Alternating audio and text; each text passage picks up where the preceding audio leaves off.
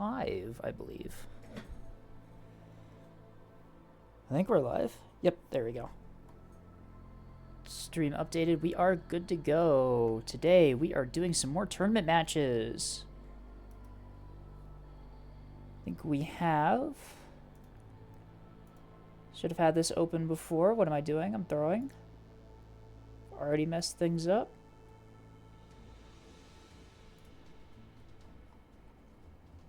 We have, yep, United European Starfront versus the Guild. This is an exhibition match that will be starting in approximately half an hour. And then later today at 6, we are watching Oops All Berries take on Killing is Just a Means of Communication. The second match is not an exhibition match, so it will matter. But the first one is just a casual exhibition match. Nothing on the table. Hoping to see some fun things. Hello, Leviathan. It's going good. Thank you for asking. How about you? We are just waiting for people to start filtering in here. Like I said, it's going to be about a half an hour until the matches actually start up. Oh yeah, Leviathan. Your match is the 6th one. You have you're taking on Oops All Berries, I believe, because you're on Killing, right?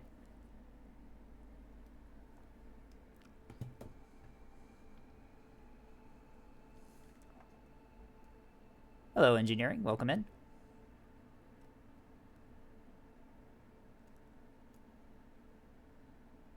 What server I'm in for VC? I am in a undisclosed location as to avoid the IRS. No, I'm just kidding. I'm in the official tournament server. There's a secret there's a top secret hidden voice call for casters only, and I am just chilling there as I wait for Vastal to start getting the tournament going. So how it's going to go today, we are going to have the first tournament match, the exhibition match, in about a half an hour. Once that's over, I'm thinking I leave the top secret voice call, head to a voice call that y'all can join, maybe do some matches, do some fleet review, while we wait for the second match to commence, which will be at 6 MST.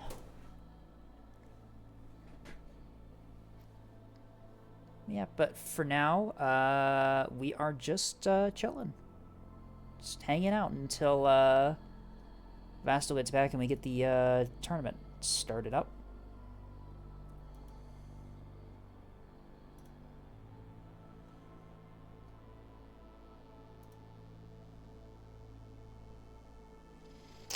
Engineering, I would be disappointed if your fleets weren't a little bit cursed. We love cursed fleets here.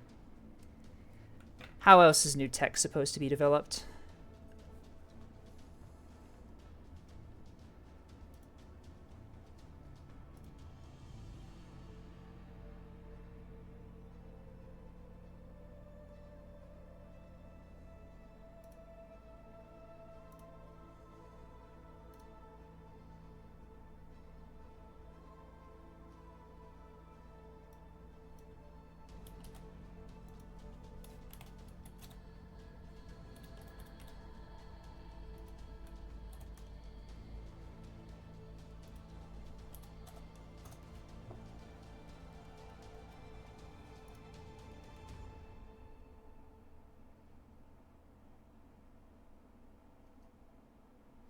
Yeah, I saw you posting about the S3H ACM in my Discord. I'm hoping to see that. I still need to develop one of my own. Anti-bomber tech for me is still a work in progress. I am testing things out to see if I can counter them. But yeah, no. You got like 400% accuracy on that one you posted.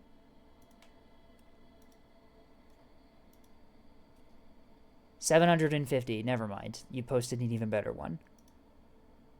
That was Austral posted that. Was Austral who posted that? Whoops.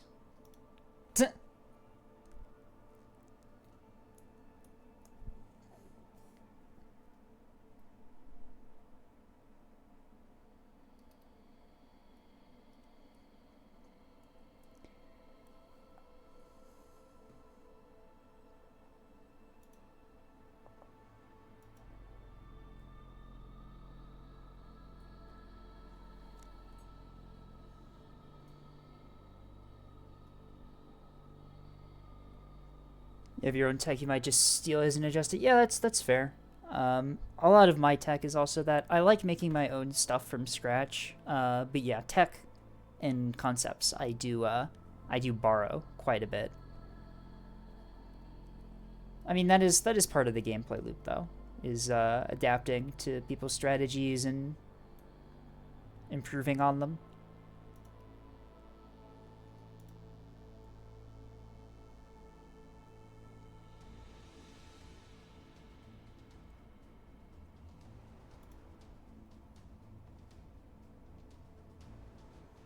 I used to borrow stuff all the time, like my fleets. Yeah. I need to update a couple of the fleets I have on the Steam Workshop because of the new update. I know that they changed the price of 450 guns, and it completely changed. Or not completely. The fleet's still relatively the same, but Link's Squadron has to have some updates now. Yeah, I modified it. I had to do some weird things to get it to within the point range. The point increase on these 450s was actually quite significant when you have 8 of them in a fleet total. I had to take the decoy launchers off, but I did replace them with the empty launchers so we can actually do some damage splitting on the backs of these now. And I had to take out a gun plotting center. But the fleet should still be usable. I haven't actually used it, but the changes are pretty minor. I need to also develop some other 450 liner fleets just to yeah, no, 2 liner with the yeah. The 450 liner price increase was I think it's for the best, honestly, considering how powerful 450 liners have been. But yeah, all of my 450 liner fleets are now insanely like over budget because of the price increase. Fortunately, however, I will not be playing that many matches today. Turns out that Steam Deck Nev is broken on current. I have to play on PTB. Yeah. It's don't worry. We're going to be in PTB all day today cuz the tournament matches are still in PTB, and I am not going to just exit out of Neb halfway through a stream and swap. So yeah, make sure you're on PTB. We'll do some test branch stuff today. There's been some bug fixes and stuff. Yeah, I mean, you've got plenty of time to update. The update doesn't take all that long. It's not that big of a file, and we're going to be doing tournament matches to start anyway, so you can update during that. But yeah, we decided to do PTB for the tournament matches for the foreseeable future just because there are some bug fixes on PTB that are very nice for the about missile desync. I think, if I'm remembering correctly, I think that's one of the things that's new on PTB, one of the fixes. I could be mistaken, though. Yeah, the missile desync has been really, really strange as of recently. I don't think it was the carrier update. I think it was they changed how the game deals with missiles, and it looks really funky. I don't think coding-wise it is actually all that bad, because I think the game and the server still know where the missile is. I think it's just a visual thing. But I think that's one of the things on PTB that's a little bit better at the moment. Do not quote me on that, however. I'm not 100% on that.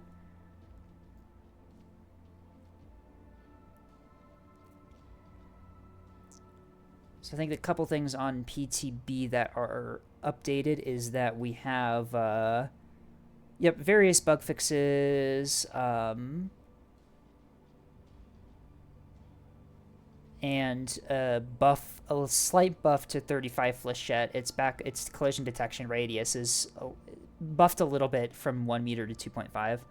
So it's still not as good as it used to be, but it is a little bit more powerful than it is on main at the moment, I believe. I think that PTB update is the one that's only on PTB and not on main, if I'm remembering correctly.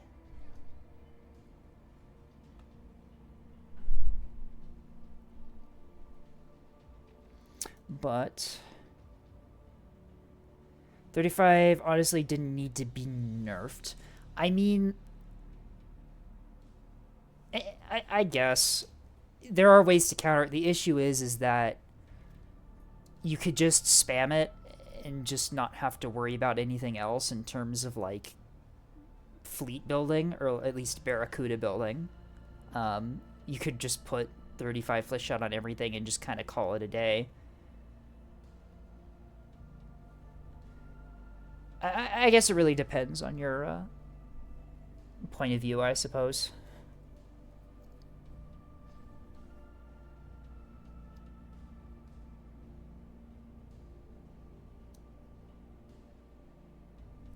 If I should be nerfed if they make the changes Tontos need. Yeah, I really try not to touch balance contemplation and balance discussion. I trust the devs when it comes to making balanced decisions, and I would rather not say anything controversial. That sounds so stupid. I can kind of see it both ways for the 35 changes. I think the midpoint on PTB is probably best, where it's slightly nerfed but not nerfed as much as it was previously on main. We'll see though. We'll have some tournament matches today. We'll potentially see some 35 Flechette in action, see how it affects things. I will say though that I think on PTB currently, coil guns are a bit less powerful than they are on main, because I know that coil guns on main are absolutely ridiculous right now, and I think PTB, it's a little bit nerfed. I don't know why Automod denied that post from you, engineering. It tried to censor out Junkie. Out of all the things, yeah. Interesting.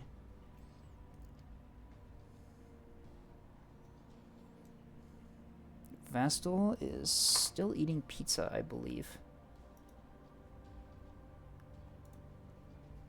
Oh, no, Vastal's back. Hello, Vastal.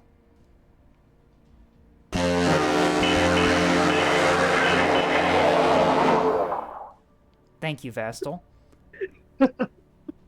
So, I saw an opportunity and I had to take it. I don't blame you. I had to tune into your Twitch stream just to see. It looks like no one... There's 13 people there that I jump scared. Hopefully 13. They didn't mind it too much. I'm sure they'll be fine. I apologize for any ruptured eardrums. Can we execute Vastal? Unfortunately, we do still need them alive for the tournament. Well, endure pardon for the coughing. I'll endure for quite a while, unfortunately. Despite my best efforts, I will continue to draw Beref for many more years. Yeah, we're just kind of chilling. We're talking about balanced stuff, and if the game is balanced or not, which is always a good thing to talk about and does not lead to any controversy or insults being thrown at people. Mm-hmm. Definitely not at all. Don't go to Balcon. Just don't. Word of advice, avoid it at all costs. No, if you have genuine considerations that you would like to have aired in front of the rest of the player base, you should definitely go to Balcon, because Balcon is where, ideas, it's the marketplace of ideas, okay? So just talk whatever you want about. Ideas is a strong word. Well, I mean, I guess Darg. Realistically there are ideas in there, but... Oh, Darg's here. Hello, Darg. Yeah. Oh, wait. Oh, it's a good thing I'm trying to get someone to cast my Overmatch because my throat is just dying, and I'm coughing a lot. 1 sec. I had to mute to cough. Apologies for that. But we should have some pretty good matches here. Escape, I've given you the exhibition match because it'll be possibly sillier, and I've given Darg the other one because Darg likes to watch the real thing, the real deal. The real thing. Also, it's just because Dark said, I want that first, and no one else beat him to the punch. That is fair. Red is the Black Horse, kind of the original Coliseum team. So yeah, no, I did think that you would want that. So I mean, that is totally fair. Are there fake nebulous matches? Today there are. We have an exhibition match, which doesn't matter. They can bring whatever they want, and there's no penalty for losing. Just the only penalty is, of course, looking like dumbasses. Yeah, you could be. I think it was Iona yesterday that brought 4 Task Force Oaks. Yes, they brought 4 Task Force Oaks. And then they all died. It was really funny. Unsurprisingly. Oh, I must launch the video game. Be a good idea. Usually, yeah, you do need to have the game open. 8 levy team comp is the true meta. If I swear, if I see an 8 levy team comp on ANS, I think I'm just gonna quit. Uninstall the game. Who are we missing from the teams? Have they started to file into voice calls? They have, but I'll wait till... Just one voice call. Yes. I also need to set up their voice channels. Good that I remembered that.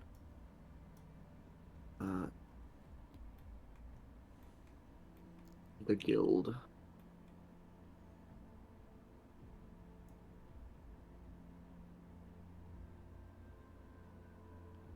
I'm seeing Mayonnaise and Dark Horse.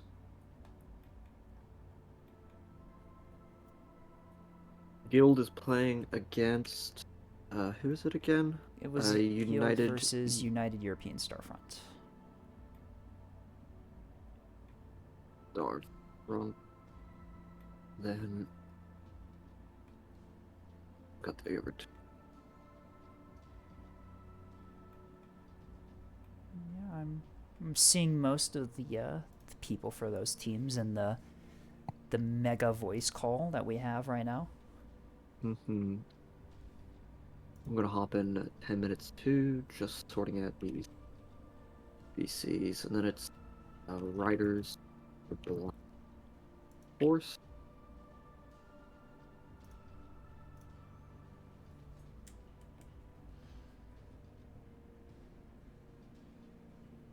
I remember playing in the original Coliseum tournament against them. I can't remember who were my teammates that I was playing with.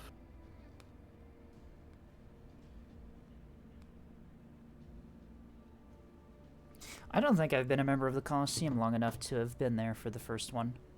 No, you were a child. I was a child at the time. Don't worry, you didn't miss anything. I didn't, I see.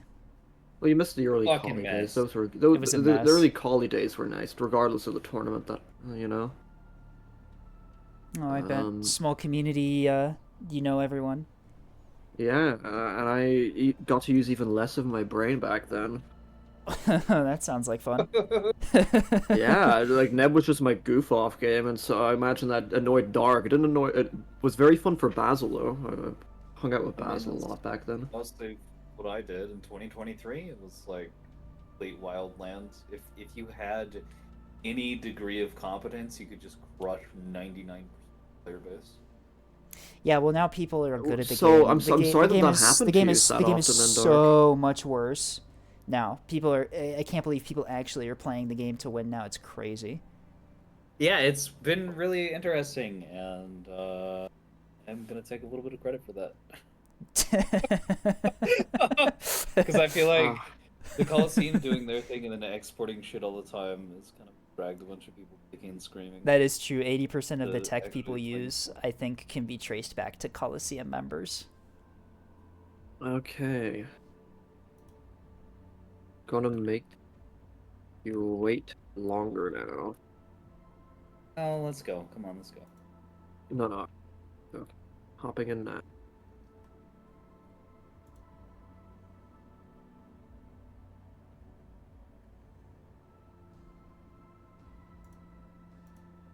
Dog as well. We struggle together, don't worry. So let's get this show on the road. I'd like to thank all of you for taking the time out of your day and days in advance. If you win today's matches, it means a lot to me and everyone else that's been running the tournament. First things first, I expect everyone to remain cordial today. I don't expect any hair pulling, name calling, or touching of the face. All that good I stuff. like touching faces though. Hello. I also ask that you all just listen. So, what's going to be happening today is in 10 minutes we're going to be heading to the event stage. And whenever we get over there, I'm going to have the team leaders go to the event stage with me. Whilst we're up there, we're going to roll your the faction that you're going to be playing. We're going to be deciding the maps, and you're going to be voting which maps you don't want to play first. We're going to take the Guild versus United European Starfront first, and so we're going to run them through it, and then we're going to do Ride as the Black Horse and Team Mayonnaise. After that, you all will remain in the VC until we've sorted both the teams out. Once that's done, you will go to your assigned voice channels that you can now see below this VC. Each team has their own voice channel, and you will be using those when you're playing in that. As for what exactly will be happening when we go on the event stage, I will have a coin, I'll flip it, that'll decide which one of you gets to decide heads or tails. So I'll say, for example, pose a question to the guild, I'll ask them heads or tails. If they guess right, then they will get to decide if they're playing ANS or OSP first. If they guess wrong, then their opponent gets to decide that. After that's done, I will draw 3 maps from the map pool, and then the guild, or whichever team got to choose their faction first, will then choose which map they do not want to play first.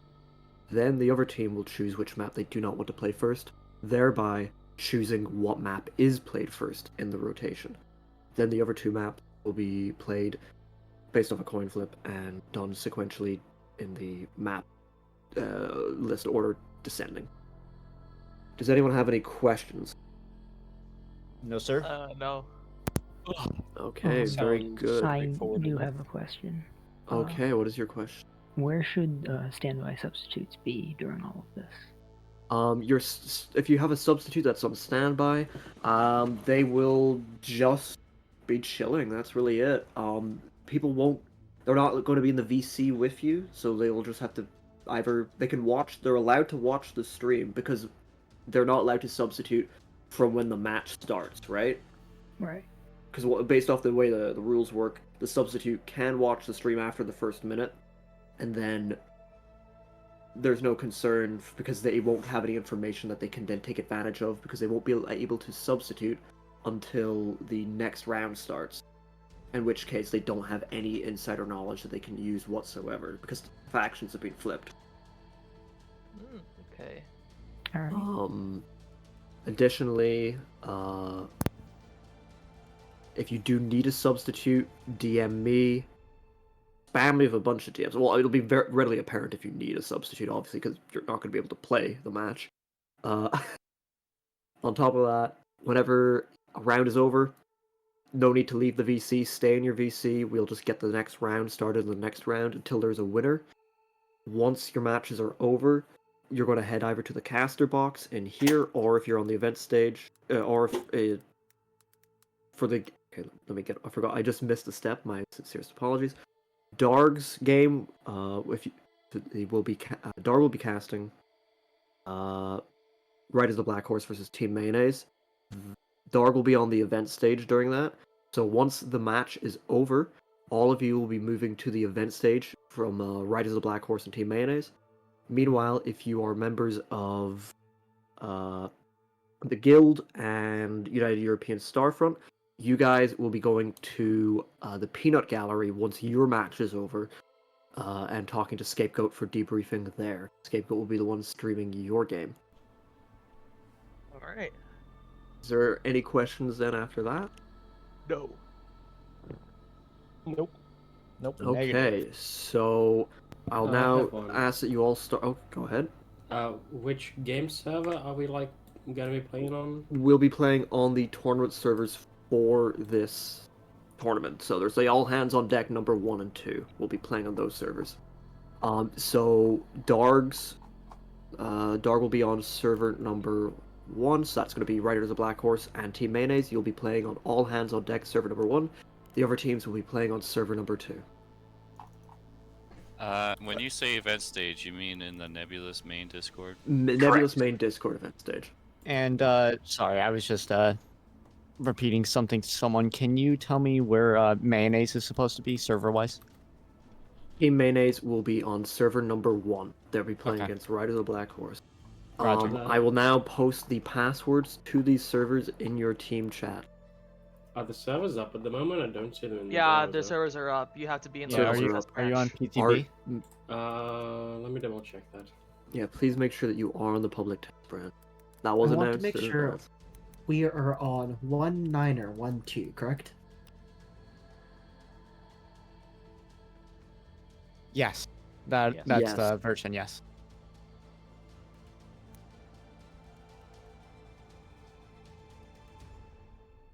Okay, where was I? Yes, the server password. There you go.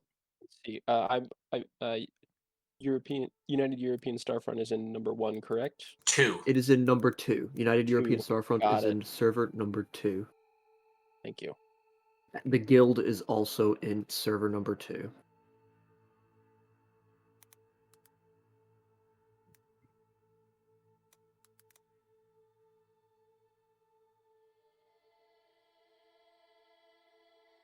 So I have sent the password to your to your team text chats. Please use that password to get into your servers.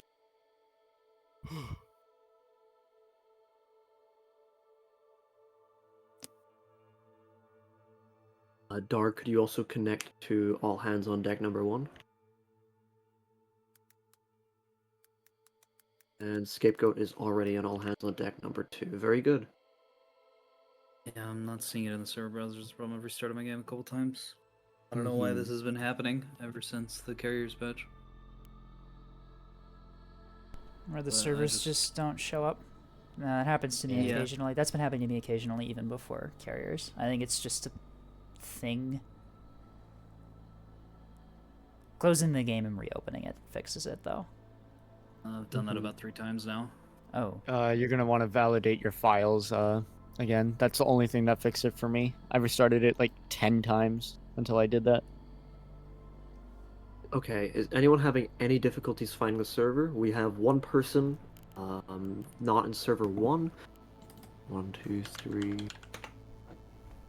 4. We're missing someone from... There we are. Vine, thank you for connecting. Very good, so we have server 1 complete. Let me take a look at server number 2. Server number 2 is missing 1 player. We have Train Track. That's going to be Misk from our team. Misk, yes, where is... Misk is not in the voice channel, is he? He said he was getting a drink like 5 minutes ago, so he should be back soon. I'll spam DM him. Yes, you want me to? Spam him You want with to sub in? 20 messages, please. I'm ready to sub in at Molten Sausage Mink. Oh, we do have... Friends poisoned Misk's drink? No, what? What? Vren, I cannot believe you poisoned someone. I'm very I'm gonna do that disappointed. halfway across the continent. Just because he's English doesn't mean I hate him. The matches today haven't even started, and we've already had an assassination attempt. Okay, well, we are now hitting on at the hour. What I'm going to do is I'm going to move us all to the event stage, and I'm going to bring the team leaders up. You keep spamming Misk with messages. In the meantime, I'm going to bring Secret Mink up to the event stage until we have Misk show up, and Vren will stay on standby as a substitute. Oh, wait, I'll prepare. Do you want me to join the So- server also, or do you want me to just hold on? Just hold on for now. Roger Just that. head over to the event stage. Everyone in this voice call, we're heading to the event stage in the main Nebulous Discord. Roger. Yippee.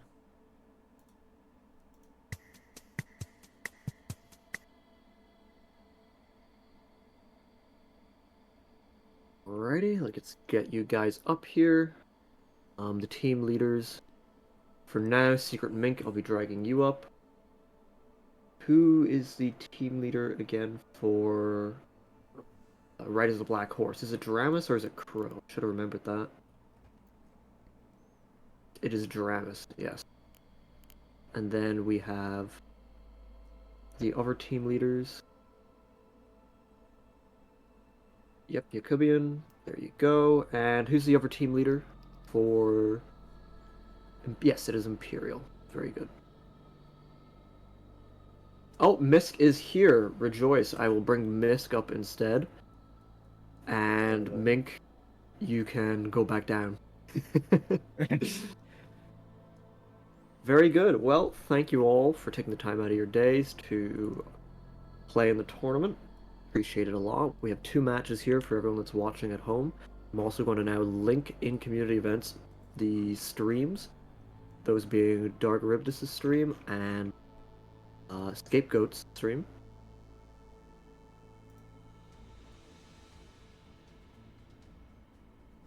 If it would allow me to do that. Everything is breaking. Sec. Love that.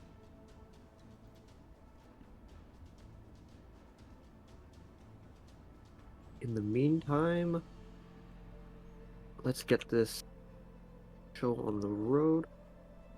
So, first things first is going to be the guild versus Team Mayonnaise. We'll sort you guys out first. It's a guild versus European Starfront. Yeah, sorry, European Starfront. Apologies. European Starfront. Heads or tails? Tails. Tails it is. Do you want to play ANS or OSP first? OSPN first. OSPN, okay. Now let us generate our map list. Our first map is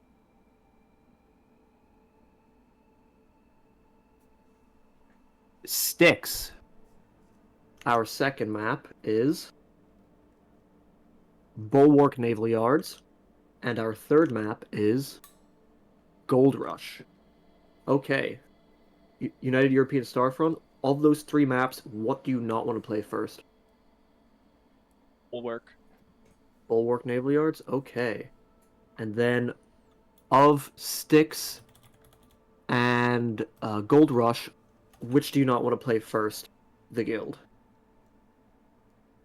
Styx. Styx. Okay, so our map order will then be Gold Rush. And then I'm going to flip a coin. Heads, so that means map order is going to be Styx. It's going to be Gold Rush, Styx, and then Bulwark Naval Yards. It's always Styx. Always Styx. Alrighty, then on to Right as a Black Horse versus Team Mayonnaise. Could Team Mayonnaise please choose heads or tails? Let's go heads. Okay. Tails. Oof. Right as a Black Horse. Do you want to play ANS or OSP first? ANS, please. Alrighty. We will now generate your maps. First one being...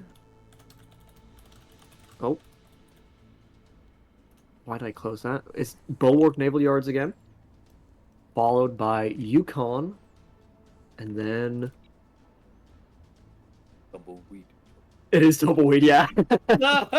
Yes, let's go. We love Tumbleweed. Okay, We so love of those Tumbleweed. 3 maps, what do you Damn it. not want to play first? Right as a Black Horse. Just because it'll make Puppy sad again, Bulwark. Okay, no Bulwark for first map. And then Team Mayonnaise of Tumbleweed and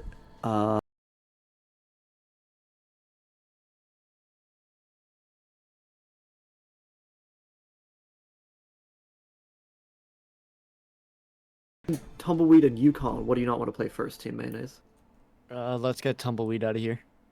Tumbleweed. Okay, so Yukon first, and then the coin flip to decide what's second and third. Oh, Bulwark will be the second match, followed by Tumbleweed.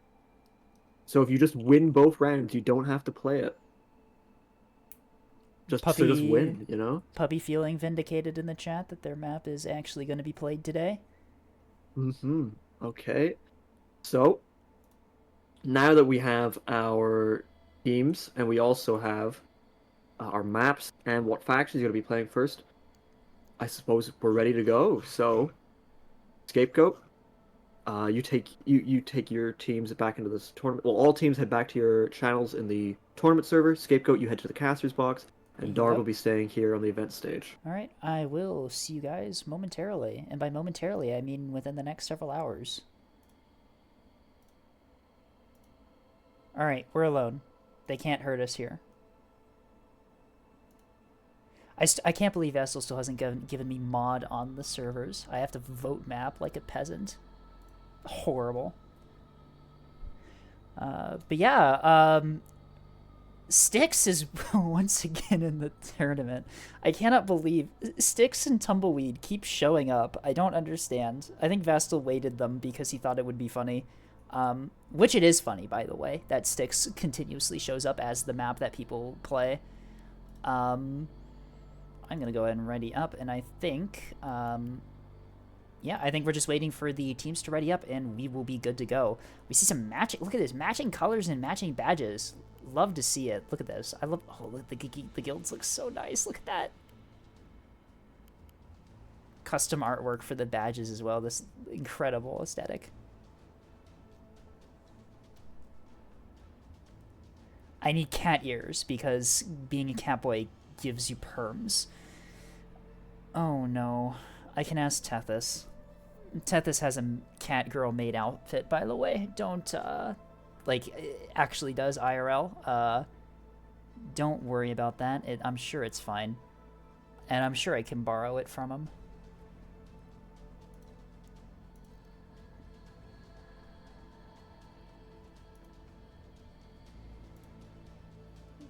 But, yeah, let's, I guess we just sit here and wait for these teams to, ready up. I guess we just talk, huh? We had a, I am a little bit, unhappy about something that happened a couple of nights ago. We had this, me, Banana, Three Cats, Philosopher, we had this, Ion was there too. We had this really, really fun thing that we did. We all played, Sins of a Solar Empire. The first one, we played Sins of the Prophets. I had never played the game before, so I just decided to play it without doing the tutorial. And Banana played Covenant, and then we had 5 UNSC teams up against the Covenant. For people who don't know, Sins of the Prophets is a lore-accurate mod for Sins of a Solar Empire. Yeah, the Covenant just wipes the floor with UNSC because canonically that's what happened in terms of like tech level. So it was just 5 UNSC players versus Banana playing Covenant. We had this really stupid bit where we renamed every planet we first encountered Banana and his Covenant forces on into like Harvest and then a number. So we had like Harvest 1, Harvest 2. I think we got to like Harvest 5 at a certain point. It was really stupid. And then Banana glassed the original Harvest, so we just renamed it Crispy. Oh, match is starting. Never mind. I can't talk about the stupid bit we did.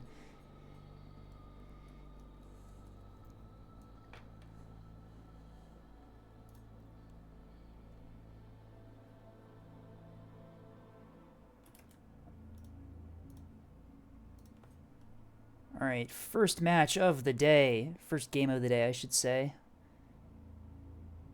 Between the Guild and Starfront, which is an exhibition match, which means it doesn't matter. Nothing ever matters. Nothing ever happens. Hello and welcome to week 2 of the All Hands on Deck tournament. We are here today with the Guild on Team 1 versus United European Starfront on Team 2. The Guild consisting of Potato Master, Secret Mink, Misk, and Star. The United European Starfront is Jacobian, Train Track, Aron, and Crudeo. We are playing today on Gold Rush. This is round 1, so teams are 0-0. No one's won anything yet. And it is worth mentioning as well that this is an exhibition match, which means that nothing matters. These people can bring the most insane, stupid fleets and strange comps that you've ever seen, and it doesn't matter. It will not affect the tournament outcome. But, yeah, we will see what these two teams bring. This will be an interesting sight to see. The Guild and UAS have matching badges and matching colors, which is very nice to see. I love it when teams do that with like custom decals and badges and stuff. Very nice. But we are just waiting for the timer to tick here, and we will see the match begin. Looks like ANS deploying close to Seaside, which is pretty standard on Gold Rush, whereas OSP is really deploying kind of evenly here. Interesting. Normally OSP deploys heavy east side around here, but it looks like they're focusing most of their assets on C as well. Might be able to see some very, very heavy brawling action here at the C point. We shall see, though. They win nothing except bragging rights. Bragging rights still matter. That they do. Duncan, Idaho. This isn't Dune. What are you doing?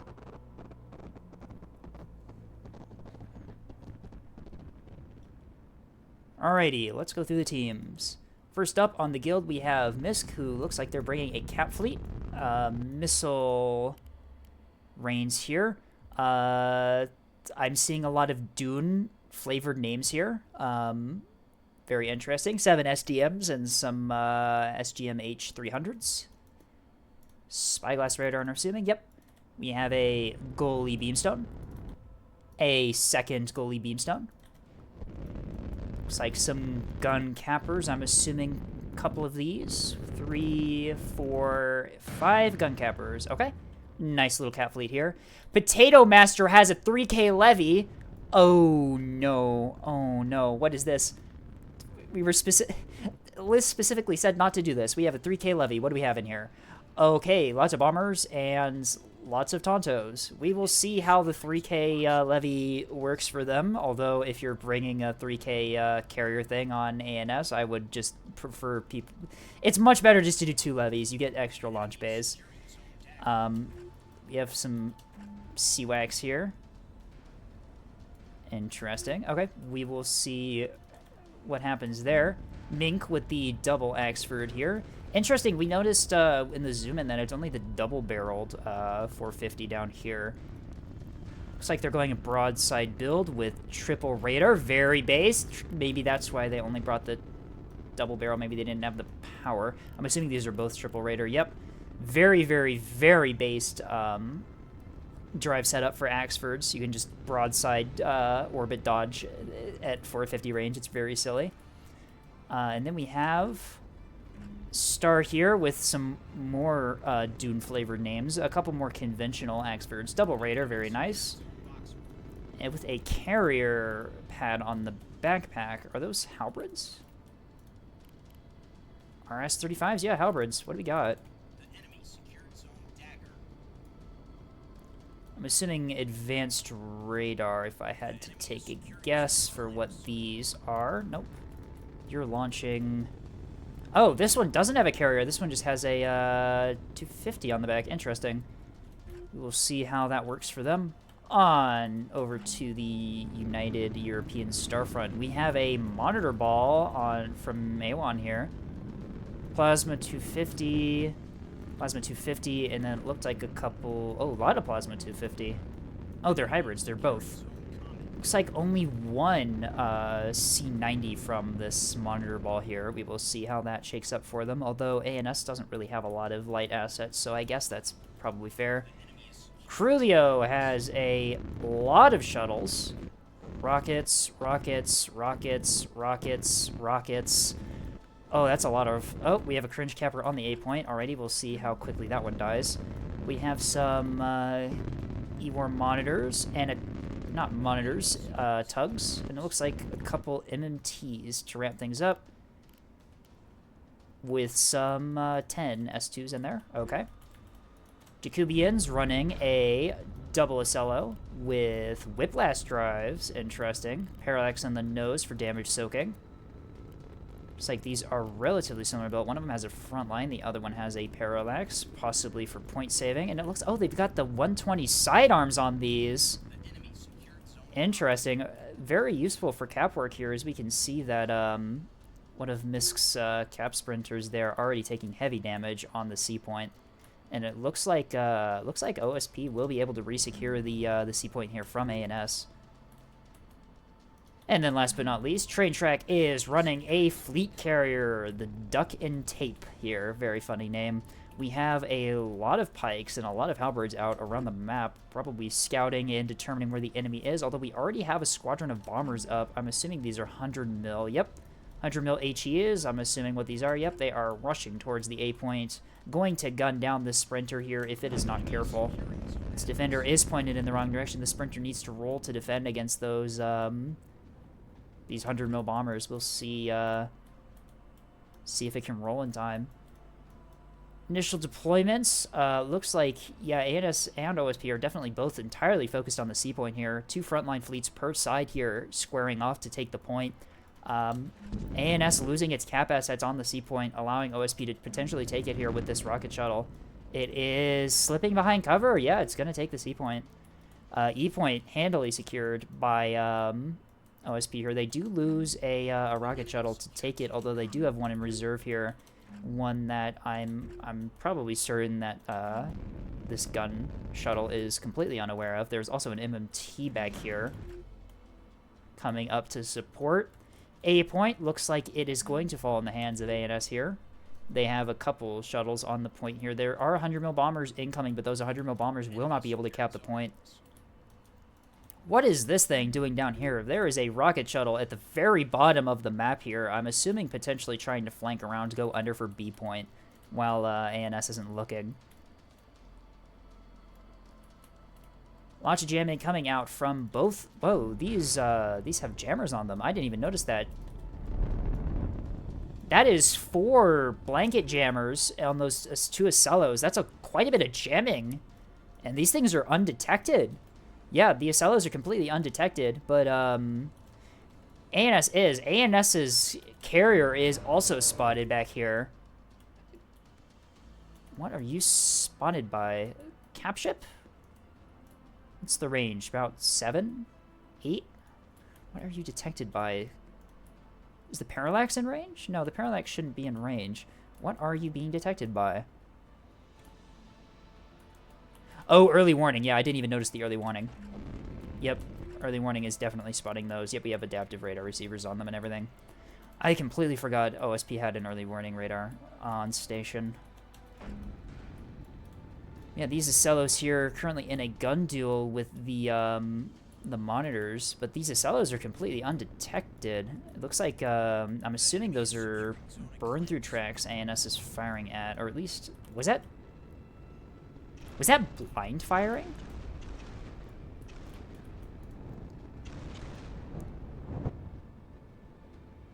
I think that's a burn-through track they're firing on, but they aren't detected on burn-through either. Could be ELINT too, yeah. I wonder if these are running ELINT on them. I don't think... Can we see if they are? Time to Grum is the loadout name for those. Could be lob firing, yeah. It could be a lot of things. They are getting spotted here as the blankets do go down. No, not the blankets. The illuminators from the Axfords here finally getting into range, allowing them to illuminate these Axfords. Or not Axfords, Acellos. You see this massive frontline engagement developing on the C point here. Neither side all too injured yet. One side hiding behind a bunch of jammers, and the other side using their radar drives to dodge most of the incoming fire, although there is a little bit of damage starting to go into the front of Gurney here. Although the other Axford fleet, Star's Axford fleet, has begun to engage the monitors by the looks of it. These monitors, six restores each. Wow, those are Gucci monitors. Complex storage. I guess it's really just a complex and storage, isn't it? There's nothing in those small slots there. I guess that's what happens when you only bring one C90. You have all these points to run damage control. Engagement on the E point here, as ANS does manage to take the E point, although this rocket shuttle is in range, and it looks like it has gotten some strikes out onto this poor gun shuttle here. Gun shuttle is still firing back. Do you have any more rockets? You have 2 rockets remaining. Is your defender still operational? No, it is not. Interesting. Those 2 rockets might be able to just kill this thing, although if they don't, the MMT is already engaging. Missiles out from the MMT. We have Command Hodge, missiles out. Pretty standard MMT loadout. These things are going to guide in. AMM's out to deflect the missiles. They successfully deflect them, although that 100 mil gun, I think, is going to finish off this poor sprinter here. There is an orbital asset up here with missiles still. Only 2 missiles left. Could be enough to take out the MMT. We shall see. This rocket shuttle is super funny, just down here waiting to take the B point, although ANS does have a beamstone guarding the beam point here.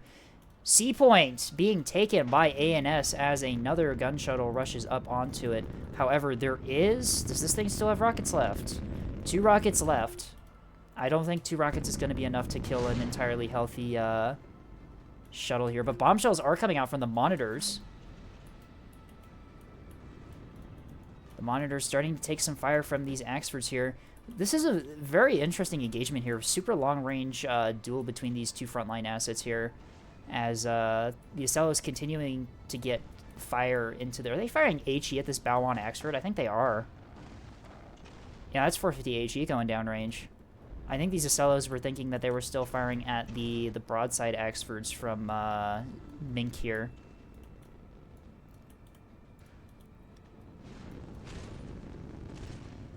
Gun shuttle starting to take some damage. It does manage to take out... What happened to you? Were those S1 offensives, perhaps, from the launcher? SGM-1, yep. Nope, those were S1 offensives from this sprinter here as they completely just annihilate this point defenseless rocket shuttle. Very, very good strike there. E-point is still in the hands of ANS, although that gun sprinter there rather worse for wear after engaging the MMT for a little bit. Oh, tragic, as the S3H has completely missed the MMT. And yeah, this sprinter is too damaged to contest the E-point as it begins to be captured by OSP, although ANS will still have the 3 cap even after losing that. That 4 cap, although it only lasted a while, did add up. We do have... Interesting. Looks like air superiority... Oh, they're escorting this squadron of bombers with... Oh, yep. Spearfish KBU-22 strike is vectoring towards the Axfords, I'm assuming. Although Potato Master here does have a coil gun Tonto squadron on an intercept course. If the squadron can take down Claw, they will have free reign to just take out this entire bomber squadron. Although the coil guns are engaging at close range, their range advantage completely nullified by Claw as Claw just jumps on them. Each side already losing 1 craft.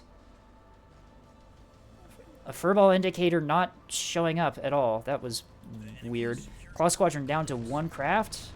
I think Talon takes this. Well, they do lose a couple more Tontos for their troubles.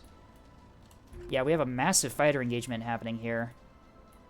And also a fighter engagement happening on the other side of the map as Hot Rod finds a squadron of 400 mil bombers here. There are no escorts, and Hot Rod is just going to tear these poor bombers apart. Grudge is out against this MMT. Those are torpedoes out.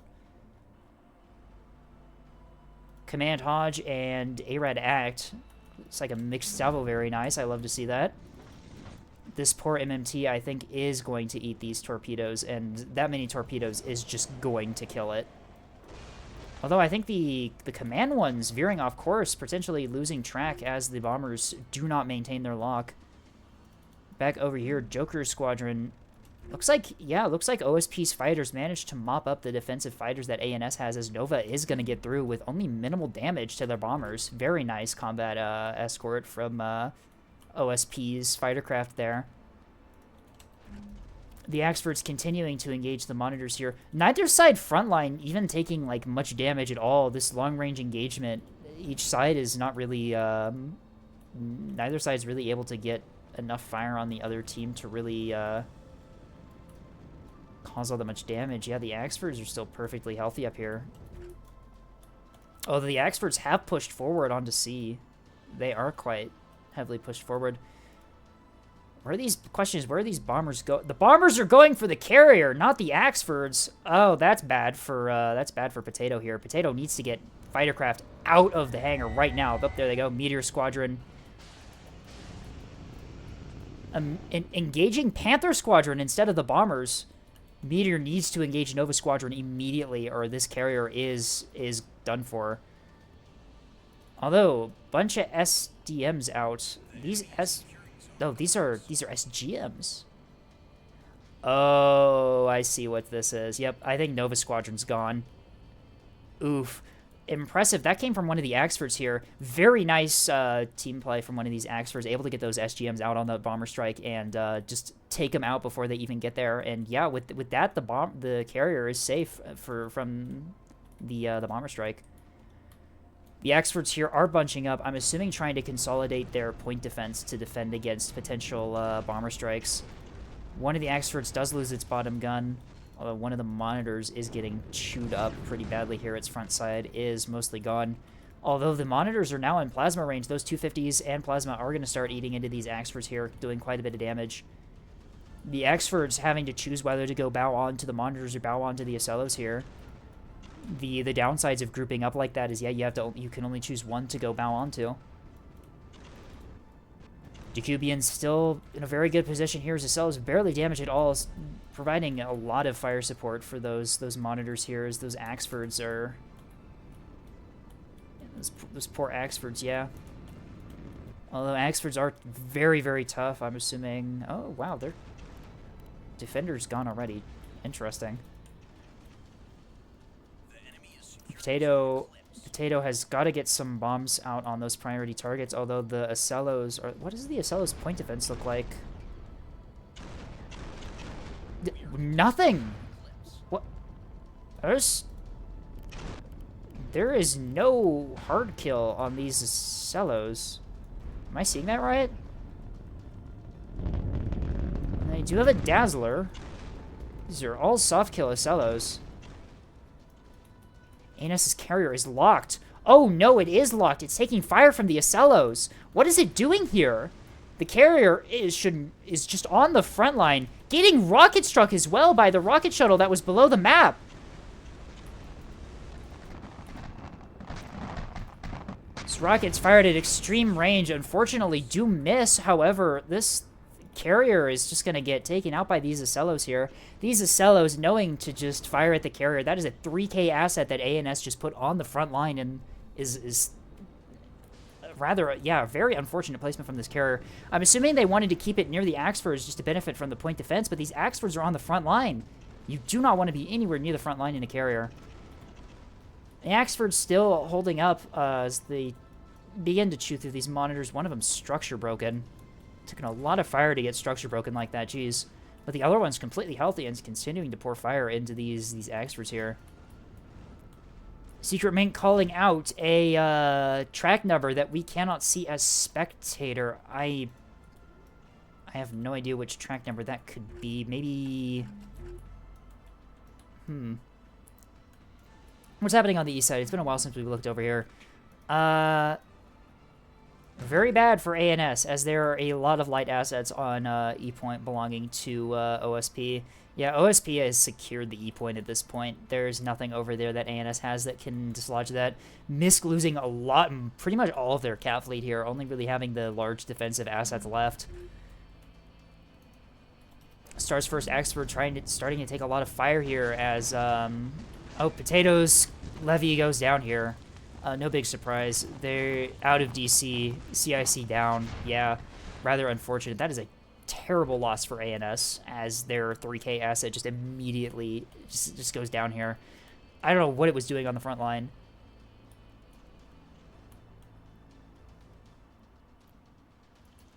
Vasta, what happened to the levy? Well, I'm not entirely sure. The levy was like, the levy decided that it was a frontline asset and stuck with the frontline and then got gunned down by the Acellos.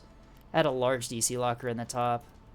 Yeah, that is a very unfortunate loss for ANS as, yeah, that's an entire... At this point, yeah, ANS has lost their cap assets. They've lost their carrier. Their Axfords are really the only thing holding the line right now, and they're starting to get beat up quite badly. Meanwhile, OSP's front line is still relatively healthy. Bombers! A bomb strike out. I might have spoken too soon. Those are torpedoes out on the Acellos here. Will they hit, or will the soft kill be enough? Looks like two hits into one of them and one hit into the other. Getting a nose hit on the second one, that is a rather unfortunate spot to hit, as it does absolutely nothing. The other one taking some damage to its reactors. Its magazine goes down, which... Oh, is there 2 magazines in this thing? There are, so it doesn't really matter. The Acellos are fine. Are the Axlords in 120 range of these Acellos? Is that what I saw, or was that just a mixed salvo of HEAP? Oh. That's a rather unfortunate thing for your formation to have done. Jacobians, one of Jacobians' Acellos hitting the other one, knocking it off course, although not by much, and these Axfords are too busy firing at the monitors to really do anything about that. Bomb strike out from Foxhound on one of the Axfords here. That is a lot of S3 rocket hits, as this Axford is now completely crippled. And I'm assuming Foxhound is coming in for the bomb strike, although they are flying into point defense range, losing some... Oh. Bombs do go out, although they lose a lot of their strike for it, though, although this Axford is taken out of the match here. Without the carrier providing combat air patrol, OSP's carrier is just kind of free to do whatever it wants at this point.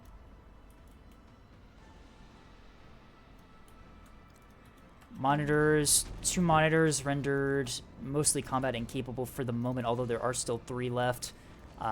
They begin to swap fire to Mink's first Axford here. This Axford is locked and broadside at close range. 3 Raiders is not going to help you there at this close range, as it begins to take a lot of fire into the broadside. 50 HE coming down from the Acellos into the broadside Axford. That's going to hurt a lot. Yeah, as you can see, the damage immediately ramping up on this thing. 1 drive down. That's other small drive's going to go down here pretty soon here. That DC locker and the core magazine goes down. Yep, this Axford is going to just get chewed up. I think at this point it's pretty safe to call that this is going to be an OSP victory. OSP's front line is still pretty healthy, all things considered. And ANS has lost both pretty much its entire cap fleet and their 3K levy.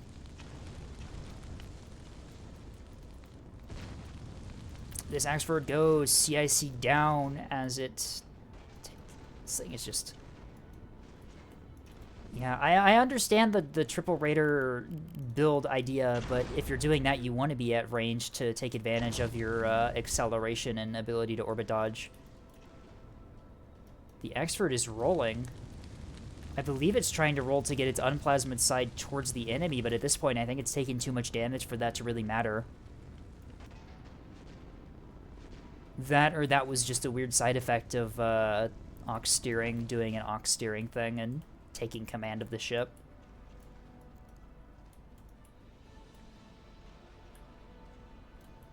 ANS does have the cap lead here, although their fleet, their assets are folding fast as all of OSP's assets collapse onto their front line. A beam out from one of the goalie keystones onto this monitor diving C point will take out the CIC and the reactor. Starts to take some fire from the Axfords. Looks like OSP throwing their assets into the caps to try and secure them. They don't... I think there's an MMT going for A. Yep, A is completely exposed now with this beamstone out of position, trying to engage that monitor. Jacobian now pretty much fully repaired from those torpedo strikes, and that will be the last torpedo strike that ANS gets, considering that their carrier is out of the fight. Beam out into another one of the monitors here. Takes a little bit of damage to the nose. I believe this one... No, this was one of the healthy ones. So the monitor fleet that OSP brought is starting to break up here. They are taking quite a bit of damage, although, that being said, ANS is effectively down to just 1 Axford.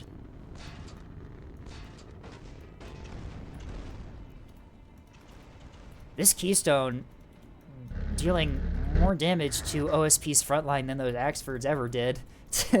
Coring out like 2 monitors there. However, this other monitor does get into cover, And, oh, is it in cover? Nope. One of the Axfords does manage to peek around a corner and start getting fire into it. It looks like they're trying to keep the cap points theirs.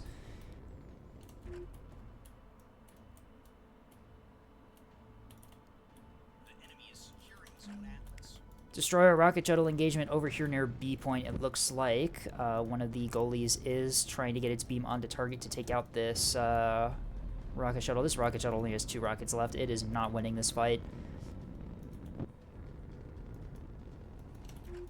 As B, I'm assuming, will remain in the hands of ANS. Although OSP is securing A point here with this MMT. This beamstone here already swiveling. Wow, okay. That thing turned a lot faster than I thought it would. Perhaps they already began to move it back. I have a feeling maybe you were spotted on your way. What is spotting you? Is it the keystone? No, you're behind a rock from where the keystone is. Ah, there you are. You're spotting them.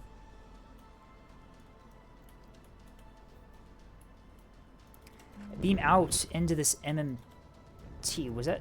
Did I see that correctly? There was a beam that fired there, right? On the attack view?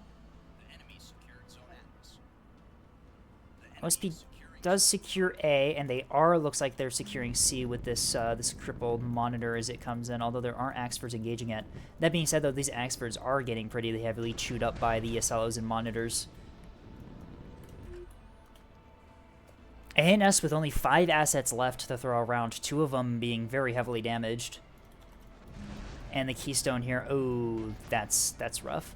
The Keystone, realizing that it needs to cap the point, tries to go out across, but I think that its jammer either ran out of burst or the illuminators from... Nope, they just got a lock through the jamming. That is a tough break for ANS, as this Keystone is probably just going to get shot up as it tries to traverse here.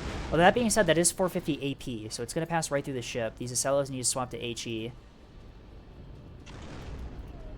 I'm assuming they brought HE. They are out of 450 HE! Oh, whoa, that is not what I was expecting to see. They do not have any 450 HE left, but I think it's still enough damage to take out. This Keystone is not securing that cap point anytime soon. As its reactor, beam, and drive go down, there is no longer enough restores to bring that beam back up to a functioning state. You do need the reactor and the beam to get the beam to function, but you need to also restore the drive. That is a rather unfortunate spread of damage on that Keystone, as it is not going to be able to get back up. C point does go to OSP, as they now have a 4 cap here. The Acellos continuing to just lay fire into these Axfords, and the monitors also providing what fire they can, although the monitors are the ones that took the brunt of the front line here. They do survive it relatively okay. No ships actually lost yet. This ship still has enough to chain restore into getting actually quite a bit of things functional. You still have 2 restores. You can get the complex back up, and you can bring somebody... Yep, there goes the complex restore and the drive restore. Crusader Squadron is a torpedo squadron out on, I'm assuming, to finish up one of these Axfords here. Star's last Axford here, pretty beat up here. Only 1 restore. Its guns are still up. Its magazine's still there, so it's still a functioning asset. The other Axford's looking a lot better, but unfortunately, I think these bombers are heading right for it. Yep, those are Act ARAD Val. Are they all Act ARAD Val? They are all Act ARAD Val. Unfortunately for OSP there, the active decoy completely fooling the ARAD Val, as both the Act and the ARAD Val look at the Seeker, or look at the active decoy and think that it is the ship. It's a very, very... see, that's why active decoys are still powerful. They can just completely fool ARAD Val if it has an Act Seeker. Because both the Act and the ARAD will validate, or will perceive the active decoy as a threat. Crusader Squadron flying through flak, trying to get back home. They do have some unguided bombs to drop on one of these Axfors here. Unfortunately, it still does have flak and supporting fire from the other one. But will this be... I think this is too many bombs. Yeah, those bombs get through. Or some of them, at least. Taking out the bulk mag and the bottom gun. Do you still have a... You still have a reinforced mag. Yeah, so you can afford to bring back the gun. C point will go back into the hands of ANS, although I do not see how ANS can secure any more cap points. Never mind. E point is completely open here. The MMT has left the area pretty much entirely. Does Jackal have a strike? Jackal has R1s, at least some of them. Did they get a strike out already? Doesn't look like it. I'm assuming that's what this strike is going for. Yep. R1 rockets into this frigate here. It's not enough to really... That barely hurt it at all. Wow, okay. And those AMMs are going to run out of range right before they hit the fighters. Okay. Jackal going in here with... What are you striking with? Absolutely nothing. You're just making this frigate freak out. The MMT, though, does have something to say about this frigate here. As its gun is still operational, it begins to put some fire down range. Those are STMs out on Jackal Squadron. I don't think Jackal's outrunning those. Yep. Splash 1. Splash 2. Jackal is done. Back on the C point here, the Axfords continue to try and hold the point, although the last healthy, I guess, Axford here is losing a lot of its guns trying to do so. The other one is not in a good state at all. These monitors here and Acellos are like on top of the point. C point is going to go back to OSP as this ship, I think, loses its... Yeah, it loses its magazine. No longer combat effective. This ship no longer able to contest the C point. 8 point. This ship is now out of resource. That radar drive is not coming back online. E point could potentially go to ANS here. This ship trying to get onto the point before it gets shot up by this MMT. This MMT, though, is looking to step on the point to contest it. Does this ship have an arming missile? You do have an arming missile, so you will be able to contest the point. However, I don't think that they're going to secure it, considering that OSP is going to step on the point with a combat-effective asset.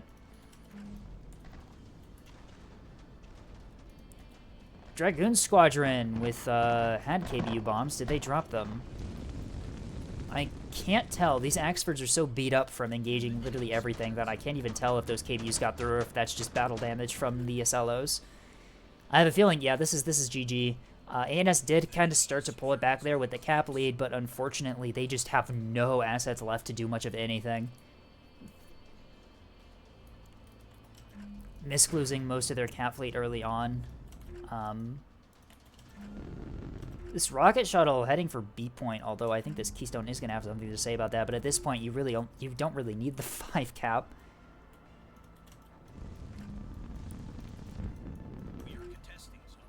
E point being contested by the MMT. This MMT still combat effective, and this ship is only combat effective in theory.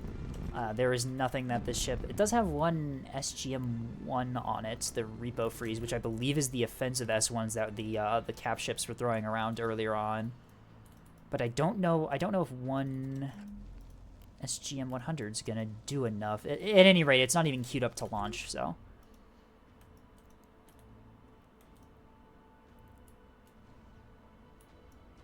Repo Freeze are AMMs. Alright, never mind. Yeah, this frigate cannot do anything. And it looks like we have a surrender from Team ANS here, as the guild, unfortunately, did not have enough to deal with your United European Starfront, as it goes to 0-1 in favor of United European Starfront.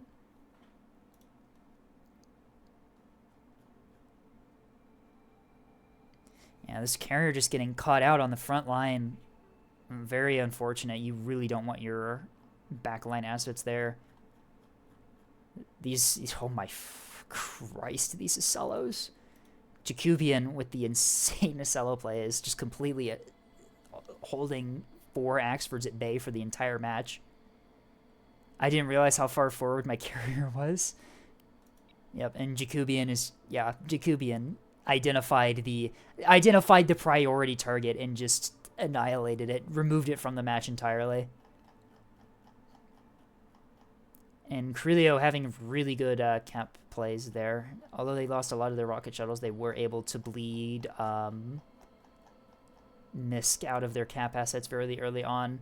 The Monitor's doing a good job at soaking damage. Yeah, very good performance from United European Starfront there as we just wait on a couple more people to ready up and we can go into round 2. Round 2, we are going to Styx. I still don't have mod perms on this server for some reason, so I have to do a vote map order. Can't believe this.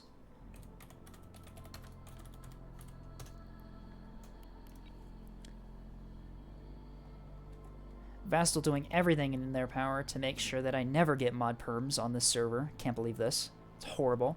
Vren is here. Vren is an alt for the guild. Are we having a sub? Jakku and A1 are using the restroom. Okay. It's fine. We can... Yeah, let's do a restroom break, everyone. Take 2. We'll... Yep, everyone, drink water. Go do a bathroom break. Get a snack while we wait. Neko, good time for an ad break. Unfortunately, I do not monetize my Twitch channel at the moment, so I will not be doing an ad break. I will just have to sit here and talk about things like a normal person. That's crazy.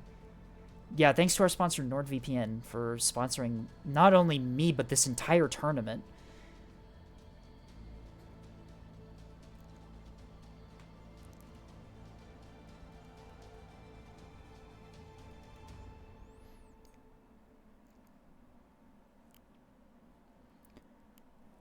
Looks like Vren is Vren subbing in this match?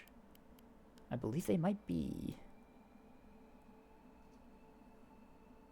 But how you sneak off to go grab snacks? That's the neat point, Neko. I have a filing cabinet right at my desk that has all my snacks in it. Like, my snacks are just right here at my desk. It's crazy. I know what I'm doing. I've got all of my, what do I have in here?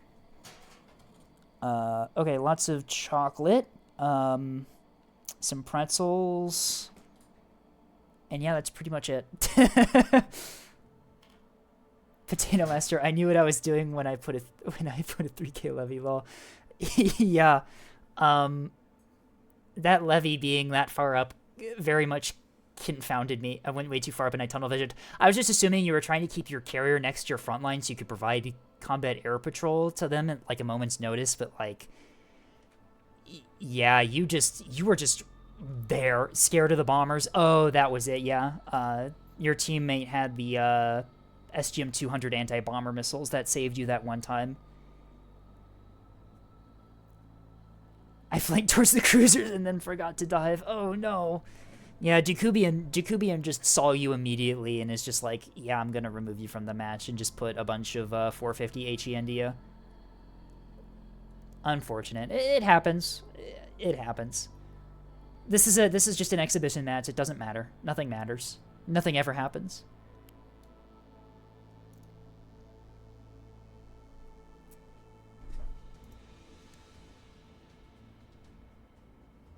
I do have a filing cabinet. It's very nice, and it wasn't all that expensive, actually. It was like a cheap Amazon find, but it works. It works. I get to keep all my snacks in it. Vren has left, so it doesn't look like Vren is going to be subbing in today. I guess they just joined to say hi and leave. What else do you keep in it? Unpaid taxes. For legal reasons, no. I also keep a bag of, like, spare cables and, like, charging stuff. And also, I do have a junk drawer on the top where I keep... What do I have in here? I've got some unfinished metal earth kits, pocket knife, can opener, toothpicks, a label maker... Yeah, I've got a lot of things in there that I do not need.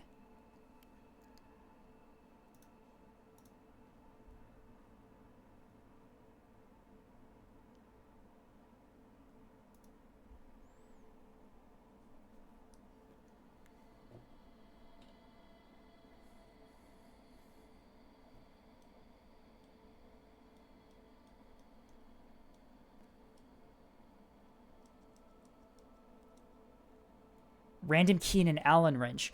Actually, my keys are hung up on my wall via command strip right by my door. So I remember to bring them and don't just walk out to my car with no car keys. And also, my Allen wrench, I have a toolbox also at my desk. My desk has like these little shelves on it, so I've got all my Allen wrenches taken care of somewhere else. See, I can be organized when I want to be.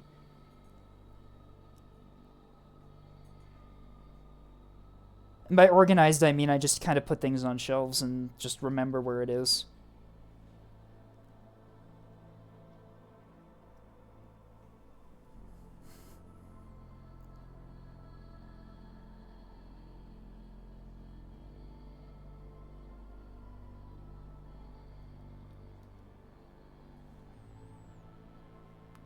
It looks like the teams have successfully changed their badges and paint schemes to be their matching paint schemes, although none of them have readied up. It looks like Star forgot that they're playing OSP this time and is still on an ANS fleet. That could be because they're still taking a little restroom break.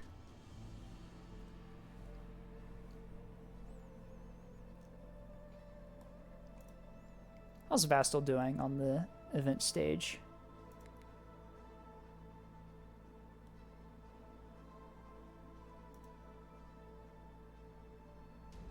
How are their matches going?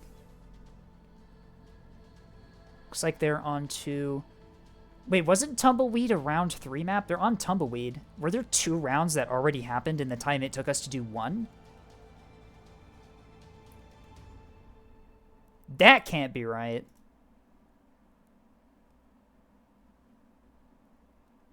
When will the next match start? If you're talking about the, might have been a quick knockout, that is true, but it already looks like they're on round 3 if they're loading up Tumbleweed. I just looked at the Discord little preview for the live stream, and they're on Tumbleweed. Or at least they're in a lobby that's loaded to Tumbleweed. When will this next match... I'll check. They're on Bulwark Naval right now. Okay, so it could be... It might just be round 2 for them. Maybe the Discord preview was being a little bit weird. But it looks like we are readying up as well. We are getting ready to go.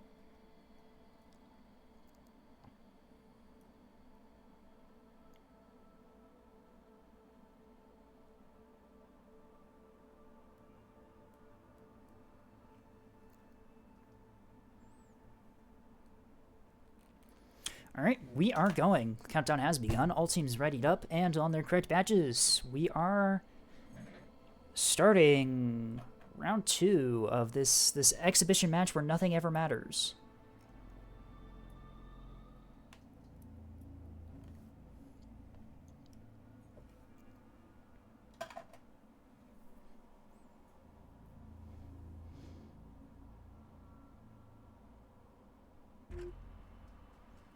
Hello and welcome to round 2 of the United European Starfront versus the Guild match here. We are on Styx. The teams have swapped, and so now the United European Starfront is on ANS, and the Guild is on Team 2. UES managing to take round 1 there on Gold Rush, making it 0-1 in favor of UES. And we are on Styx now as both teams begin to deploy here. UAS, as last time, we have Train Track, Dakubian, A1, and Crulio. And the guild is consisting of Star, Misk, Secret Mink, and Potato Master.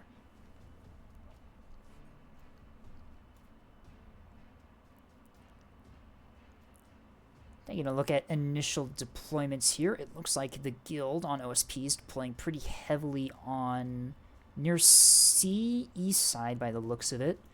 A couple assets near D to cap it, and it looks like there is a B cap accounted for here. ANS appears to be doing pretty much the same thing as they concentrate their forces on the same side here. And, yep, cap for A, and a couple scatter assets on D. We will, just like the last match, both teams deploying in the same areas on the map. We will see, we might be able to see an entire, like the same thing we did last time where we had the big frontline battle happen at just one cap point and just not a whole lot else happening around the map. Looks like ANS has a couple assets down here for E, and so does OSP here. Looks like we've got we have a lot of Dune references in their names. There's like 4 Duncan Idahos on, oh my god, all the ships are named Duncan Idaho. This is interesting. 1, 2, 3, 4, 5, 6. I saw 6 Duncans. Missed the end of last match. UAS won. Yep, UAS managed to take the last match. Oops, all Duncan.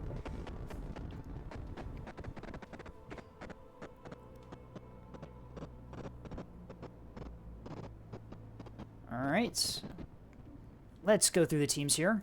UAS to start. A1 is bringing a triple gun voxel here. I'm assuming these are all gun voxels. Yes, although one of them is not in formation with the other 2. It's just way over here. The other 2 are on the opposite side of the map in formation. We have bullseyes and illuminators, and then the other one over here has an illuminator. Interesting. Crulio running a double Axford build here. We have a 250 turret on the back. Small reinforced drive. Why? Why is this here? Why did you put that there? I'm perplexed by this decision. Small dragonfly, parallax. The other one, please have a better drive. Nope. What is this? Why would you do this? You can just put the regular 500 drive here, and it has like the same health as the 200 reinforced, and it's less points. What is this decision? Spyglass on the other one. They are dispersed, so they're in 2 different places. Jacobian. Does Jacobian have something better? Yes, Jacobian actually has a better drive setup, and by better drive setup, it's just a regular dragonfly. Parallax on this one, and then the other one also has a dragonfly. These ones have hangars with Tontos in them. Spyglass on the other. These 2 are in formation. Then Train is running a missile beam Axford called Hubnai? I thought that was Yub-Nai or something like that, which would make sense if it were a Yub fleet, but it is not firing missiles at the enemy natural, so it's not a Yub fleet.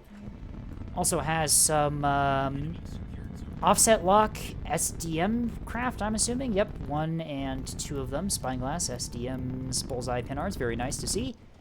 And we have some torpedo cappers. There's 1, 2 torpedo cappers, a gun capper, 2 gun cappers, and I'm assuming 2 cringe cappers, yep. One of them heading C and the other one heading D point. On to OSP, the guild has brought a journeyman cap fleet here. So we've got a journeyman, we have some MMTs here, a gun tug, 2 gun tugs, interesting, and then some various mine layer gun shuttle cap assets, and then 2 cringe cappers. Potatoes has 450 liners with the 100 mil sidearms, very nice, 2 of them, with some hangar bay backpack, only it's like 2 on each. And then also I'm assuming you're a Bloodhound tug. Yes, you are, with some soft kill capabilities. Mink has a escort carrier with 2 more 450 liners here. Do these have the sidearms? They do, very nice. And then Star has 2 450 SLOs, I'm assuming. Yep, they are in different spots on the map. They have radar drives, very nice. Alright. Okay, so a lot of frontline on, for the guild here, maybe learning from last match. 2 escort carriers as well between 2 different players. Looks like all the Duncan Idahos are just the, yeah, every single cap asset is just a... I see why they're all Duncan Idahos. I just noticed the name of the escort carrier here.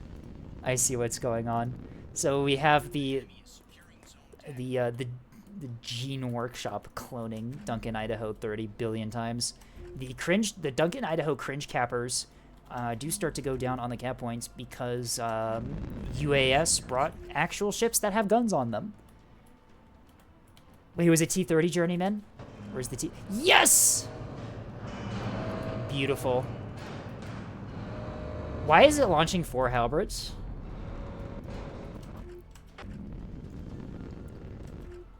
Okay. Oh, they're not in formation. Thank Christ. the cringe capper that ANS sent to C getting obliterated by the liners in their 100 mil sidearms, although they do not have any cap assets in the area to take the point. E point does go to ANS, but Claw Squadron with, I'm assuming, rockets might have something to say about that as they rush onto the cap point here, probably to try and destroy this poor thing. The Sprinter does not have its defender in arc. Are those 2 rocket squadrons going for the kill? That is. Yeah, 2 rocket squadrons going from the kill. They have SAR HS1s too. At least that squadron did. Are they trying to do, like, time on target with fighter craft here? That's impressive. Very impressive. D point here goes to no one as everyone's dead on D point. The Voxels cleaning up the cap ship sent by OSP, and I'm assuming one of the Duncan Idahos dealing with the cap ship sent by ANS. Lots of Illuminators go out here trying to spot this hard-to-detect little asset here. As it gets locked, the Spyglass Sprinter does get locked, although it does get SDMs out on Claw Squadron here. Will those be enough? Splash 1. And the other manages to get away, potentially. Those SDMs running out of range, yep, before they hit. Meteor Squadron here, though, is still up. It does. Did it get a strikeout? It did, as Sign and Virus takes some S1 rocket hits, losing both of its guns. Only 1 restore. That's unfortunate. Meteor Squadron, though, taking some RPF fire for its trouble from the Voxels and some of the Sprinters.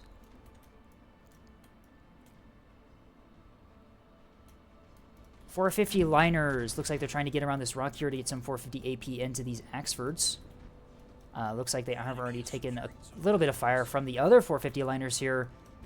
OSP potentially getting a crossfire on these Axfords here as these Axfords make the same mistake as the Axfords we saw last match on the other team, bunching up, unable to get crossfires on targets. Although with liners, that's less of a problem. The Acellos here are trying to get up to also get some supporting fire into the Axfords.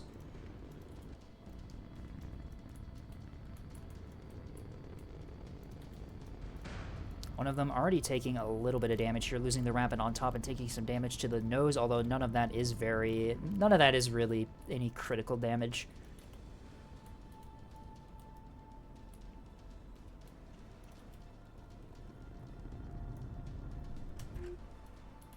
It's like the Beamstone moving up to do something. I don't know what's it trying to deny here. Maybe trying to both deny A and E by putting itself there. Is that in range of E? Yeah, no, that would be in range of E. If it puts itself there, it can deny E, and if it puts itself there, it can also deny A as well. Very nice position there. I had no idea you could do that. The Voxels are pushing forward. Was that a Citadel CIC I saw? Yep, that was a Citadel CIC I saw. Okay. Do all of these have a Citadel? Oh, dear. I should have paid more attention to these builds. Maybe we look at the builds a little bit more now. Let's see what we actually have. All right, let's check all these liners and make sure that they have the big drives. Yep, big drives. That's check. Potato. That's check from Potato as well. All right, you've succeeded by bringing the right drives. What did the Acellos bring? Raiders, very good, very good. Where's the ones with the 200Rs? Yeah, this drive perplexes me.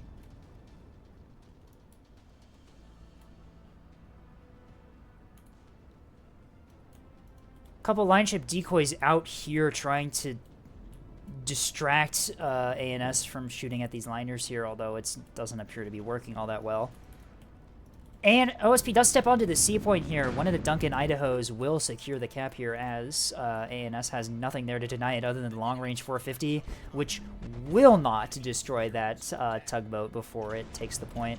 Lots of 450 AP going into the front of this Axford here as it starts to take damage. Loses the front antenna, starts taking quite a bit of damage to that gun there. The flat armor plate here right in front of this gun. One of the Axfords... One of the few design flaws in the Axford as it just acts as a giant damage sponge, and you can see this gun here is already almost completely knocked out. Liners have taken a little bit of damage here, although they're not in any terrible shape. The Ocellos have pushed up and are providing target lock for the liners here. Very nice to see. Yeah, yep, that gun is now knocked out. It's at 1%. These Axfords here starting to take some pretty significant fire from not just one, not just two, but 3 450 fleets from OSP here, as the C point, I believe, is not going to be taken by ANS anytime soon. Although ANS does take the D point with these gun voxels, as they are getting a pretty good flank around on these liners here. Those liners aren't careful, they're going to get some 250 put into their drive section, which is not what you want to see.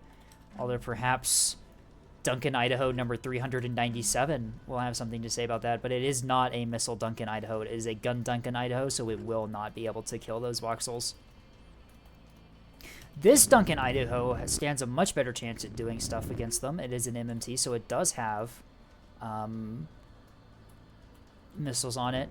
One of the escort carriers almost getting detected by the voxels as it tries to get back into cover. Both of them are caught out here. If those voxels push around, they're going to catch those journeymans off guard here. The Ocello's continuing to pivot around with the line ships here. Excellent formation from the guild here, keeping all these ships together. These Ocellos able to provide sensor support and jamming support for the liners here, as the liners just lay into these Axfords. These Axfords are attempting to duck behind this rock here, trying to get in cover from the liners, although, yeah, they're not able to get much damage back into these Ocellos, as those radar drives are proving very effective at orbit dodging. The acceleration you get out of those drives are able to continuously change course and cause the 450 to miss. As these Axfords here, the damage begins to add up. One of Jacobians has... That's not Jacobians, it's one of Crulio's. This is the one that was getting shot at earlier. Yeah, these Axfords start to take quite a bit of fire between them. These liners, though, do need to flank and do need to get around in order to support these Ocellos here. The bulk of ANS's 450 firepower is those liners, and if they're behind a rock and only the Ocellos are engaging, ANS could take this with the Axfords. One of Train's cap assets here getting dove on by Fencer Squadron, firing those S1 SAR-H missiles into it. Some of them going for chaff earlier, but there are actually a lot of them going for chaff. As those completely... Oh no! Who's illuminating... What was illuminating that? Was that illumination from... Was that illumination from the Ocellos that accidentally soft-killed ANS's own... or OSP's own salvo there? I think that was. As this Ocello having no idea that it was illuminating chaff that wasn't already illuminated by the craft. That's rough. This voxel here is broadside to 450, starting to take quite a bit of fire. What drives do you have? Whiplash Dragonfly, no radar in there to dodge as it starts taking quite a bit of fire. Mines out on one of the voxels, cores one of them and damages another cap ship here, takes its CIC out. The mines very effective, as it would seem, as this Ocello is, not Ocello, voxel is just completely stunned here. Its magazine is gone. It's unable to fight back. It's still able to maneuver, though. Its CIC is intact. But I think these 450 liners are perhaps pivoting to try and engage. These ones are. Mink's 450 liners pull back to deal with the voxels here, trying to protect their carriers as best they can from the push. More S1 SAR-H out on this cap ship here, as none of them hit because of the chaff. But Grape Shot going into it from these liners here is going to prove very effective. It's going to knock out its CIC again. 450 is starting to go into this first voxel here. More S1s, couple hits. A lot of them miss. A lot of them, they hit the voxel behind them. Very impressive. the Illuminators are able to... The Illuminators illuminate the chaff, but there's no chaff from these voxels, and those hit. Yeah, these voxels are rather worse for wear here. They got their... Both of them have... Well, one of them has its magazine out. The other one had it already damaged, but is back up. B point potentially going to take... B point probably going to get capped by Annis here, although they probably are going to lose these voxels doing so. How's the third voxel? Also not doing the greatest. Took quite a bit of fire from those Acellos there. Some S2s into one of these from one of the Duncan Idaho MMTs is going to hurt, as well as, yeah, these voxels are just caught out here. No jamming to support them. OSP just has a lot of assets in the area to deal with them. How's the frontline engagement going?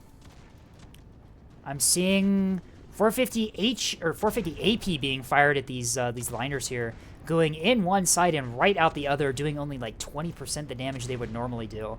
Rather unfortunate misplay here from these Axfords.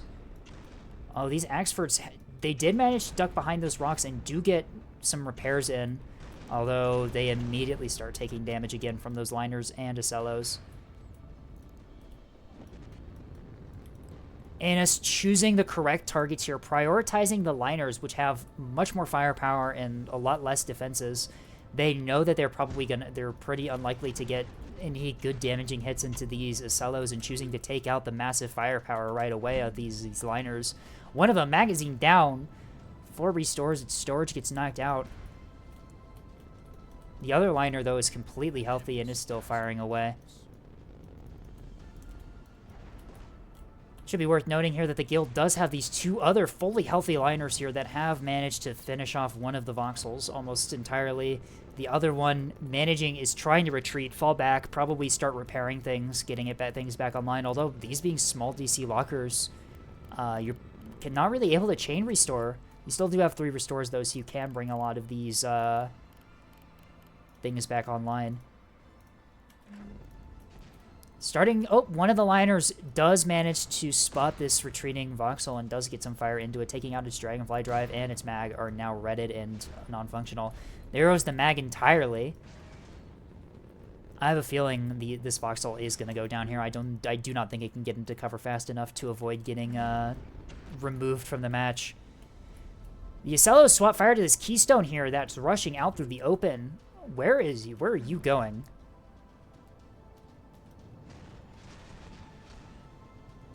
You are way out of position, out in the open here, taking 450 fire. Very reminiscent of what happened last match. It appears that the guild is getting revenge on European Starfront for losing that one Keystone last match when it tried to rush out in the open for a cap point. Unfortunately, it would have been even more poetic if this was Jacobian's Keystone and this was Misk's Acellos, but unfortunately, there's only so much irony that can happen per match. Yeah, these poor voxels are just like completely out of the match at this point, as one of them crippled on E point and 2 of them crippled on B point. OSP is going to resecure the B point, and that's going to take them up to a 2 cap. Oh, wow. Annis got a 4 cap when I wasn't looking. I'm assuming that was the play on E here from the Sprinter and the Voxel. Although it does look like... I have a feeling here that OSP is going to secure A, though, in revenge.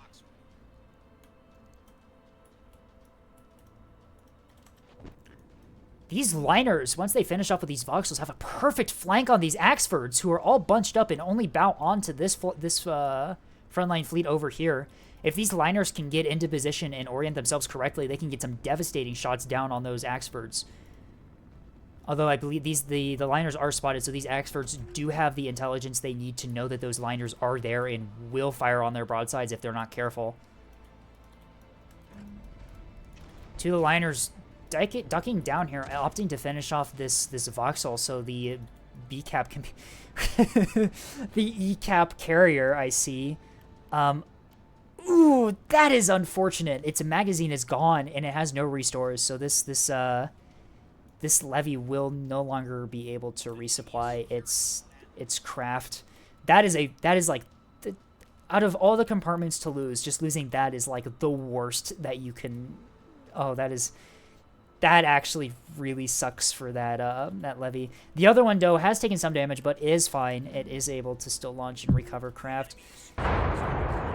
The levy gets exploded on as I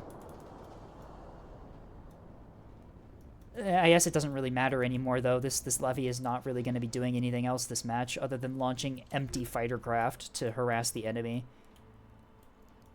The Axford Stinger Squadron with the coil guns do intercept are starting to take out some of these spotting assets that ANS had in the forms of pikes and halberds.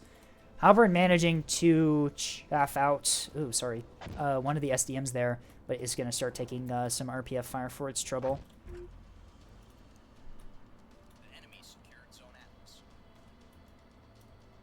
OSP flipping the script on ANS's 4-cap here, getting a 4-cap of their own here with the... Oh, never mind. I believe this ship just repaired something. Yep, just repaired its magazine, so now it is combat effective. Although, OSP does have these liners here that... Oh, never mind. What are those fired from? Rebel Squadron? Looks like MISC still had enough offensive weapons on their craft to take out this Sprinter here. As yeah, that is a 4-cap for OSP here. These Cellos here focusing fire on this frigate here, making sure that A-cap doesn't get resecured. This Keystone, injured but not out of the fight, is moving on to somewhere. Where are you going? B point? With the Dragonfly. Okay, very peculiar play from that Beamstone there. OSP looking pretty healthy right now. Minor damage to some of their liners and whatnot, but still all of them are still up and running with all of their guns still functional. Does look like ANS is kind of, their front line has kind of just been like confined to this area over here, unable to affect any of the cap points. Yeah, all OSP needs to do is just hold ANS's front line here. Get some crossfires with your 2 different liner fleets, and there you go. There's nothing that ANS can really do here. ANS very much bled of assets, much like we saw ANS last time. This is like the complete mirror image of last game's match as... yeah, this is like... It's strangely poetic. This is like the exact same thing that happened last match, but like the teams have flipped. The four Axfords on ANS being all like bunched up in the same area, unable to really do anything other than get crossfired and bled out and slowly killed. Meanwhile, OSP just has complete map control. Oh, the Axfords have split up. They are splitting up, although I don't think it's for the best right now. These Cellos can just probably take on this one Axford here. They have about double the firepower. Although they are busy putting 450 HE into this Keystone here instead of the Axford. I guess... I would definitely say that this Axford would probably be your priority target at the moment, although killing that Keystone is very helpful. Although, yeah, they don't know that this Keystone is already just, like, out of the fight. Yeah, there goes its reactor. Its drive is down, no restores, Keystone dead.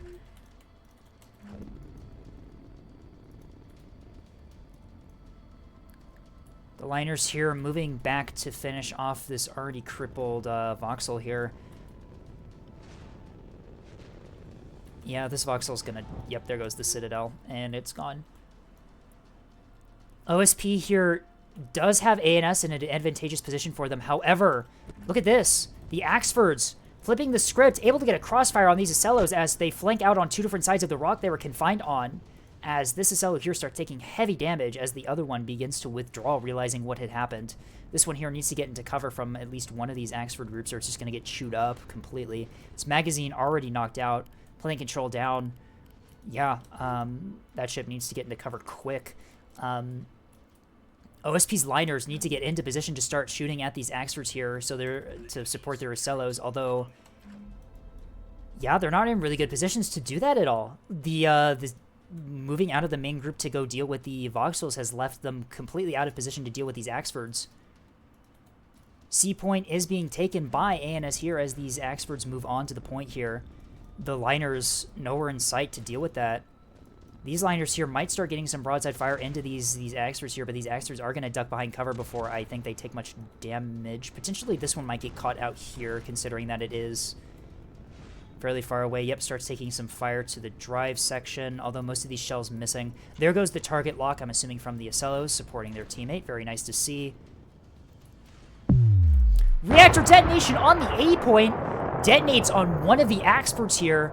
That is not what you want to see as A&S. Right as they start their push, one of their assets gets detonated on, loses pretty much all of its armor immediately. The sidearms on those liners are going to be able to chew that thing up. And you can see here, this is Cello swapping to HE to put into that Axford. That is some poor timing from that reactor bloom. The other one's starting to take some pretty heavy 450 AP fire as it starts to veer off course from the C point to try and bow tank these other liners here. Where's the second liner pair? Second liner pair is moving up, trying to get some fire into this other Axford here. Although in exchange for the reactor bloom and getting crossfires on one of those Axfords, it looks like OSP has lost one of their Acellos. Is in very dire condition here. Its center snag is gone, although it can chain restore. It's got larges in the core. It's completely able to chain restore and get those things back online. The Axford that took C with no armor, taking 450 HE, is just going to get obliterated here. That is just unfortunate. Are those 100 mil sidearms going in? Yep, those are 100 mil sidearms going into this Axford here. OSP completely recognizing that this liner, this Axford has no armor. It has nothing to defend itself from the very high damage, very high rate of fire secondaries on those liners. That is, wow, that was just unfortunate timing from that reactor bloom as ANS's push just like completely falls apart here with one fell swoop. Yeah, these liners are just going to tear apart this Axford here. This Axford is just effectively mission killed at this point. One restore, most of its guns are dead, most of its stuff is knocked out. I have a feeling these Acellos are going to finish it off. One of the Axfords going for the A point here, although I do not think it's going to be enough because, yeah, you can see here OSP is moving for the D point. Missiles are out from this spyglass range, though. These are SDMs, not SGMs, so these will not be attacking this this MMT here. Yeah, this MMT is just free to just shoot up this spyglass asset here, which has no weapons to deal with it.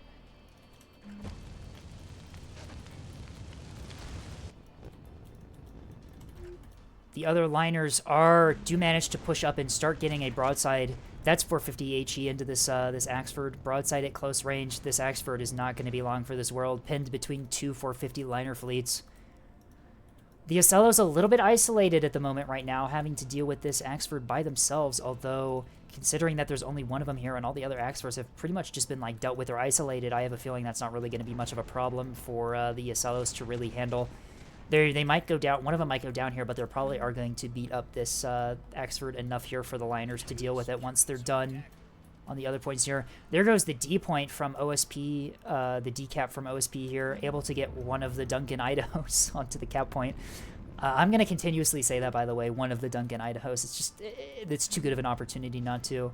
As this poor Reigns with no weapons left to deal with this,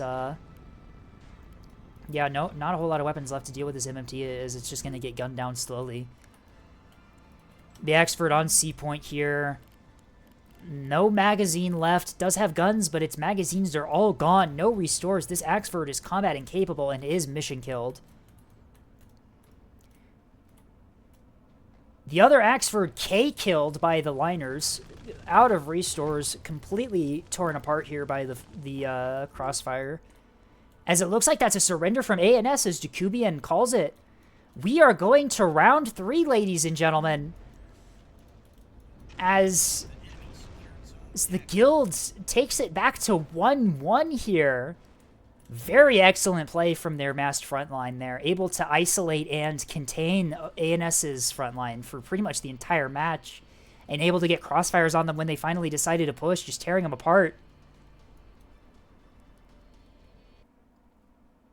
Yeah, A1 unfortunately lost their voxels. They went completely out of position, and the OSP 450 was just able to tear them apart. These Axfords just kind of got contained for most of the match and got crossfired when they tried to push out. Cat Fleet was bled of assets pretty quickly here. Yeah, excellent plays from OSP here with those 450 liners, able to get fire on the priority targets when needed. The Acello was able to soak damage for the team. Very, very nice to see. As yeah, no, it's 1-1 now. Yeah, Potato Master, very much redeemed. Good job. And also, yeah, remember, please don't be in my stream when the matches are going on. I'm assuming you're not, and you're just stepping in here to just say some things after the matches. But yeah, make sure that my stream is closed on your end when the matches go. Yeah, just rejoined. Very, very excellent play from you guys, by the way. Your front line was very, very well positioned and just able to tear apart and contain ANS's front line for like the entire match. And yeah, we go to R1 saved us on the cap game. Yeah, no, the R1 strikes against those cap assets were very, very nice. You guys did really good.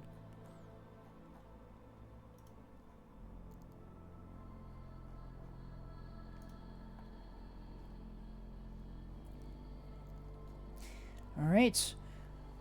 Round 3 will be happening on Bulwark. Puppy is vindicated, and their maps are actually going to be played today.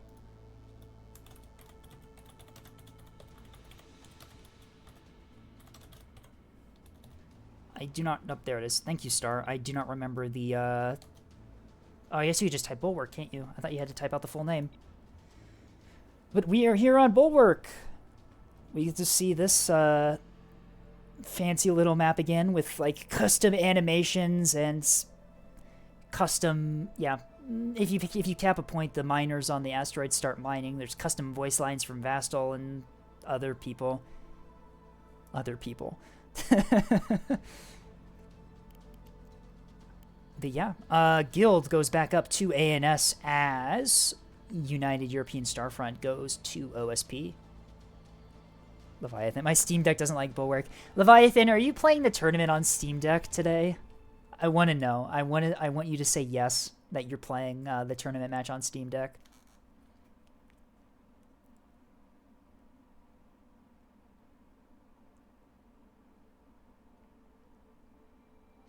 Very based of you, Leviathan. You've become the only tournament player to play on Steam Deck. I don't know how you do it. You are a mad lad. You're a mad lad. I am losing. I'm gonna take a drink of water really quick.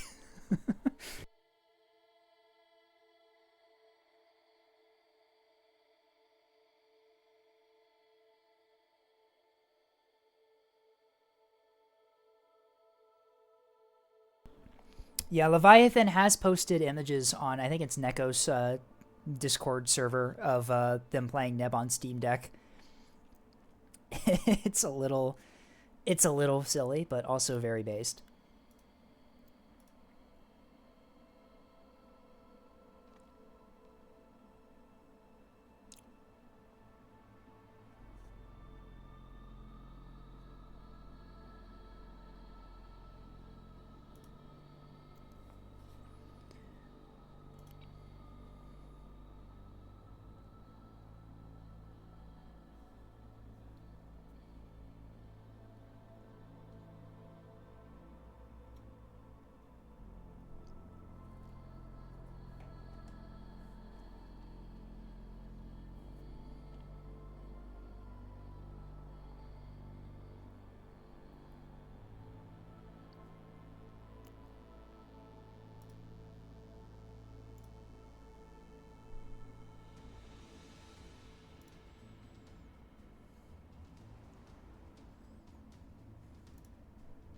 How's the other match going? They are still on Bulwark, so they are still on round 2 of their match. All right, another bathroom break from everyone. Okay, I am also probably gonna do a bathroom break really quick here. I cannot. I do not have the. I am not gonna run an ad break, so you guys are just gonna have to entertain yourselves while you stare at this this screen here. Bye. I'll be right back.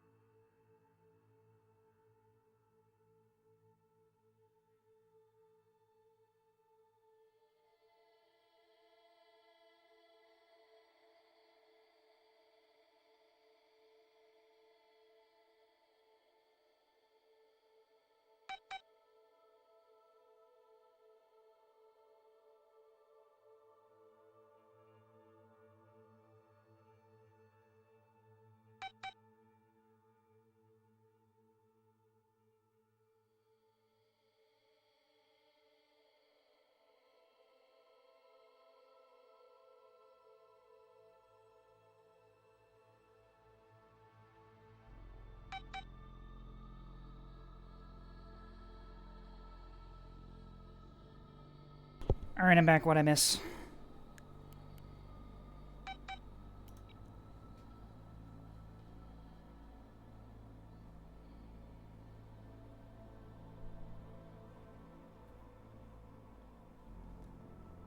Oh, Tethys has finally joined. Hello, Tethys. It's 1-1 today, as we've had effectively ANS on both teams has made like the same mistake back to back of their front line being completely grouped up and unable to get crossfires on anything. Very, very silly. The prophecy has been fulfilled. Bye, Potato. Get out of my stream in a nice way. No cheating for you.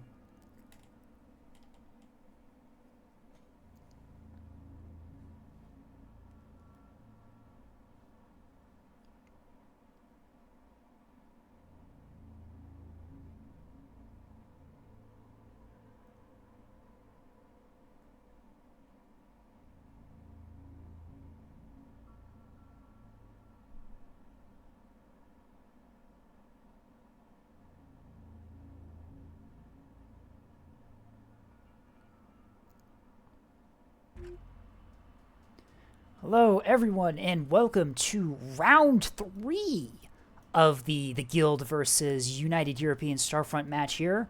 UES winning the first round, Guild winning the second round. We are 1-1, so we are having a tiebreaker here on Bulwark Naval Yards. The Guild has gone back to ANS on Team 1. They are Secret Mink, Potato Master, Misk, and Star. Team 2 being the United European Starfront on OSP. They are Train Track, A1, Jacobian, and Crew the Ojek. We're on Bulwark Naval Yards here as the teams begin to deploy here. We see, looks like we've got Duncan Idaho has returned. God damn it. As United European Starfront names are, I want to say much more normal, but this is fairly normal for Neb name terms. We do have the Guild is continuing to stick with Dune-related names here. I see, without Rhythm, Duncan Idaho. Yeah, we've got very, very interesting naming scheme here. I actually quite like it. It's kind of fun. Let's look at deployment. United European Starfront here, deploying a lot of assets up top near C Point here, which does tend to be the main cap that both teams can test. Meanwhile, ANS is not really deploying anything up there. It looks like deploying pretty evenly in the center. Interesting. Normally you see either a lot of things deployed like to the sides up here or like in here where there's like big long sight lines. You don't usually see a lot of things in the middle here because of this big structure that blocks all the sight lines. But yeah, no, it looks like OSP having nothing for the D point here. Ooh, I want to see what this ship does. This ship is either going to guard the A point or it's going to flank under and be really silly and try to go for B. Either way, it'll be interesting to see what they do. There are a lot of ships here, E and C for OSP, and it looks like ANS is deploying C and D here with most of their assets here. I'm assuming Duncan Idaho plus its escort. I'm assuming that's the double Axford we saw in the first round. Oh, look at that. That half circle of ships here from OSP as they deploy all in lines here. Very beautiful to see. Looks like we have the Monitor Swarm we saw in the first round here. I'm assuming it's the same. Yeah, it looks pretty the same. Let's go through the fleets, shall we? Misk opting to bring what appears to be the same fleet they brought the first round. A Spyglass SDM S3H. Oh, no, opting to take out the SDMs for a lock now. Look at that. This is much different. Still, we've got 2 goalie Beamstones 2 as well. And I'm assuming these are gun cappers. 1, 2, 3, 4, and 5. 5 gun cappers. Okay. Potato is bringing the carrier again. Will they be vindicated from what happened in the last match? We are bringing Lisan Al-Qaid is the carrier name. Very funny. And we have here's the SDM reigns here with some Sarissas and a lot of SDMs. 20 SDMs! Too bad they don't know that the enemy has no carrier. Secret Mink. Yep, I was correct. This is the double Axford fleet we saw the first match. Some anti-bomber SGMs on the back. Broadside triple raider. And Star is... Looks like Star is also bringing the Axford fleet that they had at the beginning, at the first match too. Some... Oh, that's a VLS, not a carrier hangar. Was that the same? Was it a VLS 2 on the back of the other one too? No, it was a 250 turret, or not a... Yeah, it was a 250 turret. So yeah, slightly different builds here from a couple of the teams, although the comp is pretty much identical from the guild here. On to OSP here, United European Starfront. This looks like the same monitor ball fleet that we saw. Yep. So this monitor fleet only has one C90 on it, but has a lot of 250 and 100 mil. Crulio is bringing obelisks.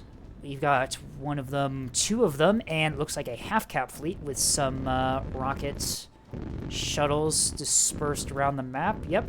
And one cringe capper heading for C.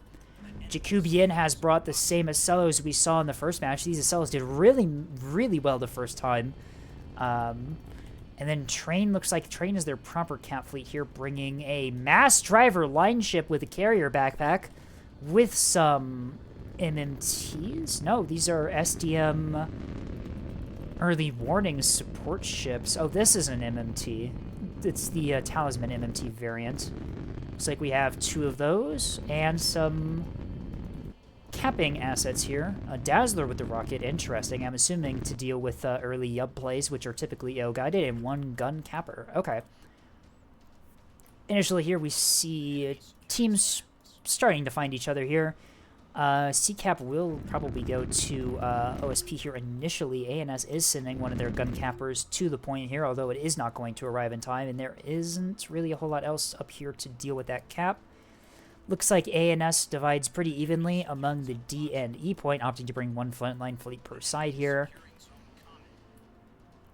And it looks like OSP deploys most of their frontline to the middle here to guard C, although Jacobian does have these Acellos here at the E point, taking advantage of that very large open sightline here. They're moving behind cover too, interesting. Opting to keep these things in cover perhaps. Yep, detecting the Axfords at range, maybe perhaps not wanting to deal with those without fire support from their team. I'm assuming that's their plan here. These obelisks are just going flat up against the wall here. They'll force a close range engagement with ANS assets is what they're doing, I believe. The gun capper here looks like fairly reluctant to jump out here on the cap. They do not know what this is. They do not know what it's capable of, and they have no idea if there are any other assets here. Whoa, Crulio has a rocket shuttle on the top of the map here as it just flanks over. I'm assuming it's going to try and dive on cap assets, or at least stay up here pretty hidden and wait for the C cap to open up. Crulio is going under. Yes, this is beautiful. Although it's going to have to dart through the open here, and there is a beamstone here that probably is going to detect it as it tries to jaunt through open space. What else do we have here? Misk has a gun capper wide here, probably looking to take E-cap. Perhaps, I'm assuming, noticing this ship and opting to go wide, play it safe. Misk lost a lot of their cap fleet early on in the first round here, probably looking to try and play it safe to preserve their assets into the late game. Although that is going to cost them, as it looks like OSP here is going to get the 4 cap if D point goes down here, which I'm assuming it will. The only thing here being able to deny this is 450 and this gun shuttle here, or not gun shuttle, gun sprinter. This ship does not have any point defense or any missile defense at all. If missiles get fired on it, it is not going to be able to defend itself, although I do not think that's going to be a problem for them, as it doesn't look like there are any missile assets in the area. Yep, that is a 4 cap off the bat for the guild. Very, very nice play from Crulio and Train here as they use their cap assets to secure the point here.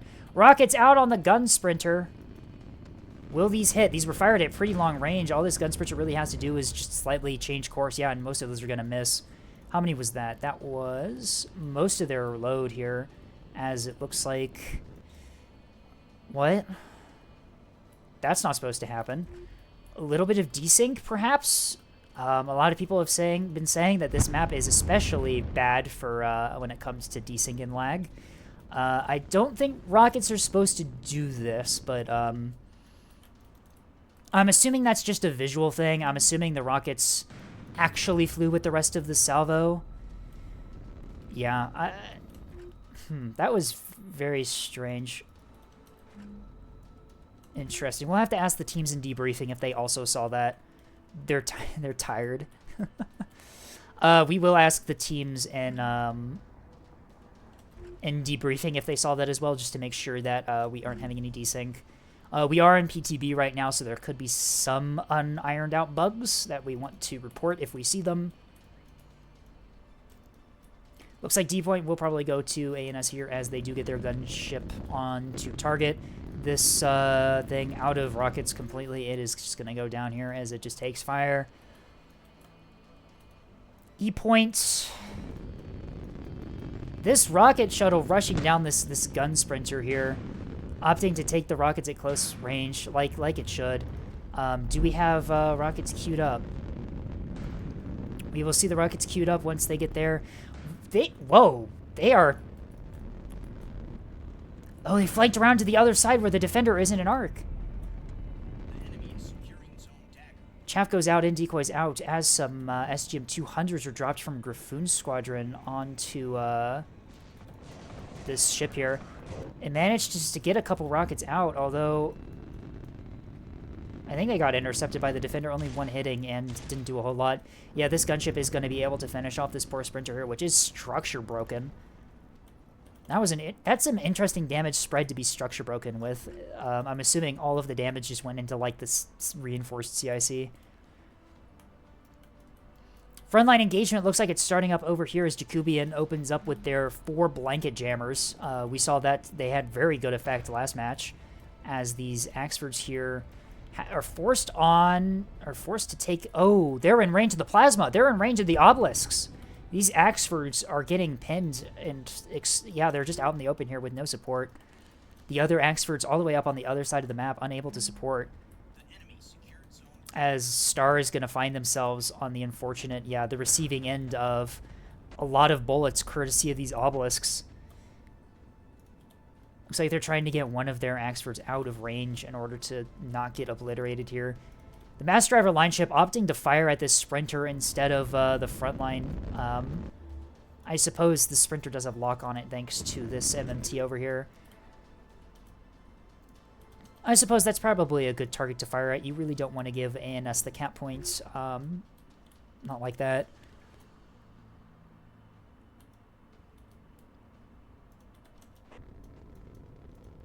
Yeah, this Axford going down pretty much immediately here as soon as those obelisks starting to open up. Axfords are very tanky, but once they start taking a lot of focused fire, they go down surprisingly quickly. This Axford CIC is down. It wasn't angled enough, and the damage goes into that weak underbelly area. The other Axford desperately trying to support its friend, putting some 450 fire into these obelisks here, getting a little bit of damage, but not enough to save the other Axford, I don't think. These Acellos are also going to be quite a problem, able to probably clean up this Axford. Yeah, poor Axford, as UAS just positioned its assets very optimally to deal with the front line. Very, very good, very good positioning from UAS's liners there. Dagger being taken back by UAS here as one of the MMT steps onto point here. The gun shuttle has left the area and is unable to contest the point. Has to turn around to help. The beam keystone, however, is trying to get into position. What is that range they are at? Around... Oh, yep, they're definitely in range. Beam goes out. Cores the drive. Cores the reactor. Cores the CIC. Yeah, that's a dead MMT. The shuttle that flanked around to the bottom is continuously spotting this keystone here. This keystone not detecting it, has no idea where it's being spotted from. Trying to maneuver around the B point to try and figure out where the ship spotting it is. That was a sun drive in that MMT. Yes, you are correct. C point being pretty heavily secured. Although I say that, and it looks like there's a gun shuttle or a gun sprinter in the area to cap C if OSP isn't careful here. The first Axford going down here in a blaze of glory as the mass drivers swap to focus it. Although Cleaver Squadron escorted by Photon Squadron here, it looks like we have a torpedo strike here, potentially out on, I'm assuming either the liners or the monitors here. Big S2 strike into this gun capper here from Meteor Squadron, puts it out of action. But these Axfords here are getting a flank around to the other side of OSP's front line. These liners are out in the open here, and these Axfords have a perfect angle on them. Although these Axfords, that being said, are within... They're within, like, 5 kilometers of these liners here. Yeah, the liner's already opening up on the these Axfords here. These Axfords, if they're not careful, they're going to fall victim to the same overwhelming 100 mil firepower that this first Axford fell to. Although this Axford does... I mean... No, this Axford is not getting out of there. Let's be realistic. Some more SGM anti-craft missiles out on Shepard and a couple... And Mason Squadron here. These are halberds that are supporting the OSP front line. The Acellas have also swapped fired these flanking Axfords, starting to get some damage into them as one of them begins to take plasma damage to the backside. That 100 mil is going to start pinning the armor here, and you can see here the damage to the drive adding up really quickly as that's a really unfortunate spot for a plasma hit. So these Axfords need to get out of here immediately, or they're just going to get torn apart by the massed front line that OSP has. Mass drivers out on this Axford here. It starts taking some pretty heavy fire to the front. It is pretty angled to those mass drivers, but still those are going to hurt. Some SDMs out here on Photon and Cleaver Squadron as OSP does spot this strike coming in.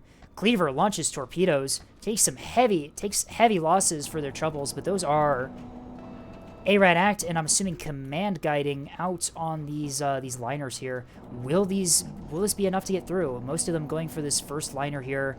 I think those are going to hit. Yeah, massive torpedo hit into this liner here as it immediately goes from 100% to 0% in short order. These bombers, although they took heavy losses, because that strike was successful, this liner is effectively out of the fight for the time being. Gives a little bit of breathing room for these Axfords who are able to withdraw and potentially start repairing. Very, very excellent strike from Potato there. We also have another torpedo strike here. Gunslinger Squadron is flanking around the side here, potentially going after that MMT, or maybe those Acellos. We will see what they're going after. More STMs out on Cleaver Squadron. It looks like Jacobian wasn't too happy about the bomb strike and is looking to finish off these bombers. That's Splash 1, but the other one gets chaffed and is, yep, not going to hit. One of the bombers in Cleaver Squadron looks like it gets away, although... Yeah, heavy losses from that strike there, but it was enough to get through onto one of the liners. However, the other liner and the monitors are still perfectly healthy here, pouring fire down on one of the Duncan Idahos. Although this is the only Duncan Idaho this time. As its center stack is completely cored, its nose is gone. This Axford is just going to get torn apart here. Insane firepower from OSP's front line here. Those liners are just able to obliterate anything that gets close.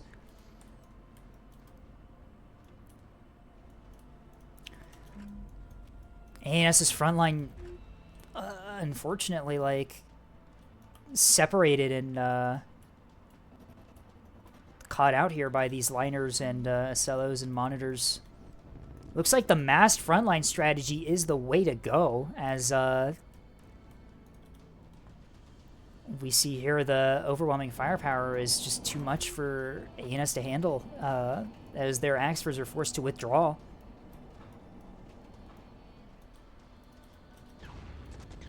Smash Driver Liner also very helpful, providing some supporting fire for the front line here.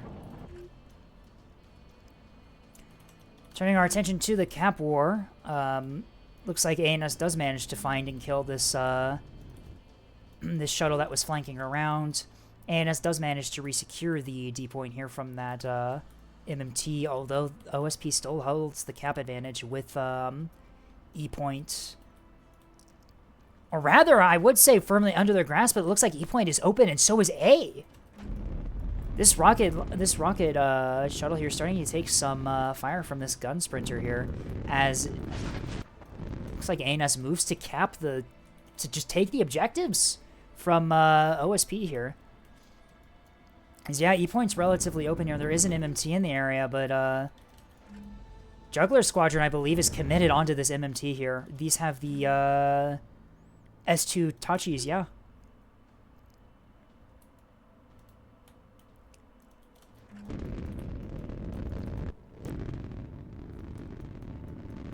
The rocket launcher on this shuttle is knocked out by the RPF. They need to get that repaired immediately, although the repair team's repairing the reactor and the drive. Of course, this shuttle doesn't know that this ship is weaponless at the moment.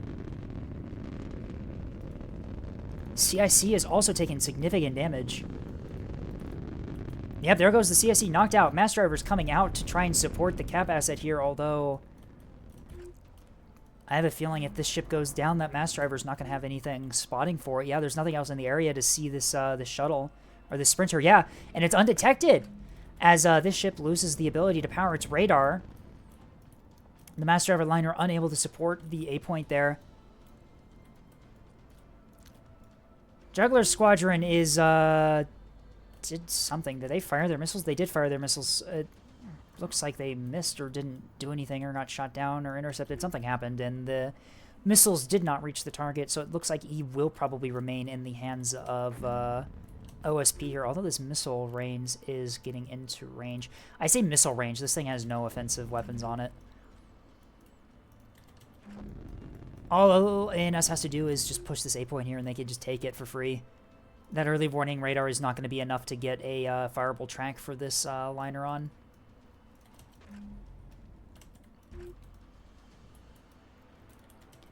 Back to the frontline engagement. One of the other Axfords is starting to take some fire from the massed frontline fleet that OSP has. Looks like it's trying to withdraw back into cover. ANS opting to focus fire on these liners here, probably the best option. In all fairness, these are the ones that are providing the most firepower for OSP.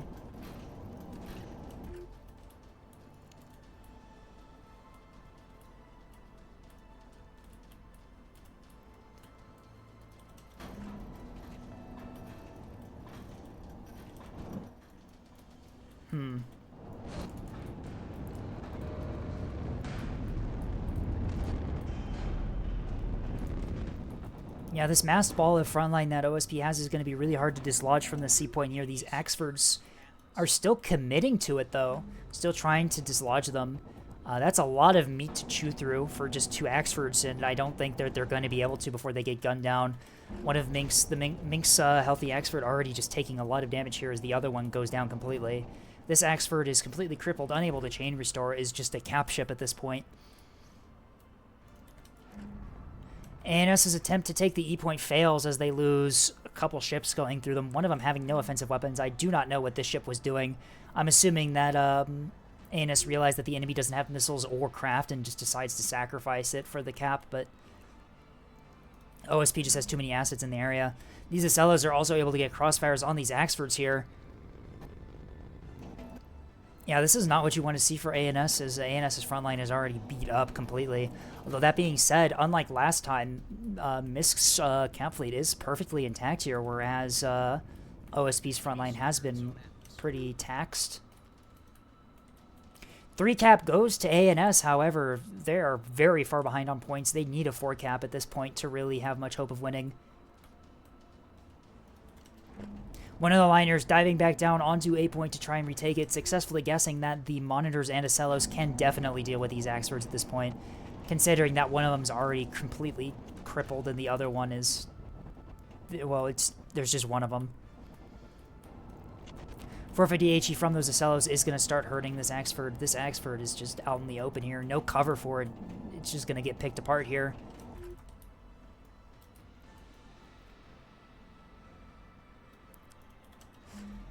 Dropkick Squadron with a couple torpedoes. I'm assuming this is trying to pick off the MMT, but a little bit too late considering that there are 2 assets already dead on E point from ANS.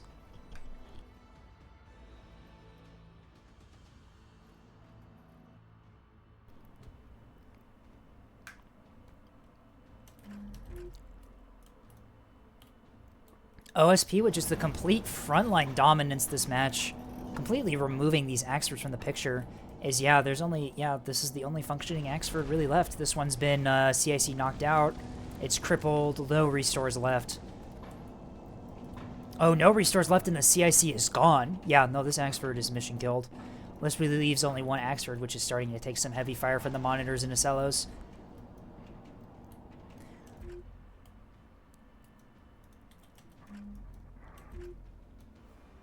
Corelio diving on the A point here.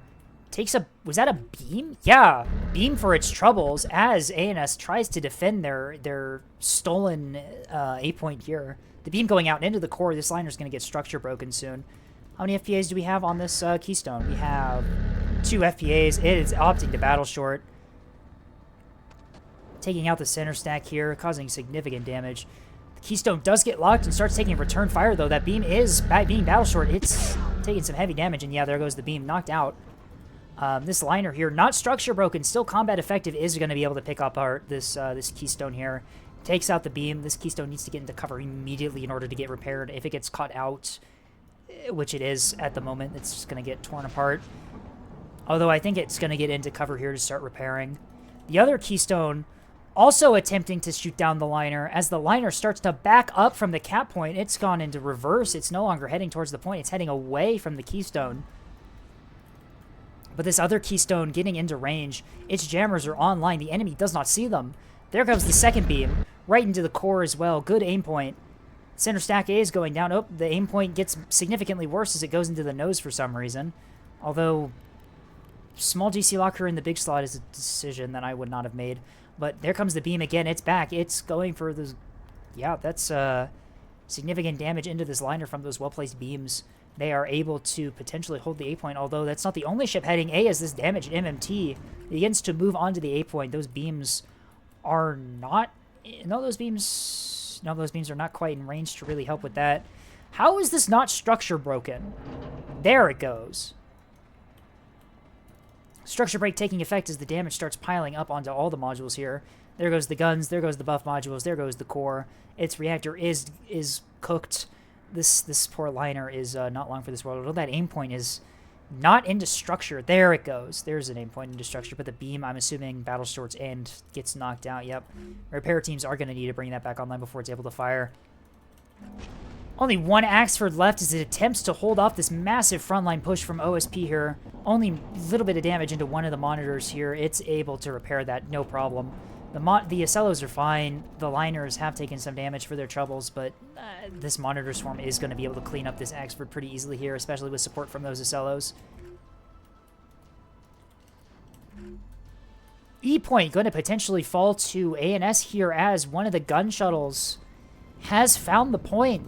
It is going for it. A-point, however, is going to fall back in the hands of OSP here. That MMT is going to take the point. Mass drivers out into these Keystones, pushing through open space.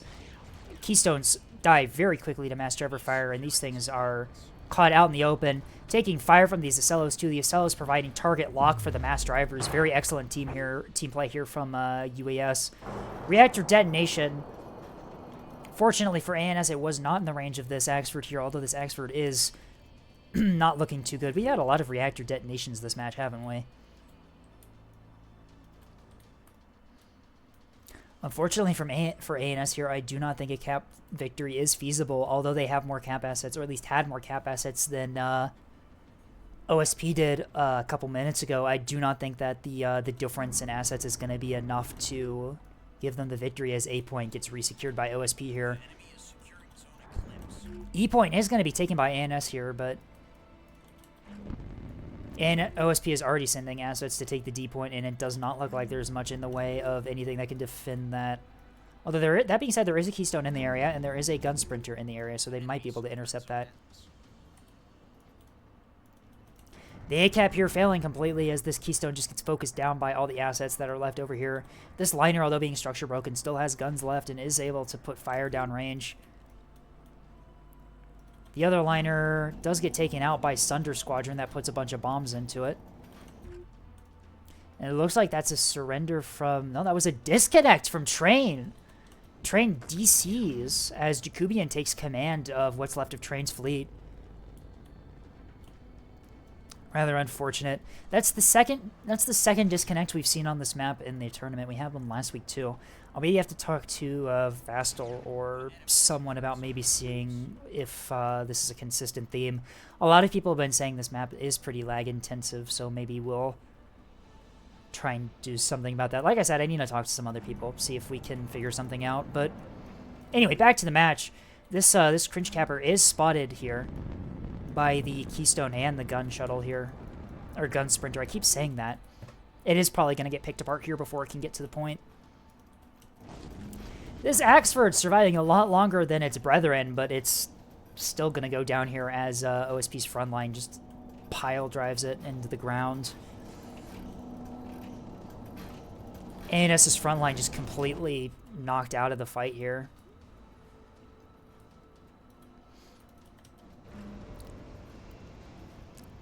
ANS still has a carrier with some torpedo launcher, with some torpedo strikes left. Only one of them, though, it's not able to launch those massed bomb strikes that we could have seen out of 2 levies. And I do not think it's going to be enough to kill OSP here. They still have quite a few assets left.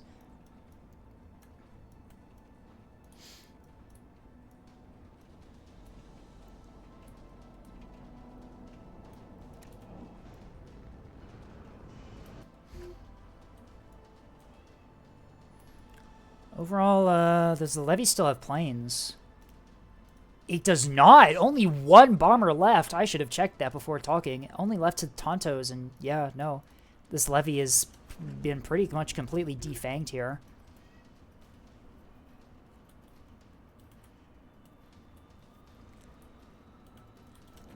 Dagger being secured by ANS here. This cringe capper is going to go down here.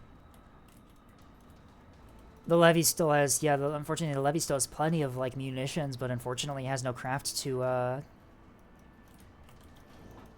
carry them. No aircraft repair station. The levy has a built-in aircraft repair station. You do not need to bring an aircraft repair station on a levy. It has one already built in. It passively repairs craft without one.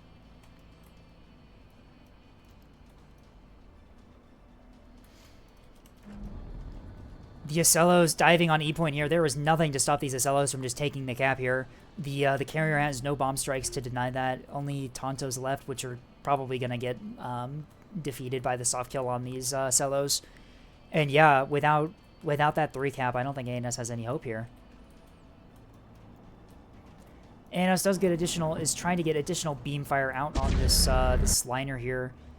Does hit structure, does do a lot of structure damage. There goes its CIC. Yeah, this beam keystone probably will be able to clean up this this liner here, although losing a liner at this stage in the match is not really going to affect OSP all that much.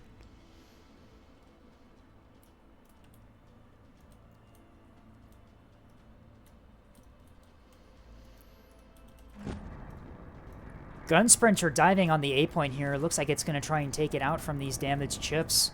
This rocket ship is completely gone. This MMT is fairly damaged. This ship could be able to outgun... Yeah, this should be able to outgun this MMT. However, at this late stage in the match, I do not think it's going to be able to outgun it fast enough in order to provide ANS with a victory here, especially since they're going to lose the E-point here to these Ocellos.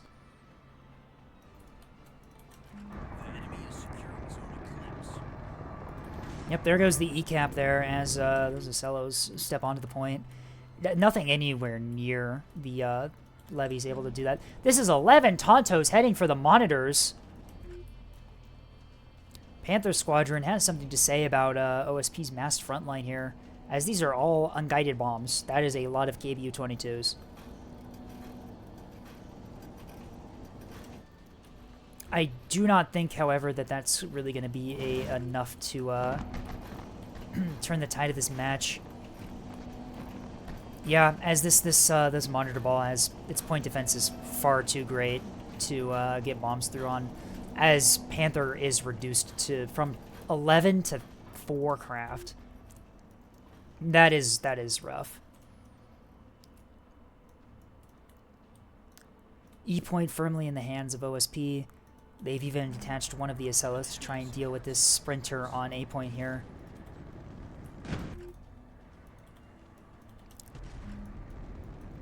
Sprinter taking Mass Driver fire for its troubles, as well as 450 fire from the Acellos. I do not. It is definitely not going to be able to secure this cap point here before it goes down.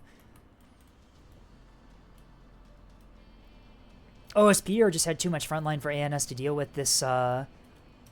The carrier really only able to get a strike on one frontline asset this entire match, unable to really provide ANS with bomber support.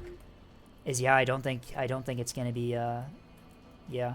We have ANS's last bomber fires a single torpedo out on yep, the grape shot takes it down. Unfortunate. This torpedo is gonna get intercepted. There's too much point defense fire from that area to really get a torpedo through, and yeah, I think that's match. I don't think that ANS can really do anything else here other than slowly bleed out the rest of its assets. This Axford surviving much longer than the other ones did. Still combat capable somehow. Does have one gun left. Although it is not going to be enough to take out those monitors.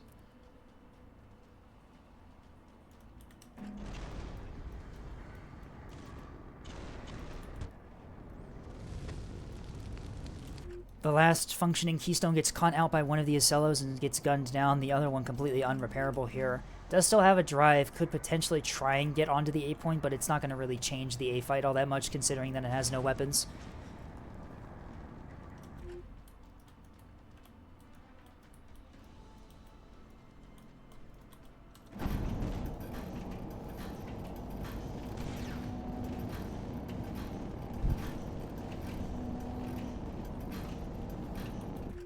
OSP 50 points away from winning, and there goes the surrenders from ANS there as they realize that there is no possible way to win this match. And that is a GG as United European Starfront wins this exhibition match 2-1.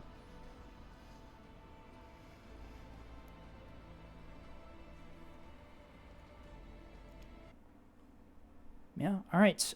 We are going to the peanut gallery for debriefing. I will see the other teams there.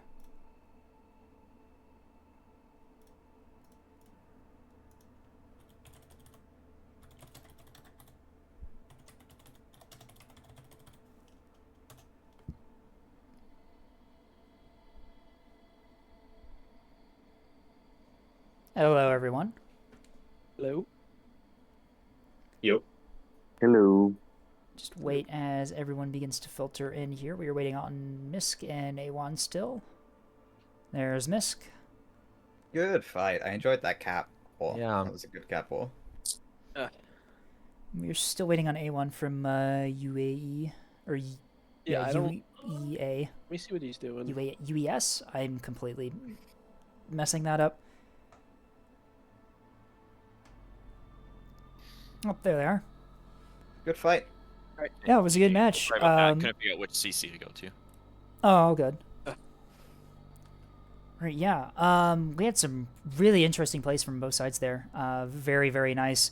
OSP's frontline is very strong, as we saw 3 times there. Yeah. It was OSP's frontline that won the fight in all 3 matches. OSP frontline is insanely strong. Right. The quad Axford, unfortunately, it can only bound tank to one area that fire's coming from. So unfortunately, that death ball the first match didn't really pan out all too well. You were kind of isolated in one spot and were unable to really affect anything else on the map. But then and then in the third match you split up and then you got defeated in detail. Yep. Yeah, it's a rough combo. I feel Caps is very even. I was enjoying Caps. The cap fight was like very back and forth like the entire time in like all 3 matches. A very nice play from you guys. Yeah, that was fun. I enjoyed. I feel like if ANS wants to beat the current state of OSP frontline, they need beams or they need Yub. Carrier isn't cutting it. Well, the carrier I think could have done some good things. Like we saw it take out that liner in the third match, but unfortunately. The carrier got taken out pretty early on. Yeah, in the first I match. sent a full escort with that bomber strike, but my Tontos just panicked and all died. None of them shot down SDMs. That was so dear. But yeah, I don't know. I don't know if you guys felt that, but a lot of my craft just weren't like they were well within their weapons range, but weren't firing for like an extra several clicks. I was Interesting. running jamming. Yeah. Like, Same with the rockets. so Yeah, rockets too. It was craft some were weird stuff performing a too. little Like weird there, but I don't know if anyone else had it, but I had my pentabrick formation. Like 2 of my ships just refused to obey orders for like a good 3 minutes till I had to manual order them back into position. Which right? which Like, which you match queue was this again? things And it doesn't load. Game 3. That was a Game game 3. 3. Yeah. Was anyone else having like lag issues on Bulwark? Yeah. Okay. I was having, noticing desync. We're having desync issues. Because we've noticed desync in like 3 separate matches on Bulwark so far this tournament. So I think it might be a map issue. I'll have to talk to Vastal and There crew also was like and some weird geometry issues we were experiencing. We had a capper on the other side of those 3 pillars by C point, ready to dive in and take it, but for some reason there's like an invisible barrier between the pillars that you can't fly through. Interesting. Yeah, Okay, I'll definitely have to run that by Vastal and crew and see what we want to do about that, because that's been a pretty consistent issue from all the matches we've had on Bulwark so far, is that we've had a lot of desync and lag. I think on match Bulwark. 1, Cat was noting he was having issues getting his rockets to fire out of our yeah, range. same match 2. Our Yeah. Kudas were having I- some issues too. Mine had no problem firing the rockets. They fired it basically as soon as I right clicked every time. Yeah, Mink was fine. Mine Maybe it's would not frozen do from the it. ship. I had 2 Kudas that just spent like, you must have seen them. They spent like a minute doing donuts next to a bunch of your sprinters on D point. On What range were you and trying to just fire donut at, Miss? shooting. Anything from like 3k to 500 meters. Like they would not do it. Okay, so you weren't just doing it point blank, because I think they do have a minimum range. Yeah, I was fucking with the settings like constantly. I tried juking, I tried not juking, I tried standoff, I tried stand in, I tried putting on a Interesting. target. They would not shoot. It could be a PTB thing. They might have experienced it in the other match that's going on right now. We will have to talk Yeah, about we'll that have- later we'll and have see to what's ask. going on. Yeah, we'll have to see. There was also an issue I caught it on my stream. Someone in round 3 fired a bunch of rockets from one of their rocket shuttles, and the rockets were like hovering next to the shuttle. Oh yeah, I saw that as well. You saw They that just too? refused Okay, to that was shoot. interesting. I don't know if that was That happens all the time. that happens all the time. Okay, With I'm this assuming version. physically the rockets were actually in the salvo like they were supposed to be, and visually they just were sitting there. Yeah.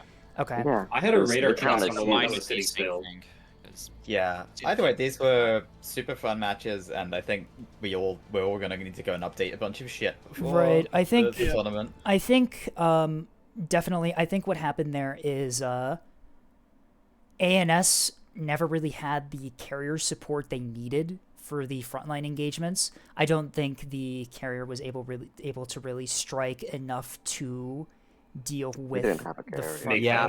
Yeah, so keep in mind, I haven't played Nebulous in 3 weeks until yesterday. Oh, and I so see, yeah. I completely rebuilt my carrier from the ground up, like last You night. you We brought had a. barely any practice. I so- would highly 'cause I just recommend. got back from vacation. I would highly recommend you bring 2 levies instead of 1. That's heavily invested. You can I've launch, always hated yeah. double levy since testing, but yeah. Really? I think double levy is the way. Yeah. As much as it pisses me off, yeah. Double levy. I think the first match would have gone slightly different. If you remember, I don't know if the spectators saw this, but there was a wing of 8 Sturgeons going for the levy at the start of the game. Yeah, and they killed just by got breadsticks. eviscerated by They got the eviscerated by breadsticks. breadsticks.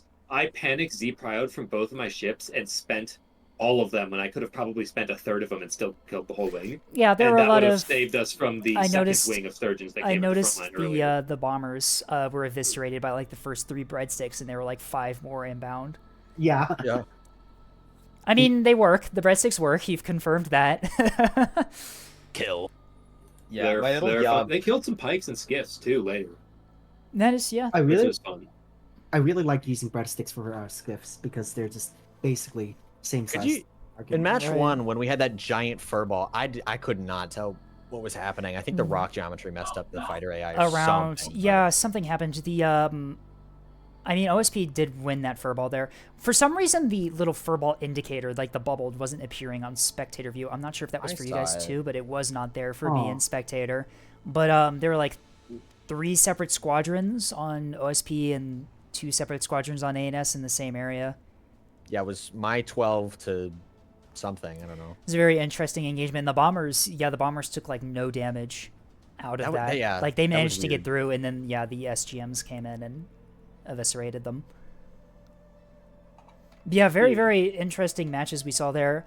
I think Yeah, I think ANS frontline definitely needs something to support it in most engagements it undertakes, just because of how much More firepower that firepower. OSP. Yeah. Yeah. And you could, and that's I loved how in both matches in the first two, both times ANS's frontline kind of fell to the same thing, and it was really funny to see each team have their turn experiencing the Axfords. Maybe four Axfords in the same area aren't the best idea. Yeah, and it was rather unfortunate in the second round. I think it was Jacobian pushed out on one side and someone else pushed on the other side with the Axfords. They went for C, and as soon as you guys got C, a reactor bloom happened on one of the Axfords, and just we saw the reactor bloom. We moved off of C. that one down. As soon as you guys started your push, like you lost an Axford to reactor bloom effectively, and it was just like, oh no. To be fair, it was going to get crossfired by the Ocellos and 2 pairs of 450 liners. That so is regardless true, of the yeah. armor state, it would have died. OSP just had so many 450 assets that round. We mostly identified it was bad coordination between our support assets and our front line, because we don't really run carrier on ANS. I'm not sure. I think if you're not confident with the carrier and have a good double levy, I think it's probably best to leave it at home. I used to be confident because I've literally done nothing but levy since carrier testing started, but it's changed so much in the last few weeks that I just was like, wow, okay, that was entirely anemic. It was mostly that we had I made a call at one point because we had our Vauxhalls sweeping through D, and those were kind of our backline support. Right. And we pretty much had made open an space aggressive at that call. point. So so I made a call. Didn't pan out. I had A1 sweep through the backline, trying to see if we can grab the carrier before we. You guys did manage to mission kill one of the carriers. You killed one compartment on one of the carriers, and it was its bulk mag, and it had no restores.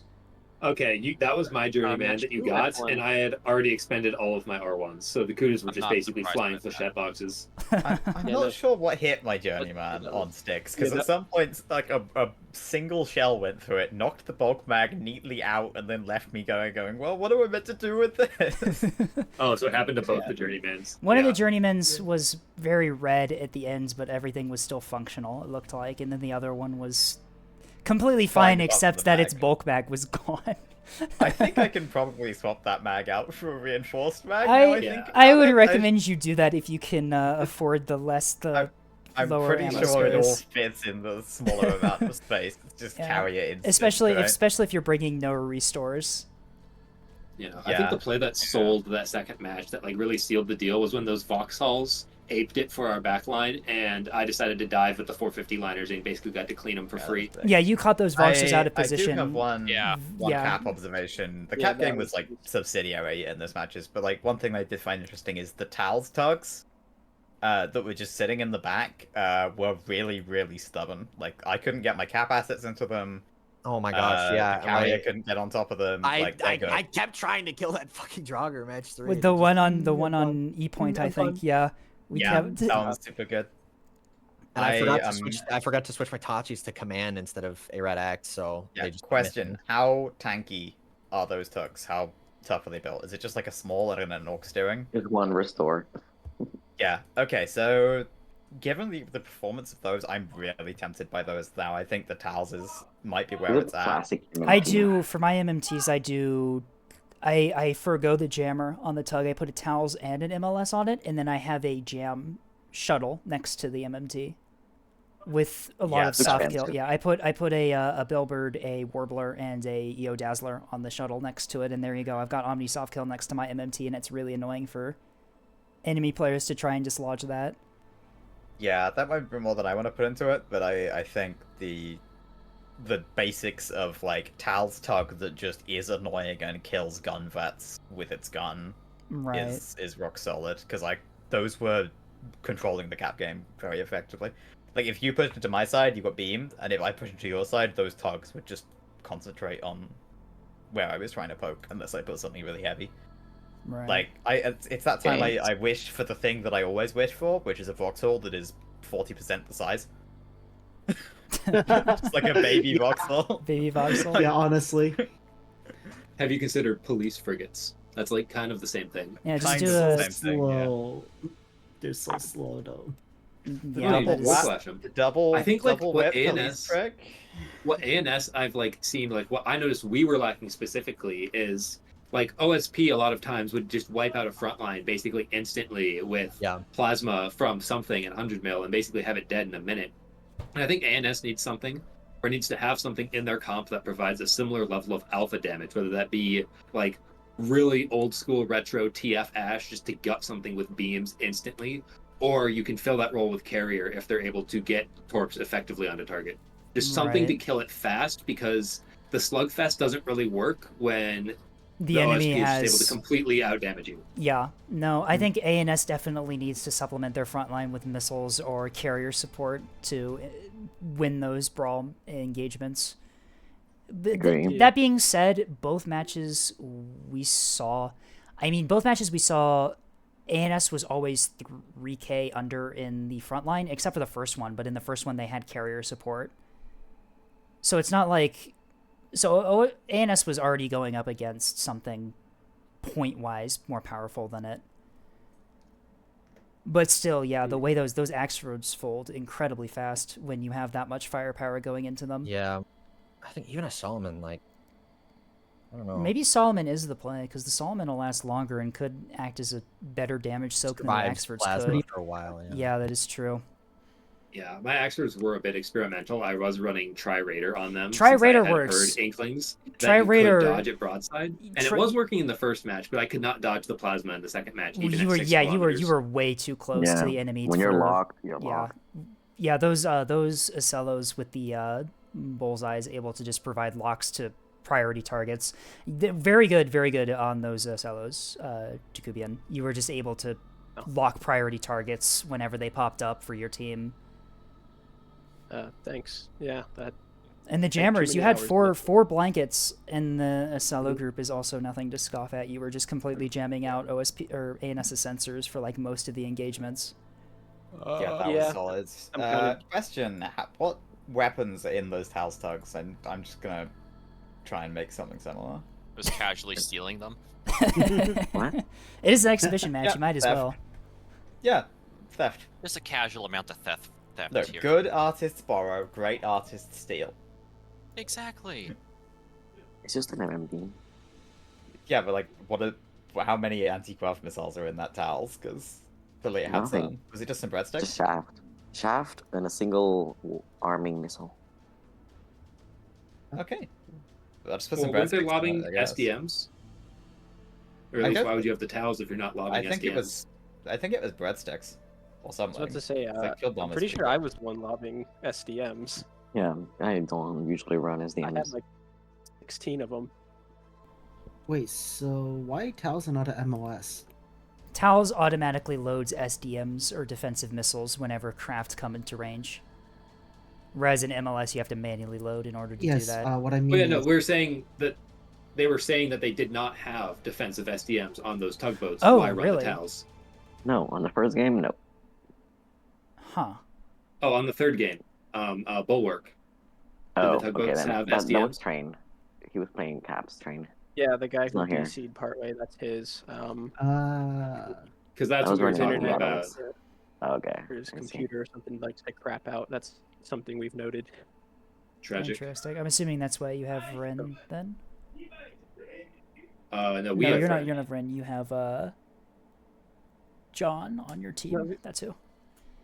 No, that was just because we had someone who couldn't meet the obligation after a certain I point, so see. we- I see. we subbed. Yeah. Well, I hope they get No, that computer issue resolved, because that is kind of unfortunate. Yeah, I don't necessarily know what causes it. We like to rib them about it though, so it works out. As long as it's at the end of the game. It was near the end. It was at a point when the Yeah. match was already decided, realistically speaking. So Yeah, we got lucky. Fun game. yeah, that could just be a Bulwark thing, like we were kind of talking about before. We've noticed that Bulwark has a lot of performance issues in the matches we've had. Yeah, the times he has DC'd, it's been on performance-heavy maps, so... Yeah, there is also a weird thing where you can't move between the pillars despite there being a giant amount of space. Yeah, they're probably all one big hitbox. I Yeah, want to they go in. are. I want to go into testing range and see, because I've Although I've never actually tried to move through those pillars myself, so maybe they are just a big hitbox. We can go insult Puppy for it later.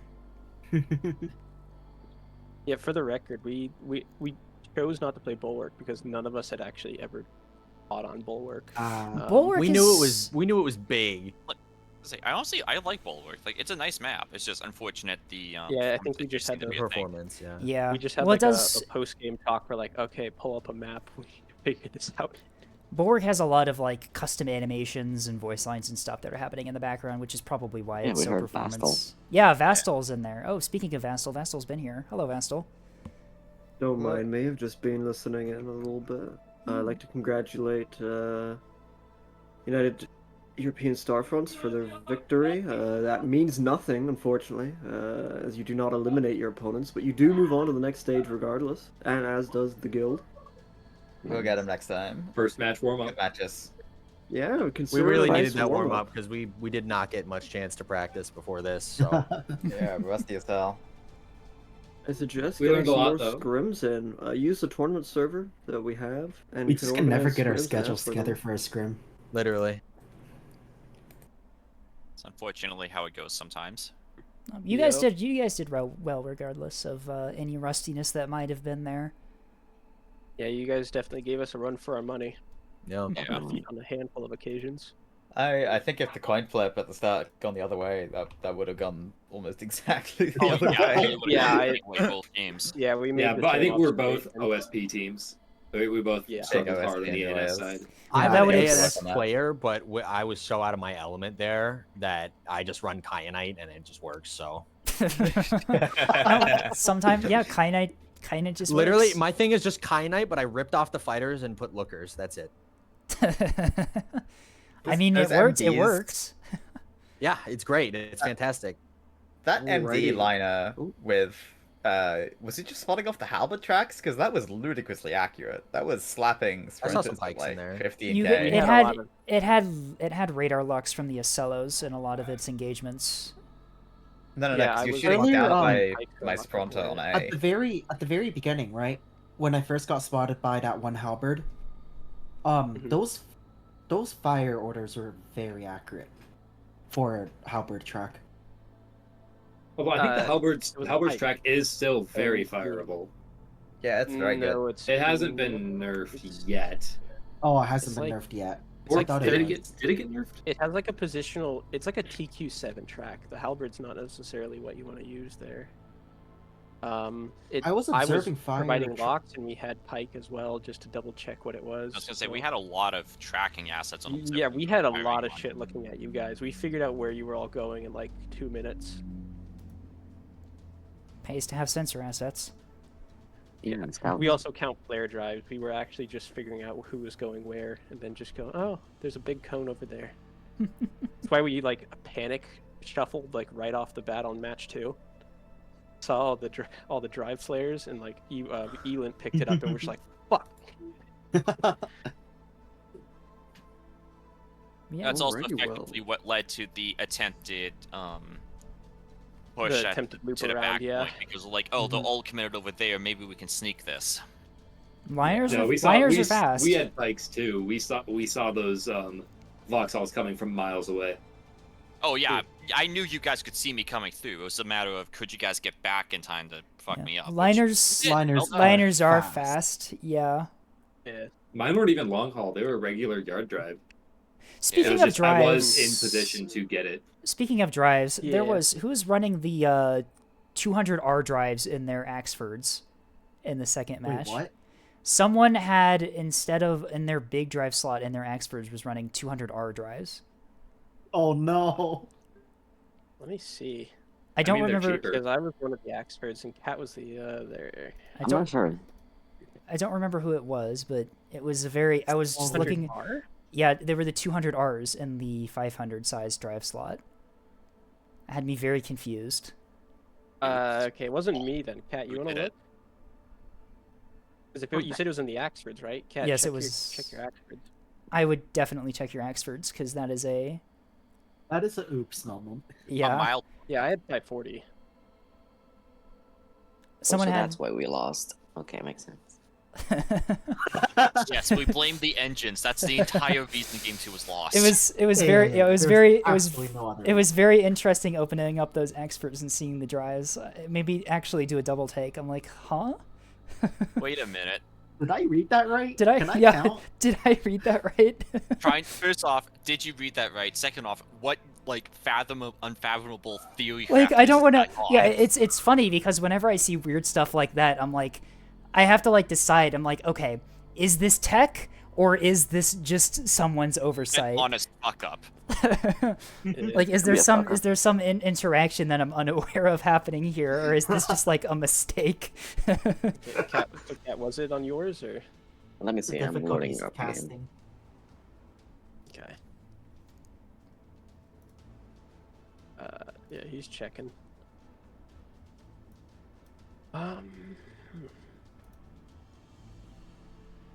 Wait, who was finding that expert in the third game that's getting like just shot by my pentabrick for years on end? Why the fuck didn't it die? If that guy's here. Was it Star and who It else is had me, the- indeed. Yes. What was the question? Small drive. Yeah. We Who- even talked about who had the five last before. Axford left on ANS on round 3? That was, I believe that was me. Was it taking any damage at all at the end there with the fire going into it? Cause it was taking some damage, but it was mostly soaked until you switched in. It was mostly soaked by pen depth, I think. yeah. So I know I switched back to AP at the end of it. So I'm like, there's gotta be. I just cannot. I gotta be not piercing far enough, and like this The is problem how it though, goes. but even then, like I just could not restore my guns because if I restored them, they just go pop Yeah, immediately. because I had enough damage up front. So like pen depth as it is, Right. you restore the guns soak all the damage, right? Something like that.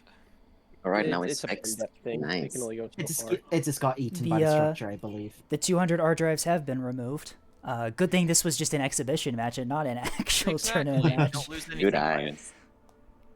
eyes. We talked about this earlier. It was really funny because once I saw the 200 Rs, I'm like, all right, drive check, and I had to like go through everyone's fleet and like make sure there weren't any other interesting drive decisions, because it wouldn't be the first time someone has accidentally brought small drives on ships that should have large drives. I remember Scrubbus in one of the Oh, skirms. I think I know what it is. It's because we agreed on the Dragonfly drive. I probably messed it up while fixing it. You have the same I know speed. I've done. I Why? used to do it a long time when I was new to the game on my liners. I was doing the wrong one. I was doing the small one instead of the big one on my liners. Oh and yeah, I that killed never me a figured couple The that Chi times in drive? testing.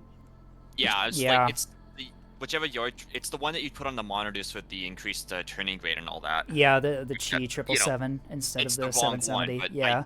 Yeah, it's just the wrong one, and it's. I've made the so same coming exact off of mistake. ANS because I was coming from playing maining ANS when I was new to the game. I'm like, what? Okay, so Oh, the- yeah. just, one's just better because I couldn't figure out how the difference was between the two sizes. Right, yeah, no. OSP drive It's not like- nomenclature takes a while to get used to if you're new to it.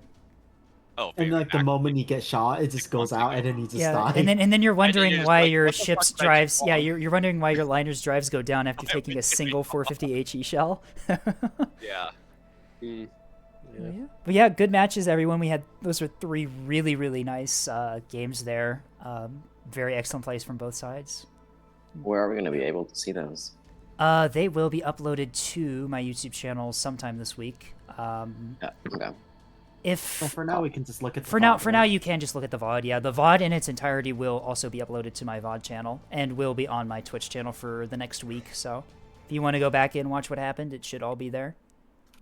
The mod? What is that? The VOD. I'll link it in a moment. A saved recording of the stream. Oh, okay. Twitch saves Here, them for a week, and I'll toss it into the chat for this. I'll Is it toss 2 into weeks? the It's chat for only- Peanut Gallery. I don't know. I don't do Twitch. I've heard 1 or 2 weeks. I don't know. Could just be like settings. I think it's 2 weeks. I have a couple thoughts from like 2 weeks ago. Interesting. Okay. Well, at the very least, it'll be on my Twitch for a while, a little bit at thank you. least, and then it will be on my YouTube channel eventually. I have to edit them and do the thumbnail stuff, but that shouldn't be too much effort. Fair enough. Okay. Yeah. Yeah, I have a couple of VODs from February 6th, so it's probably 2 weeks.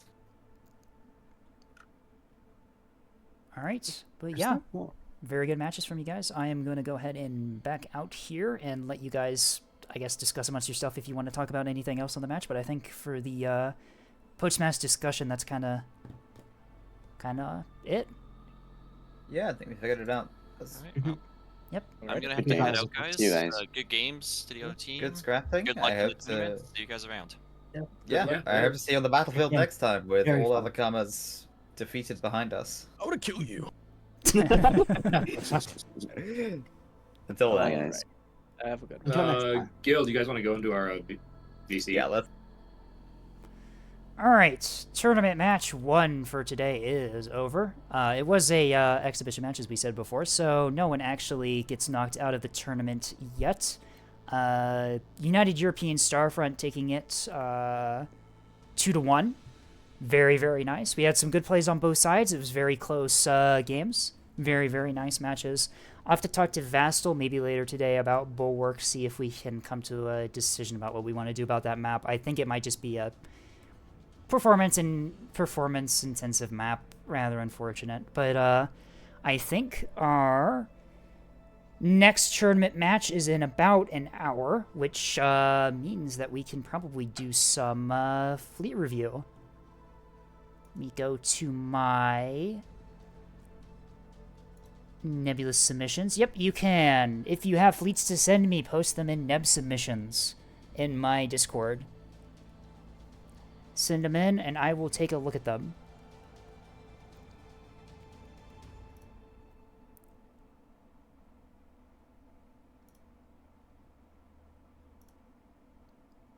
I'm going to give you guys a minute to put some fleets in for us to review today.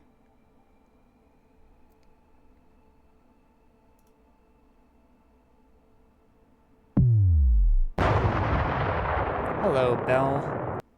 Hi. I have to ban soundboards. This... Oh, I don't. You just reactor dead my entire Twitch. Nah, man, leave the soundboards. Soundboards are funny. Alright, so we've got 3 so far. We have Crystal's Cooler BB, Foot Secretary, which is also a Crystal Fleet, and TF Asgard so far. Tethys, are you listening to me on your laptop speaker? You're echoing. Oh my god, your headset's broken again, isn't it? Yeah, 1 sec. There we go. There you go. I think it might have been me. No, it was Tethys. His little profile was lighting up green when he was talking. Okay. Tethys once again radioing in from the front lines on his laptop mic. Send me your fleets. Come on, I've only got 3. I need more fleets. Wait. Oh, you got my fleet, right? Which one of your fleets? Which one? Wait, oh, you have multiple for me? No, I don't have any from you. You put it in neb submissions. I did. Like maybe a couple weeks ago. Like I've already done all the ones above Oh, I just submitted Scoilingson. I don't know where it went. Thank you, Bell. You don't know where it went. Did you put it in shipyard by mistake? Maybe. You put it in shipyard, you dumbass. Yeah, don't worry about it. You don't actually have to review it. I'll download Squealingson. You put it in shipyard, you idiot. Sorry. I have to cook another fleet. Oh, I actually made I could wait. No, that's boring. Leviathan is struggling to get the fleet files off of his Steam Deck. How the fuck do you play Neb on a Steam Deck? We don't question the master. Just like we don't question my builds, we don't question how Leviathan gets his stuff on the Steam Deck. We don't question how long I spend in missile editor. You got insulted by List directly last time I reviewed one of your missile fleets. I've made it worse, by the way. Oh, worse. Yeah, she'll definitely like that. We're up to 20 missile types in one fleet. Oh my god. Horrible.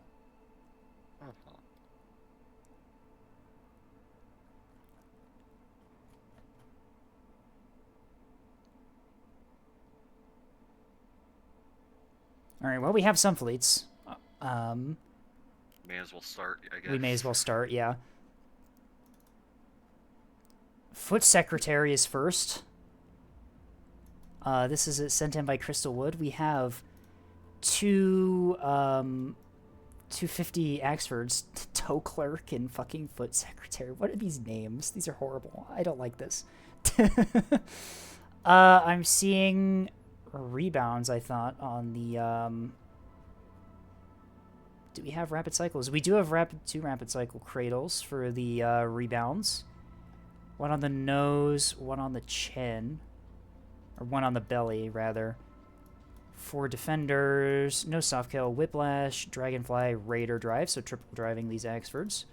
Damage control, 2 large, 2 reinforced, and 1 rapid, buffed by, it looks like a damage control central somewhere. Yep. Basic CIC in the top of the center stack. I would not recommend a basic CIC go there, for reasons that are explained if you watch the round 3 of the tournament match we just had. It would appear that the CICs in that slot perhaps die pretty quickly. Rapid cycles on the side here, microreactors as well. Radar in the top here, and I'm assuming they're relatively similar on points. Yeah, they're just duplicates of each other. You didn't assign your weapons to groups. Very nice. You're taking the Tethys approach to fleet building, I see. No missiles, no spacecraft, and they are not in formation, so they're dispersed. I'm assuming this is supposed to be a, like a double pit boss type thing, where you just... Oh, there are 2 more rebounds on the shoulders as well. I didn't even see those. I'm assuming this is supposed to be like pit boss thing, where you just kind of deny points with a bunch of 250 RPF. And then you have the armor of an Axford to deal with return fire. I need to actually test out 250 Axfords more than I have right now, because I actually haven't really played around with them a whole lot. They're interesting, but you have to go all 3 guns. They're not worth it on just 2 guns. I see. Okay.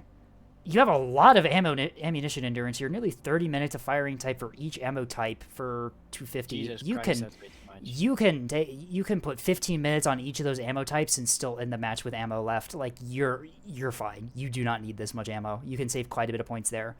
Recommendation, I would definitely take some ammo off this. Use the points to buy reinforced CICs for these things. Why is there an aux steering in the back here? In the bottom? I'd assume for the actual listed use of aux steering of a final control center. I'm assuming so as well, That's but... where the RCIC goes. Yeah, you put the RCIC here, and you can put the aux steering there. Swap the positions.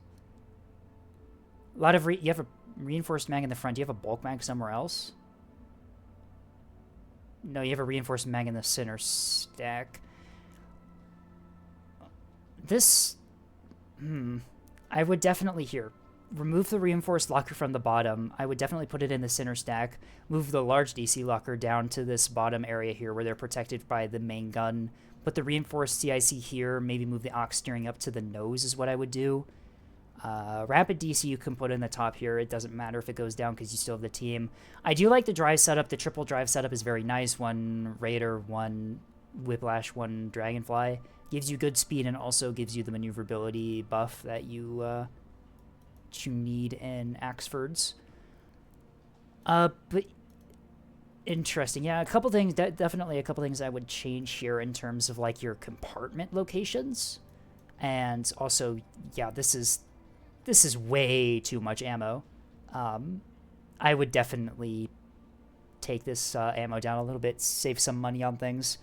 A lot of new fleets just got submitted while I was talking. Looks like 4 more. I will get through the 5 that I have, and I will download the new ones later once we get through the ones that we have already. But that was Foot Secretary by Crystal Woods. Oh, it's Swellingson by is this just a SAR H Tugball Bell? Is Bell dead? I'm pretty sure this is Herman Sarge Tugball that was like has been a menace to society for the last like 6 months. So yeah. I think Bell is dead, by the way. I get to his fleet and then he Yes. immediately dies. It would appear so. Thank you, Bell. Nice timing, Bell. Everyone insult Bell in chat.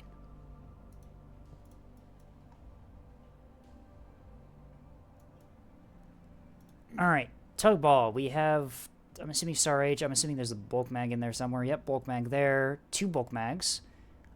We have Star H, Wake Secondary Seeker for the missiles. Any other missiles in here? Oh, 2 different. Looks like we do have some mixed levels. We have Star H Wake and Star H Hodge. Okay, very nice. Those are good backup seekers for Star H missiles. Very nice. Standard drive in the back, civilian reactor, aux steering, small DC, and then a 250 gun. Very nice. 250 guns are really nice for cleaning up after missile strikes because they have the DT break to kill a lot of the reinforced components on a lot of ships, especially when you load AP. Good decision there. This first one has a pinpoint and lighthouse. Second one just has the lighthouse and a chaff box. Nope, those are AMMs. Chaff decoy. Bulk mag on top. Yeah, he's got 2 bulk mags in here, and the basic up top is he's used this really safe one to put the basic CIC there. I could see go either way, putting a bulk mag up there. If you put the CIC down here, though, you probably want a reinforced one, and that costs extra points. But yeah, I don't think this fleet's not really built for surviving return fire, I don't think. Also, you've split the ammo types, the 250, between the 2 mags, which means that if one mag gets knocked out, you're instantly down in ammo type, as opposed to having them split evenly. I would definitely see if I could split them evenly instead of having them split like this. Third one has a blackjack and a Pavise on it, and some more missiles as well. So it looks like each one has a different support module. This one just has 2 lighthouses on it, I'm assuming for redundancy. And you have grazers on you. Missiles still. Same other stuff. No radar on that one. Bridgemaster's on a couple. Looks like the lead one had a Huntress as well, if I'm remembering correctly. Yep, the lead one had a Huntress. And then the last one has also 2 grazers as well. Okay, so you've got a good mix of soft kill, hard kill, and illuminators in here. Very nice. You've got good defenses in this. It's going to be very hard to crack with missiles, and yeah, unfortunately though, if you meet a voxel, you might be having some troubles if you can't land to the first strike in terms of missiles. And then looks like we have some jamming shuttles here for support with some bastions. Or bastion on one, VLS one on the other one with chaff and arming missiles.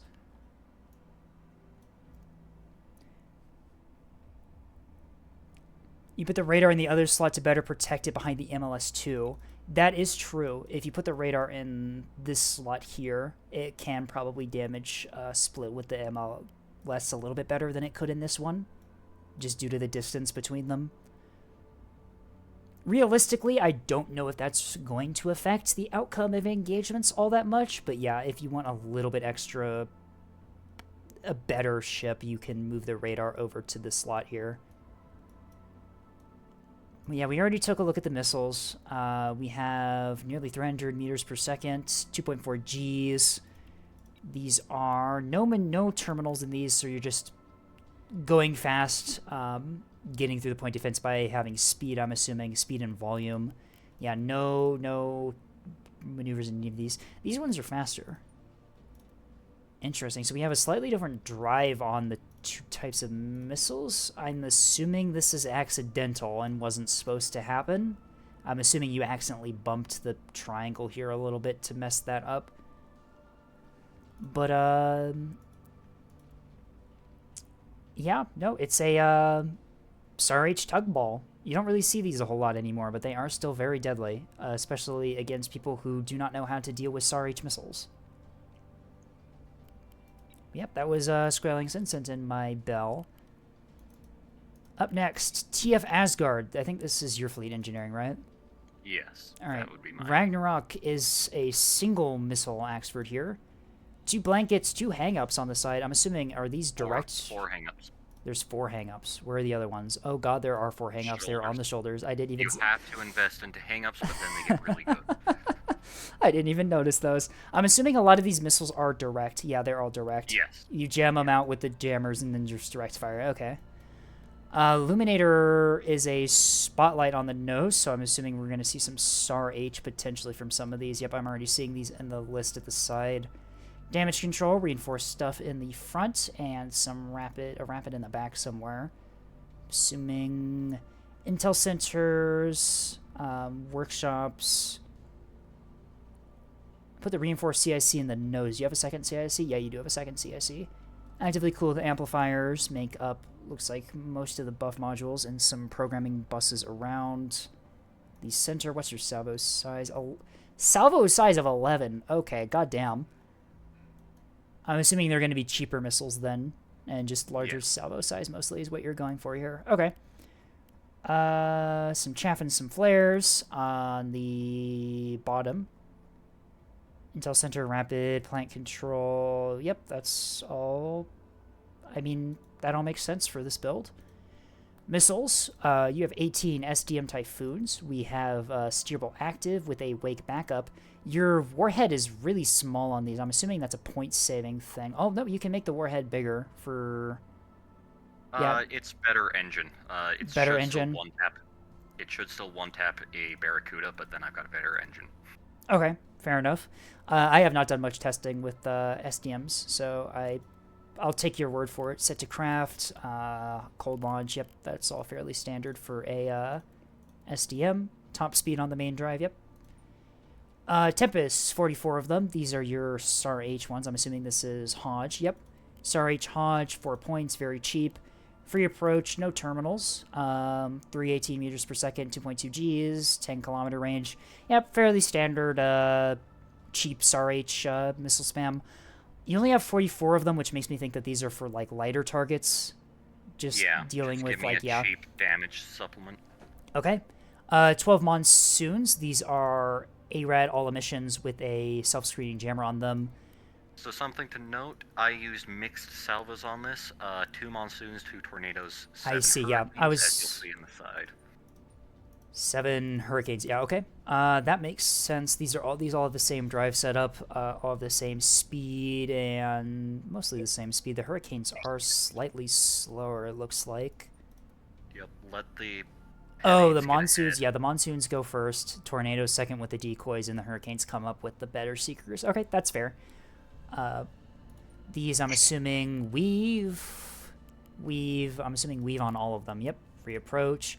You do have the 2.8 Gs on those, so you're taking out a little bit of speed to do some maneuverability, but honestly, with mixed salvos, that's pretty fair, especially since you've got, like, decoys and stuff. These are ARAD Val as well. Very, very nice. ARAD Val has a 30-second memory and can remember tracks it sees even after enemies MCOM. Yeah, and active decoys just aren't a thing anymore. Oh, really quick. Engineering, when you did the math for the Typhoon engine, or the Typhoon warhead, did you check the armor penetration? Because once you get around there, yes, that missile will do half damage to fighters, just so you know. You have to break the armor pen. Unfortunate, I will have to check. Boost that then. The fighters, I believe it's 0.3 centimeters. It's 0.3. Well, the good news is you can boost it without messing up your points. So that's a pretty easy fix to just go back into Fleet Editor, and just do that. Yeah. But yeah, the next salvo looks pretty deadly here. Good combination on Seekers. You've got some Penaids. Yeah, very nice. I like this. Run here is your HEKP. I'm assuming this is your expensive priority target must die missile. Yeah, make the monitor go away. Make the monitor go away. As we saw in the tourney, that's kind of important to have that. We have extended steerable act with command Val, a hardened skin to deal with grazers. If you have a hardened skin to S3H, if it's at full health, it can shrug off 1 grazer hit. Unfortunately, though, if it takes like any amount of damage before the grazer hits, it will die to the grazer, but this definitely does help get through grazer screens. We are set to direct... AMMs, which is the main reason to buy it. True, yeah, that too. No terminals on this at all. The HEKP, if it has terminals, it's going to do a lot less damage. That is true. You could risk it coming in at a side angle if you're trying to do bow-on strikes. Very, very high speed second stage, though. I'm assuming that compensates for the no terminals. Yeah, nearly 1,000 meters per second on that main stage. HEKP size 4. We deal... Yep, that'll still fuck up monitors quite a lot. And then you just set the main drive to top speed. Yep, very, very standard thing for the main drive on a, or the cruise drive on a S3H. Alright, so these are your anti-monitor weapons, I believe. And then we also have Mjolnirs as a slightly cheaper version. Same Seeker setup, no hardened skin, and it's just HE Impact instead. Weave. This one has terminals on it. Yep, that's fair. Weave. That'll help. Your maneuverability is very high, and your speed is also very high. Yeah, that second stage on S3Hs is very strong. And then, yeah, just set the thing to top speed. Yeah. I like this selection of missiles here. As always, if you're going to do a missile play, make sure that you have a lot of different missile types with a lot of different Seeker types. Spamming the same... Yeah, spamming the same Seeker combos on all of your missiles is a good way to just get auto soft killed by good players. They just see your Seeker type, they see that you're only spamming one of them, and they just instantly know how to defeat your missiles as soon as they detect them being launched. Mix up your Seekers, it reduces the chance that an enemy will be able to soft kill everything. It's also a reason I have the Tempests. I can throw those out early to try against someone who's soft killing. Just to see what they... And see then what they use have, the heavyweight yeah. warheads on everything else.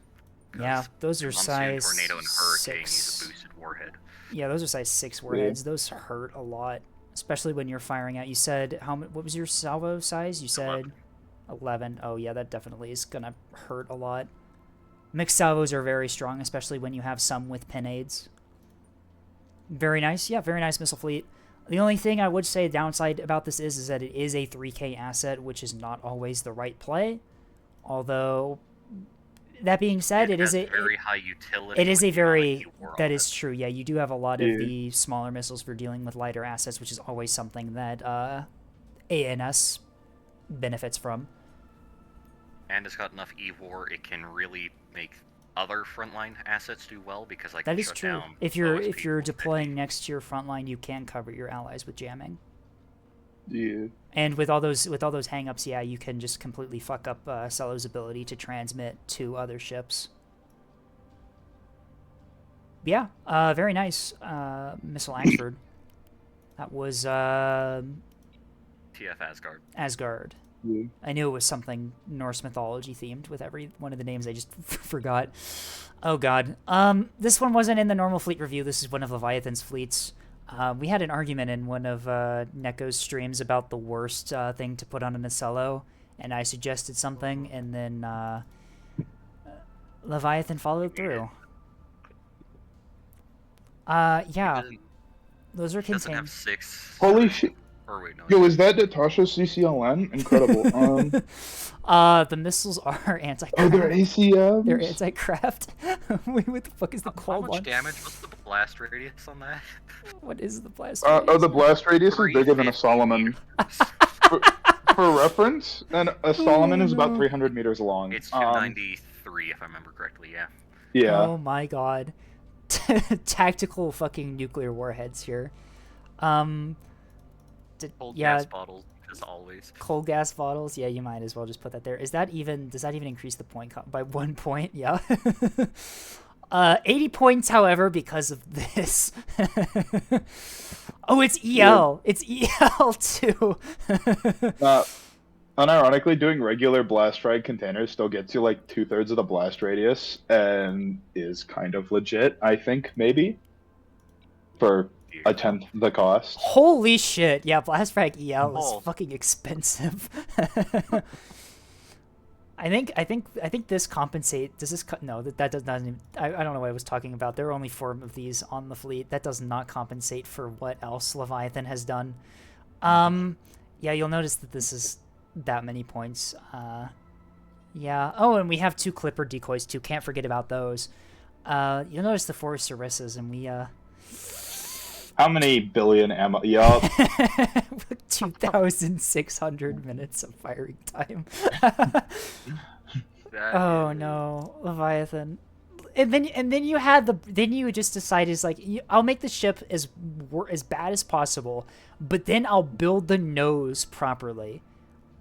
Only Now, compartment-wise, this is legit. It's just you put the shittiest amounts comprehensible on there. You said compartment-wise, this is legit, and there's a plant control center in the bridge, and also a Citadel CIC. So I don't want to hear it from you anymore today. Fair enough. I'm assuming these are also sun drives. Oh, that's a flying radar in the breach. Okay. All right. Oh, there are the sun drives. There's the sun drive. Let's see. Advisory. What does the game warn us about? Too much PD ammo, that's my guess. A container has a warhead intended to destroy craft, but is set to offensive. Excessive point defense ammo. Redundant search sensors. Yeah. Man, these new player tips are gonna come in very much in handy when you guys send me troll fleets. I can just open up this, and there's like a list of everything wrong with it.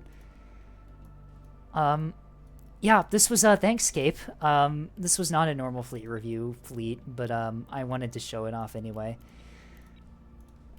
What? I can see it. Yep. 3K sprinter. Yay. Crystal, what have you done? Whiplash. Small reactor. He's not even frontline, using freaking EO AMMs. You put basics on these things.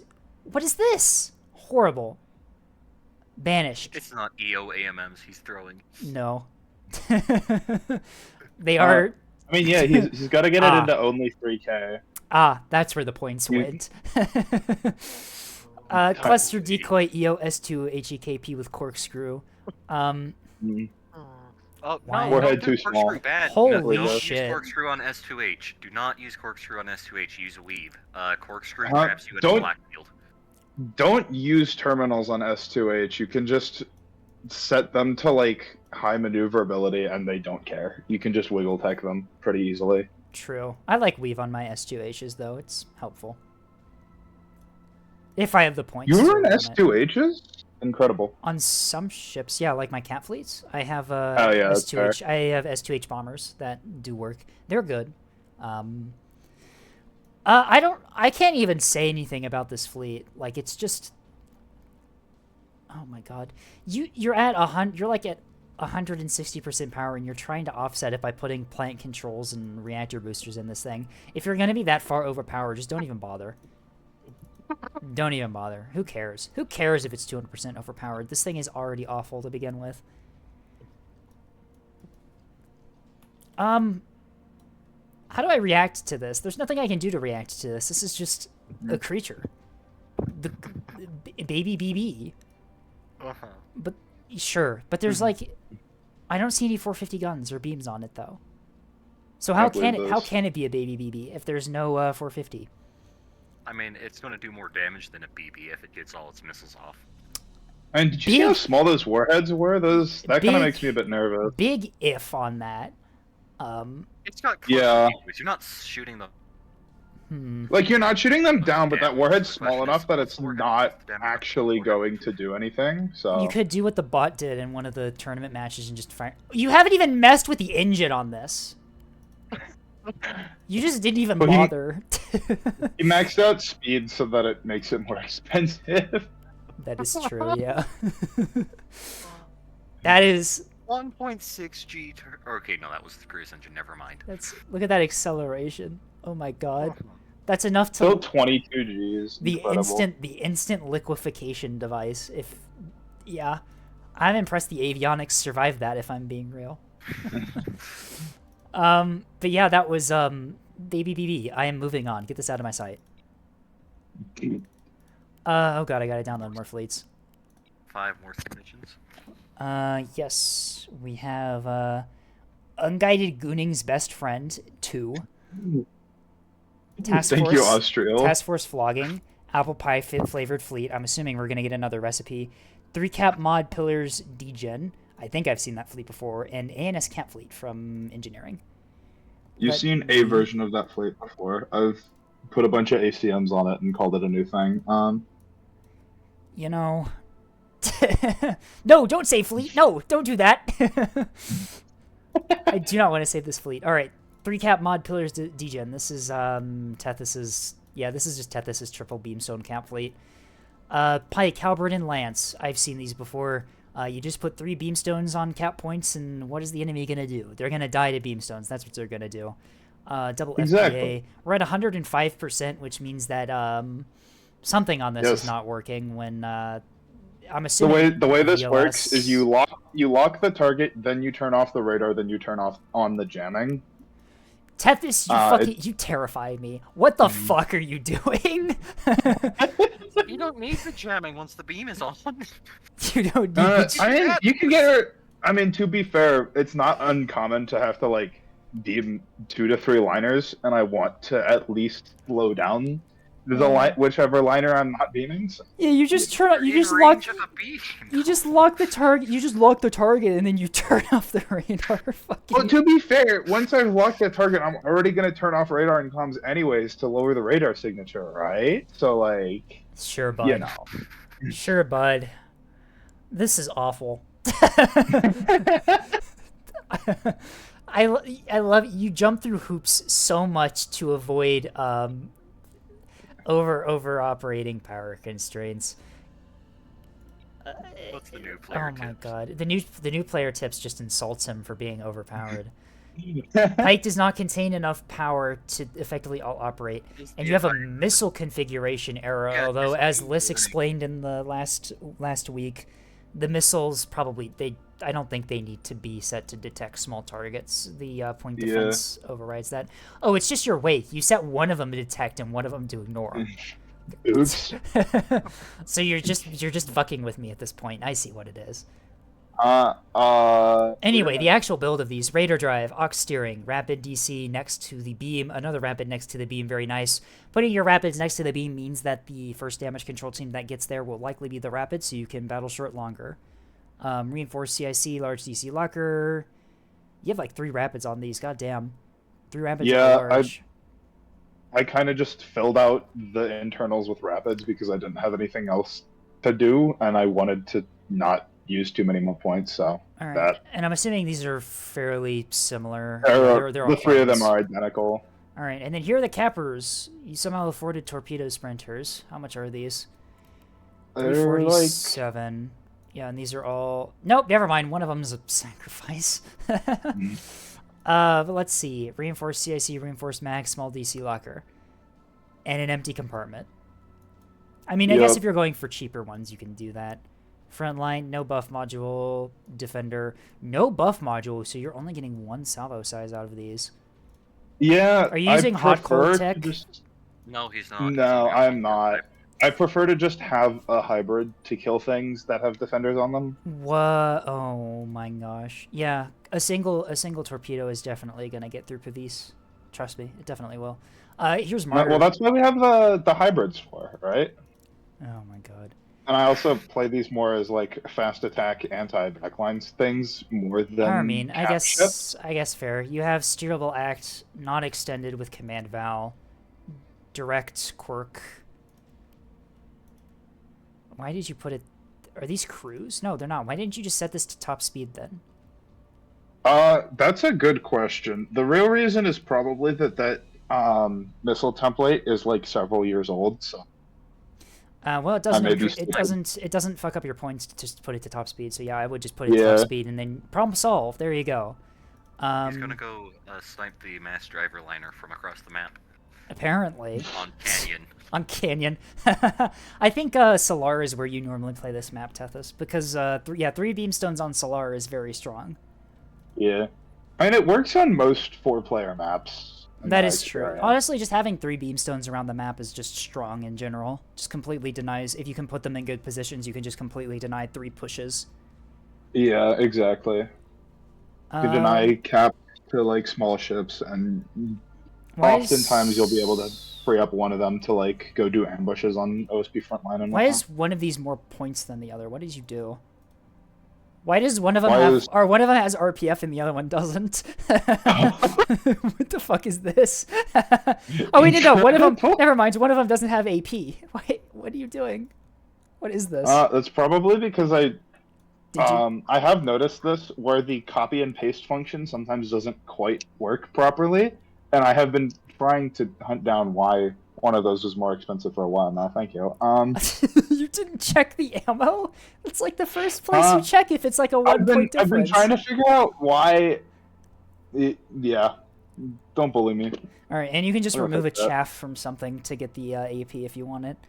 But yeah, that was Tethys' 3 Beamstone cringe device. Hey, it works. I mean, it does, but it is also cringe. ANS Cat Fleet. This is Engineering's fleet, I believe. So I've noticed right off the bat that this doesn't appear to be ANS. Oh man, what do you mean? I see. I see. Okay, so we have one Beamstone. We have some frigates here. That we just have. All right, so Beamstone Better and 5 Cat frigates. Beamstone, but better. I mean, seriously, it is. Like, Beamstone. Rocket Monitor is a better goalkeeper than a Beamstone. You do. Oh, you're still running a complex on this thing and a storage. This is a very pricey Beamstone here. I mean, Beamstone has effectively 6K range against a shuttle, while that most certainly does not. I would say they have their pros and cons. I wouldn't call one better than the other, but honestly, goalkeeper monitors are actually I like them quite a bit. Yeah. Reinforced drive, civilian reactor. Something you can do is you can swap the position of the reinforced drive and the reactor here, and you can get some extra damage soak with the reinforced drive if you put it closer to the core, especially when it's next to like the complex and the citadel and stuff. It'll split damage between the 3 modules, and you'll take reduced damage. Hangar on the front with some pikes. We'll take a look at those later. I'm assuming these are EO designators, though. Rocket launchers. SGM. Oh, you've got some SGMs for the pikes, it looks like. I'm assuming those are just for, like, anti-SDMs or something? Yeah, basic self-defense. I see. Okay. And then we have some, slugs for the pieces. Alright. Better Cap Frig is a rocket tugboat here. We have a Bellbird on top and a rocket launcher on the bottom. C-30 on the nose. Reinforced CIC in the protected slot. Reinforced mag, small DC, reinforced DC, and wow, that's 3 restores on this, if I'm counting correctly. Yeah, 3 restores. Very, very... How many points is that thing? It's only 450. That's... Yeah, no, that's not bad at all. You can... Yeah, no, I usually run 2 restores in my MMTs. I just put a small DC locker in this spawn, put an aux steering up here, and then a reinforced. But, people who know me know that I like running very point-invested ships a lot of the time. 23 AMMs in these things as well. God damn, these are... I guess without the missiles... That's only 10 S2s, like, that's not that much. True. I mean, when you're not running missiles and tugs, they get cheap, don't they? I'm assuming these are pretty much identical. Yeah, they're all identical. The last 2 have rapids, if I remember correctly, instead of 1. Well, they're 10 points less, so yeah, that's definitely what they are.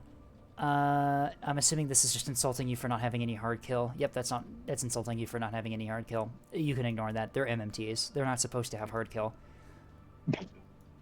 I guess they're not. They're not really. Does AMMs not get counted as hard kill? Evidently not. Add point defenses. The ship does not have a dedicated points defense weapon. Well, not required for every ship. Wow. Okay. Your game is broken. Send this to lists. The new player warning does not count AMMs as defensive assets. Apparently. Is this like subliminal messaging? AMMs are not point defense. AMMs are not point defense. You will not use AMMs as point defense. Put a Vivis on your ships, please.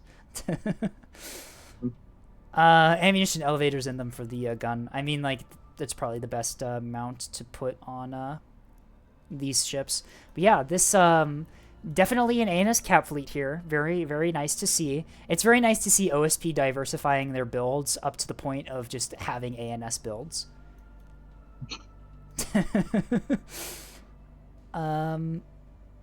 Wow, this is a very, very reinforced Beamstone here. Yeah, we've got a complex 2 reinforced and a large storage.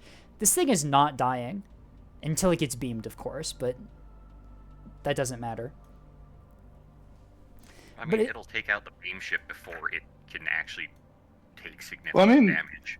Like, it's got turrets, it's got the Right. huge alpha potential of rockets. A thing to note is that a I lot mean, of people you are can just- running stone walls on their beamstones now to deal with R1 strikes.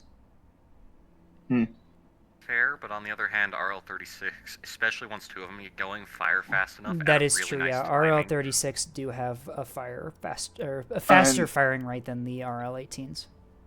Yeah, but you still run into the problem of Beamstone has 6 kilometer range. Rockets effectively have like a half that if you're lucky.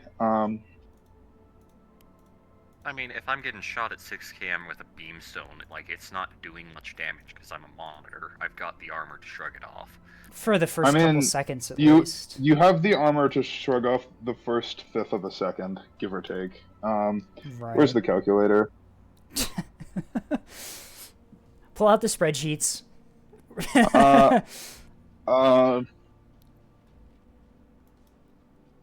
But yeah, no. Actually, I think. I do think have one set up for strangely monitor enough, I for- think this fleet would work. These, if you can put these frigates, in good like ambush positions, you can definitely take a lot of light assets out with that rocket launcher. Finish them up with the guns. I'm assuming that's the idea here. Yeah. Is to just like ambush and take out ANS cap assets and use this to deny a natural point. Yeah, that's fair. I have a goalie monitor fleet, cap fleet, that I have been running recently. That's really nice. Yeah, no, I like this. I like the idea. The name is incredible as well. This ANS cap fleet sent in by engineer. Next, we have apple pie flavored pie. Apple pie flavored pie. Okay, that just sounds weird. I guess that is the way to say it. It just sounds weird, doesn't it? This was sent in by Leviathan. It looks like we have another recipe today. We have a half cup of unsalted butter is a Vauxhall class light cruiser. It's gun build with some defenders on the sides. 3 defenders and a VLS-1. And then a VLS-2 on the back filled with some active decoys, 12 SDMs, and some SGMs with frags, so some breadsticks as well. Very nice. Raider big drive, Whiplash small drive. Yep, that's what you want to see out of a Vauxhall. Sticking the radar in the front, very nice. Able to soak damage being up there, especially when it's a parallax that has a health bar of yes for some reason. And some reinforced stuff in the front. Damage control center also in the front, and that slot there is very, very nice.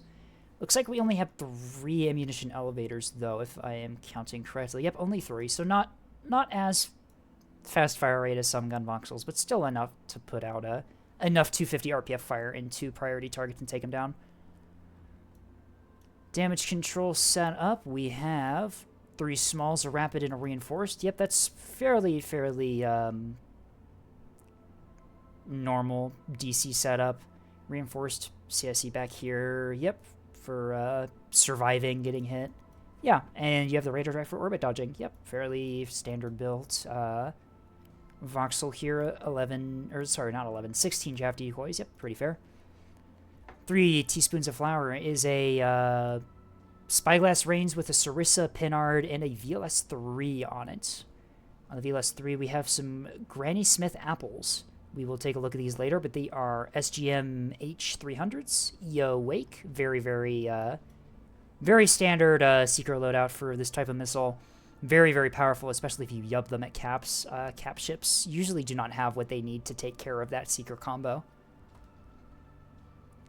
We also have 1/2 cup of white sugar, which is, I believe, identical to the last one. Yep, they have the same amount of points. Yeah, these ships are identical. We are on to our cap ships here. It looks like we have a torpedo capper. No gun on the chin, instead electing to put a defender there. VLS-1 on the side. Salvo size of 1. You have torpedoes and the launcher. Only one type. They're Act A Rad Val. Only 1 salvo size with only 1 type of torpedo means that, yeah, it really is just a 1 salvo size. No hot cold tech, just 1 torpedo at a time. I guess torpedoes launch pretty quick though, so it's not really the worst problem. But I still prefer my increased salvo size torp cappers. We also have a Prowler drive on this, too. Very interesting to see. You don't really see that a whole lot. Does reduce your... Oh, Bell's hardly know her. Bell's been resurrected halfway through this fleet reveal. Coming in with the jump scare. You do have a... Yeah, no, the signature size reduction is kind of nice on a small ship like this. Next ship, we have Fourth Cup of Water. This is a gunfighter, a gun sprinter here. Prowler drive as well. Adaptive radar receivers. Yeah, thank you for interrupting me, Bell. I'm gonna have to demote you to super ultra cringe in a moment here. I think that's a promotion in his book. Honestly, probably. I'm gonna cook up a good fleet right now. Sure, I believe you. Anyway, so we have a standard gun sprinter, and it looks like 2 of them here, identical build. I'm thinking take an adaptive radar receiver in these with the front line. Very interesting. How does that affect your track quality? Does that even affect it at all?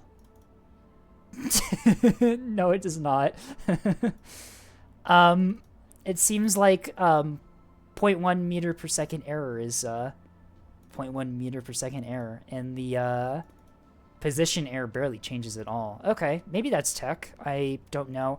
I like having good track quality on sprinters with both torp builds and gun builds, because typically you do not have a lock from allies, and having good track quality definitely helps, especially if you get into fights with Bridgemaster shuttles, which already have very good track quality if they detect you. But taking a look over to the missile designer, milk, flour, butter, both sugars, and water is our SDMs here. We're electing to do the 4.1, so we're doing the non-steerable radar with the wake backup. Set to ignore small targets. Once again, list confirming that that's not really something you really need to worry about, because point defense controller automatically overrides that. Defensive craft, yep, that's fairly standard, and fairly standard drive setup as well. Arming missiles, add 8 sliced apples to crust in pan is our arming missiles. They are wake, HE impact, yeah, just 1 point arming missiles to convince the game that you're still a threat. These are the breadsticks, blast frag. We have the steerable act with a wake backup. Wake validator. Interesting. A validator, I guess the validator could work against bombers. The wake would detect the high burn as they evade, and it would filter out the chaff that they drop when they start going into evade. Okay, I'm not sure if this tech works. I'm assuming it does. I'll take their word for it that it works, but I don't think I've seen that before. Yep. Oh, we're set to offensive, so these are manual fire. Cold launch, no terminals. Blast frag, yeah, so we're set to offensive, which means that they're manually firing these. I'm assuming so that they don't overspend them. Blast frag, size 4. Okay. Granny Smith apples. These are the S3Hs that we saw in those frigates. We have EO Wake, fairly standard setup there. Hardened skin to deal with grazers and AMMs. Cruise guidance with cork terminals. So I'm assuming these are for yubbing early on in the match, based on the secret config and the anti-AMM stuff you have on them. HE impact with a size 5 warhead. Whoops, I accidentally messed that up. 550 meters per second, fairly standard stuff there. You're set to middle of the engine bar there for the cruise stage. Interesting. All right, and these are the torpedoes that we saw on the single Torp Sprinter. We have a fixed active with an ARAD validator. ARAD validator is very strong on torpedoes, considering that you drop them out of the tubes pretty much right on top of the enemy. That validator is probably going to detect the target immediately after the missile leaves the tubes, and is going to remember that the target is there for 30 seconds, which is more than enough for a torpedo at close range to reach the target. No terminals.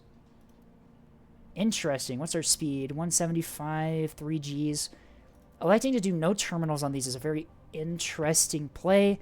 Torpedoes being pretty slow and Pavises being very high damage on OSP having no terminals on your torpedoes is not something I don't think I would ever really do.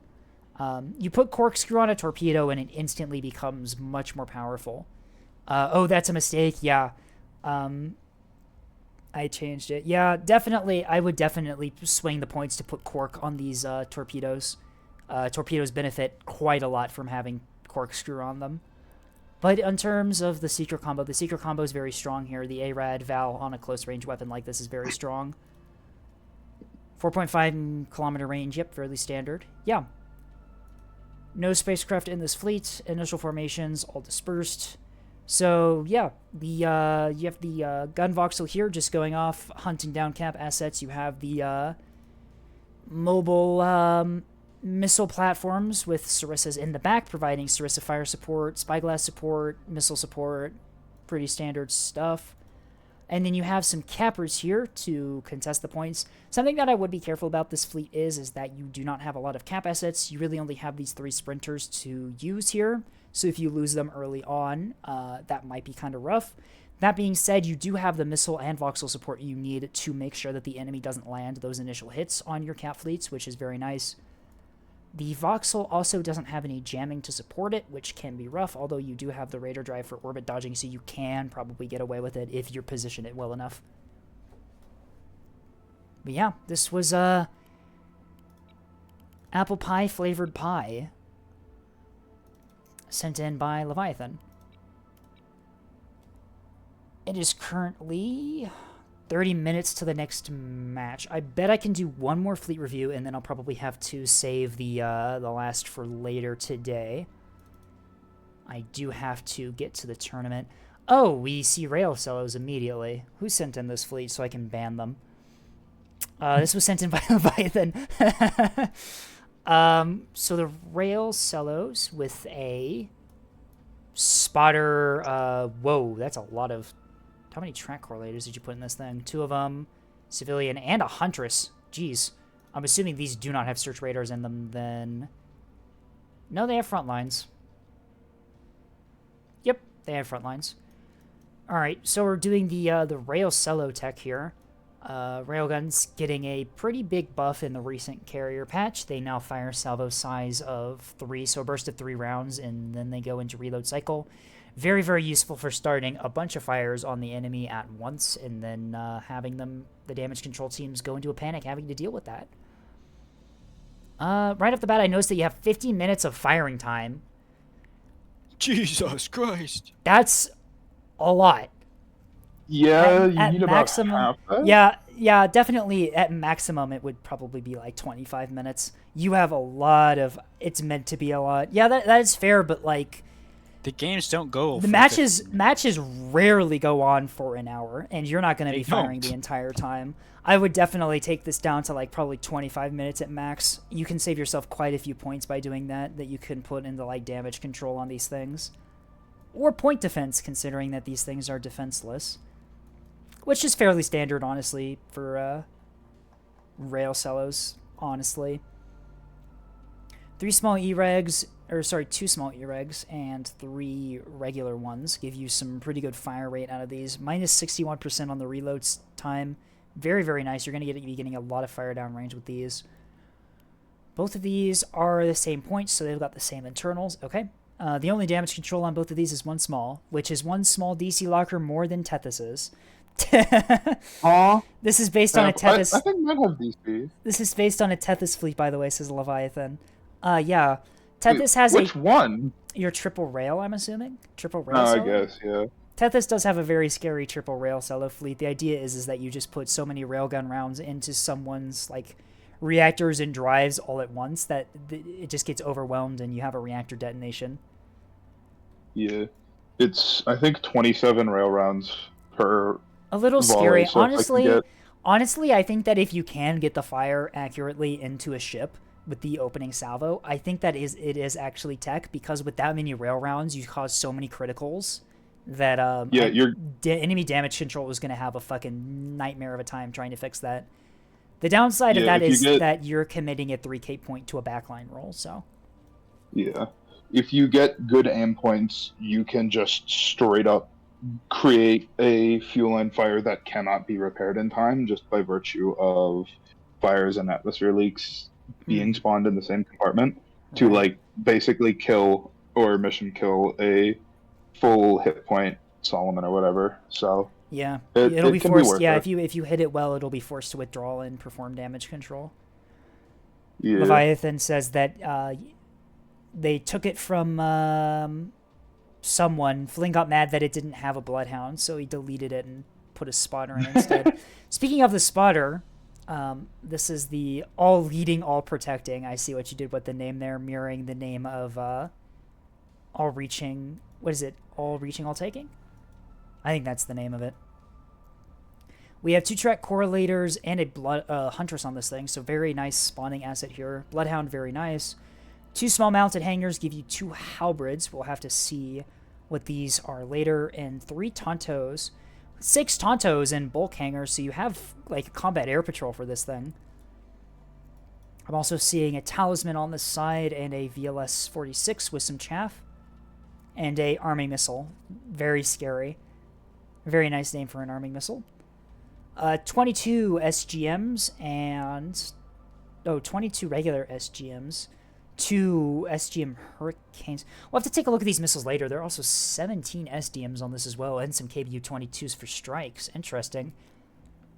Let's take a look at the missiles. These are SDM Typhoons, opting for the 4.1s like we saw earlier. We saw this earlier on their other fleet. I'm assuming it's the same build. Yep, same everything. You haven't... check your engine config for these SDMs. They're set to default on both. You may want to change those to max speed and max maneuverability, respectively. Very scary is an arming missile. We saw one of these in the monitors for convincing the game that the ship has combat effective. Void Sweeper is in a 2-point active radar SDM with regular blast frag. Set to anti-hybrid. And then the Hurricanes are HE Impact. I'm Wait, hang on. Didn't this have 2? SGM 100s. I completely misread that. Never mind. You can just ignore me. Only 2 of these on them. They are Act ARAD Valve. Very, very nice secret combo. No terminals and only 2 of them. I'm assuming these are on craft. Main Escort Anti-Light is a 35mm flechette loadout with Void Sweepers for missile defense and fuel tanks on the sides.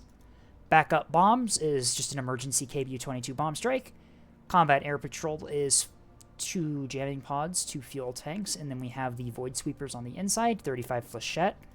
And then SDMs are the just the SDM Typhoons. You only have a couple launches of these, but SDM 200s are quite strong. I like how it's a yellow box here because I have a Hurricane missile somewhere in here. That's kind of funny.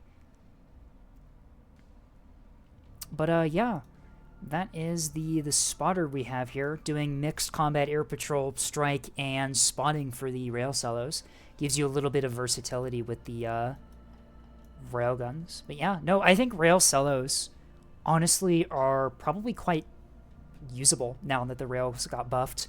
Being able to set so many crits on an enemy ship all at once, especially if it's Alliance Capitals, which have massive armor and are very thick and reduces the chance of rails overpinning. Very, very strong. It should be noted here that there are no there's no point defense on these cellos, so I'm assuming they're relying completely on the combat air patrol set forth by this monitor here, but you know, for a backline fleet, that's not really too surprising.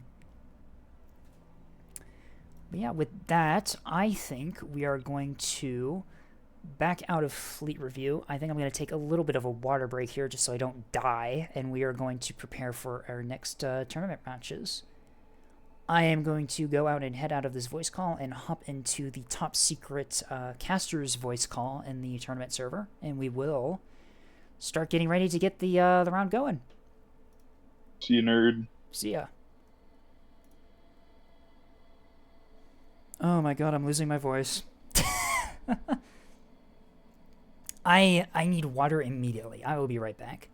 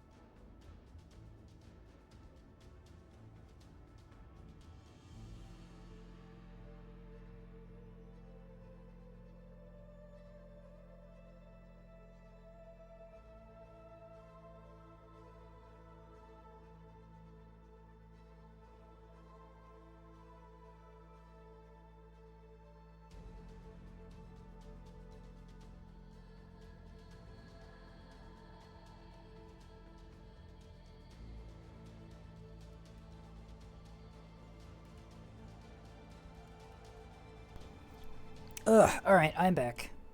Hopefully my voice lasts for this tournament. I've been talking way too much. But yeah, we are just chilling and waiting for the second teams to get ready. It is currently about 20 minutes before the matches are scheduled to start, so any moment now the teams are going to start getting into their voice calls and getting ready to go.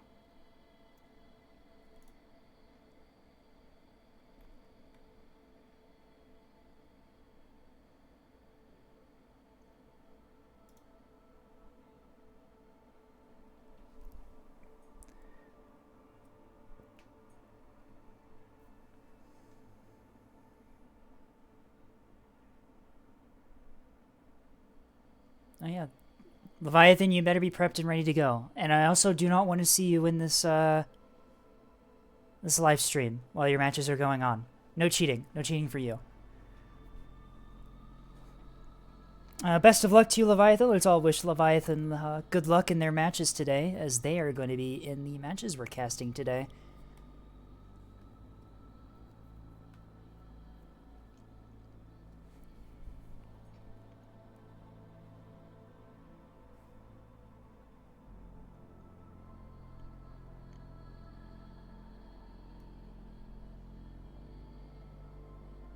Hello there, Scalar Run. Welcome to the channel. We are just kind of chilling here waiting for second tournament match today to start up. Vastal jumps into my voice call when I wasn't looking. I have streamer mode on, so I couldn't hear the ping. Hello, Vastal. How are we? We're doing good. We are just got done with some fleet reviews. We are just kind of chilling, waiting for matches to start. Very good. Good. Well, hello to everyone that's watching at home, all 6 of you. I don't know how many we're actually watching, like 40 right now? Currently at 30, which is 30. Yeah, not bad for being in between tournament matches. 30 people listening to me rant about other people's fleets is pretty impressive, all things considered. Yeah, I think they all need to maybe go see a therapist. Don't we all need to go see a therapist? We are in this Shut up. community after all. But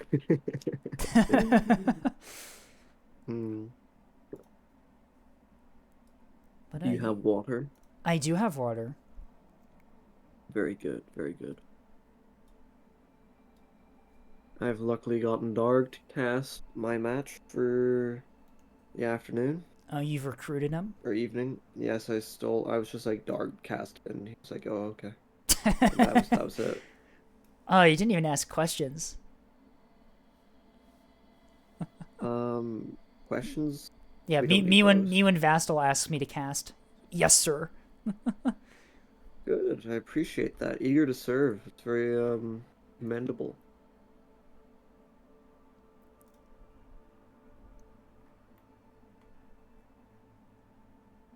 We had some the exhibition match was like really close. The matches I had earlier today. Yeah, we went 2-1. It was back and forth the entire time on both matches. I had the stream open watching. It was quite entertaining. It was. I wasn't able to properly sit down and watch it, so I was watching it in bits and bobs, tapping in and out. I only have the one monitor, you see. I see. I don't mind. They'll be posted to my channel eventually.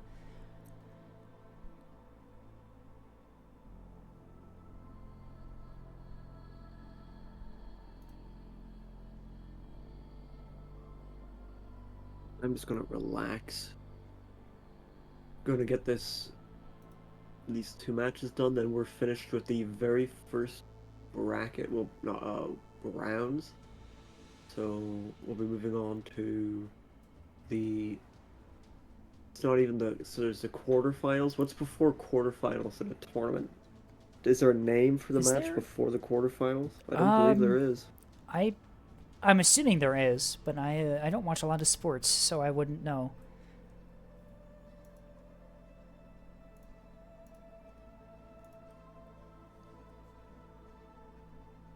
called the Octo Finals. The Octo Finals? That sounds made up.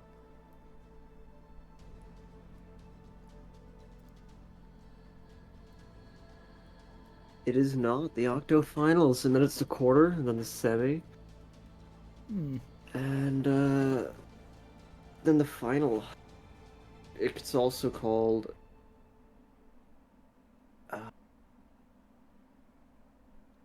so there's different tournaments have round, third round, fourth round, fifth round. Sweet 16 it's called in NCAA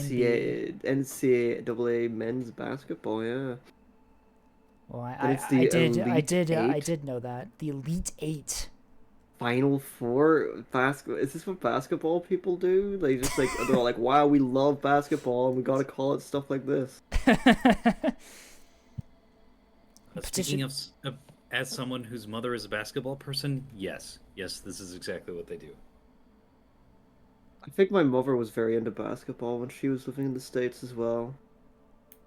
She, Boston Celtics, I think, of course, because Irish. I see. Even if I see. the team, I don't know how Irish the team may be. I don't follow the sport. It is Zero. Zero? Zero? Is it like how football teams in England typically work, where there's going to be it's people, like there's going to be some English players, but there's also going to be like Korean players, there's going to be Spanish players, it's just like a it's just a hodgepodge of whoever they buy. Yeah, that's typically how sports work a lot of the time. I think some of the Spanish... Oh my god. What is Neko doing for that? What is Neko Profile doing? pic for the Arroyo Vistas versus Iona Heavy Industries. It's 2 oak trees from Minecraft to represent the 4 oak. Oh no. Neko posted already? I didn't. I guess I don't really have The thumbnails. Oh. Honestly though, the JPEG images of oak trees from Minecraft would be really funny for that match. Yeah, go take a look in Tournament General. You can see it there right now. Oh, it's in Tournament General. I was looking in the wrong area. Oh, that is a beautiful thumbnail. I love this. That's perfect. Yeah, it's killer. All oaks on deck.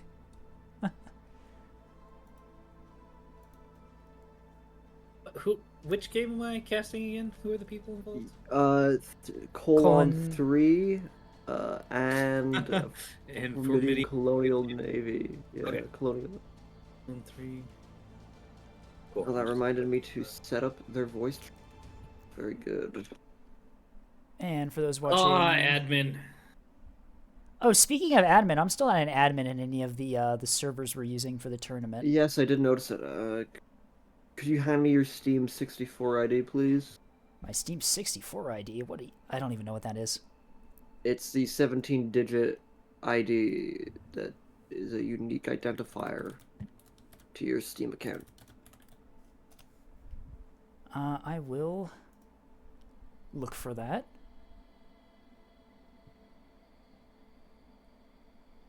You were If not not- on the list of admins that I was handed. That's because Scapegoat was added 1 week before we started the tournament. That is true. I just was like, yeah, you're casting, congratulations. Forcibly promoted to caster. I kind of just showed up. I kind of, yeah, I mean, let's be real, I've shoved you into a box and made you cast.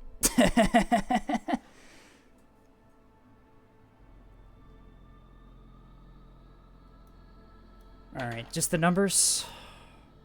Yes, please. You got it. This should be it.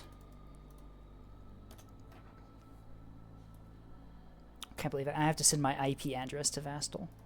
Horrible.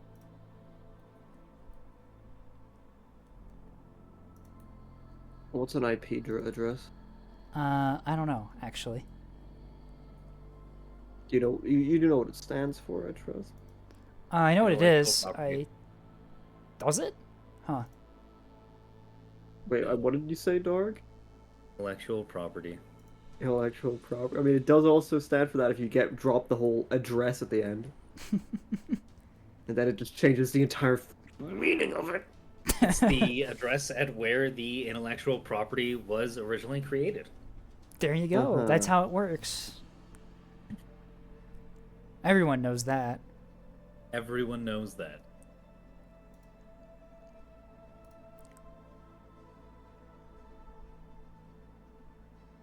Spelling is a means of communication. I'm gonna have to. A name. I don't think I'm gonna have enough characters in my YouTube title to fit that name in with the other stuff I put into the title. I'm gonna have to change my formatting on my video titles halfway through the tournament.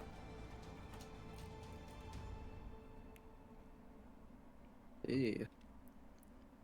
And the other team is all berries. Yeah, how come I get the teams that have the insanely long names and then I have to deal with that? I mean, during all hands on, during Chosen of the Gods, we had a team that was called like, fucking what was their name? I'm trying to remember off the top of my head instead of looking. I remember Team Gunatar. No ordinary fool. Fucking no ordinary fool can. Oh god. Oh my god. A whole ass essay as their team name. It was, yeah, it really was. Oh. But yeah, no. I'm over here with 2 very long team names, and Darg is over there with :3. Hey, for Midian Colonial Navy is a pretty long one. Yeah, but you also have :3. Like, that compensates. 2 characters. 2 whole characters. And I'm going to send you the Steam ID of... Wait, why didn't I just tell you to send it to Daughter? I'd have to be a middleman there. That's fucking pointless. Why did you... I just assumed that you know had... what? I even knew that Darg was in the VC and thought about just saying that, but I was like, I've already fucking said it. Who cares? Well, this... I don't have a DM with Darg, so this prevents that from ever happening. Oh, wonderful. Yeah. Oh, shut up, Darg. Think you're better than everyone else? Fucking hell, man. Fucking, your 1 foot's already in the grave. Simmer down. We're gonna be taking over your job soon. That's why I'm better than everybody else. That's I'm why you're old better. enough and dying enough that I just don't have to care anymore. I don't have a future to look forward to, so I don't have anything. Yeah, to and do. that's really showing in the quality of the cast. All right, so here we have the 3 casters in the caster room insulting each other. Listen, you all work for me right now. I work for Darg and the Collie, but you fuckers work for me, okay? So is that how it works? That is how it fucking Okay, works. I have no allegiances. I'm literally like an independent contractor that Vasta like abducted off the side of the road a week before the tournament. Ugh. I'm paying you all in exposure. Okay? In exposure, you say that, and also you say that as like a joke, but also my Twitch channel followers has jumped like 50 since the tournament started. Yeah, it's definitely, Anyway, it's crazy. It's crazy what happens. It's crazy what happens when you ping my Twitch channel to everyone in the main server. So we're gonna hop up to Skirmish Organization. We're gonna get talking to these teams. Zoop. What's up, Vasco? Hello. We are missing a few of our teams. 1, 2, 3, 4, 5, 6, 7, 8, 9. That's gotta be everyone. No, we have 2 more coming in here. Yes, Gig and Foxy. You must I think remember. Gig's getting we had a last minute switch, so I think Gig's getting Foxy into here, and then they'll both be here. Okay. Like it's just a means of communication. It's just raw dogging it. We have no alternates. Yeah, I mean, technically I have a backup if I need them. A lot of I haven't told teams. them that yet. A lot of teams don't have alts. You're fine.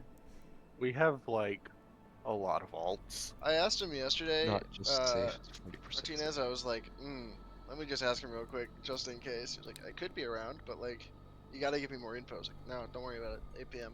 I mean, if all things don't go to plan, we can just get Bell in here again. Bell has played in a match, so Bell cannot sub for anyone else. I see. Okay. Unfortunate that the one team he played for didn't win, and now he's. But I very much appreciate his sacrifice in subbing for a team, allowing them to actually get to play in the tournament. That was really nice of him, yes. Quite a great deal. He wasn't aware of that risk when he was going into it. I've already lost at the tournament. Can I then also sub into another team later? I think that's the I think that's the conversation we literally just had. One player playing on every single team. The one after the other. The independent mercenary being hired by all the teams. I precisely wanted to avoid that. Definitely not allowed if you win, obviously. Oh, we get mercenaries. 1, 2, 3, 5. Okay. I have so many Discord alt accounts. You cannot. Stop. Wow, you are having to pull out both of your what do you call it? Substitutes here. From Midian. Good luck, I hope. Let's see, where is Foxy Woxy? Yeah. Main of Discord. Yeah, we got Gig in here. Foxy was in our own Discord, so he's definitely available. Yeah, he's still there. Have you informed Foxy Woxy that you're stealing them as a substitute? That we're what as a substitute? Taking them as a substitute? Are they aware? yes, he is. He's here. He's here now. Yeah, he volunteered as one of our alts. I think we have more alts than we have actual team members, and we're running. No, you have alts, two. You have 2 subs. If you had more than 2 subs, there would be a problem. Too allowed. Oh no, just like in general, I think we have a ton of people who would be alts, and then yes, 2 of our regular members. So if you have more than 2 subs, you have a problem. Let me take a head count here. Colon 3, are all 4 your members here? Let me check. Yeah, I think so. Yeah. Yes. Yeah. For Midian Colonial Navy, do you have all 4 members that you're looking to play with? Yep. Filling as a means of communication? What up? Yep. Very good. And oops, KJMC all berries. We are short 1 at the moment. We are pinging him desperate. Who are you missing? We're missing Vader. Vader, you say. Your team captain, who was typing in your team chat like 2 seconds ago. Was he? Subtropical Depression, that's the one that you're looking at? Yes. Yeah, I saw they were typing not 10 minutes ago. 4 minutes ago, yeah. Say give me 6 hours of drive, but I'm not Wakey, making it in time. Okay, he said he was going to be on momentarily. I can ping it back up, see if he's... The way that we're going to do this is that I don't want to delay, so one of you will be acting as the team leader, seeing that you're at this debrief. And that's how we're going to do it whenever we're on the stage. Any objections to that? Nope. Nope. Very good, very good. Okay, first things first, thank you all for that. Thank you for muting, I was just about to say, please mute. Thank you all for taking the time out of your days and schedules to play in the tournament. I appreciate it a lot. I know that some of you might end up having to play more matches, that's the way this kind of works, and some of you this will be your only time playing in the tournament. So good luck to all of you, regardless. Expect everyone to remain cordial throughout the tournament. No pulling of hair, no punching of the face, any of that stuff. Be nice. Whenever we're done this little quick debrief, pre-brief, we're going to head over to the event stage on the main Nebulous Discord, and there we're going to draw the team, the factions that we're playing, and the map. Once we finish with that, you're going to move to your team voice channels that are assigned in this Discord. If you look below this voice channel, you should be able to see a voice channel dedicated to your team. You'll be joining those ones. After each round is done, there's no need to leave those voice channels. You stay in those, and eventually, whenever there's a winner for your matches, you will be moving into either the event stage or the peanut gallery to do a debrief based off which lobby you're in. For Colon 3 and for Midian Colonial Navy, you guys are going to be going on to the event stage, and for the other teams, you're going to be going to the peanut gallery. Whenever we're done in the event stage, I'll send you the password for your servers. What we're going to do is, whenever we're hopping onto the event stage, I'm going to have the team leaders get onto the event stage, and you are going to decide on behalf of your teams the first faction, if you guess the coin flip right, and which maps you don't want to play first. The way it will work is I will flip a coin, and if you say heads and you guessed it right, then you get to play you get to choose a faction. If you guessed it wrong, your opponent gets to choose. After that, 3 maps are drawn, and then the team that got to choose which faction they're playing first chooses the first map they don't want to play first, and then the second team chooses which map they don't want to play first, thereby choosing the map that they are playing first. Then I do a coin flip to decide what of those over 2 maps is played first. I double second and third. Is there any question? Yeah, wait, sorry, I don't know what I just did. I zoned out there for a second. When we each say, hey, we're not playing this map or that map. Each team kind of says that, and then the follow up is a coin flip from the 2 other that got random. Yeah, so the way it would work is I draw 3 maps, then the team that shows which faction they're going to play first chooses one of the maps to not play first. So, for example, we draw Tumbleweed, Yukon, Honeycomb. They say Honeycomb, therefore Honeycomb is not going to be the first, so it's going to be second or third. The other team then chooses the Tumbleweed, therefore Yukon will be the first map, and then the other 2 maps, I'm going to flip a coin. And based off the descending order in the map list, then those 2 maps will be selected as second and third. Any questions now?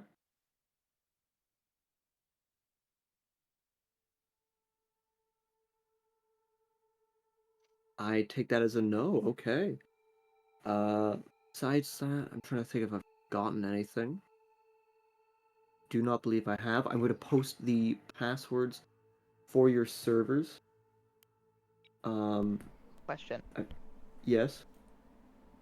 Just out of curiosity, what happens if there's like a tie?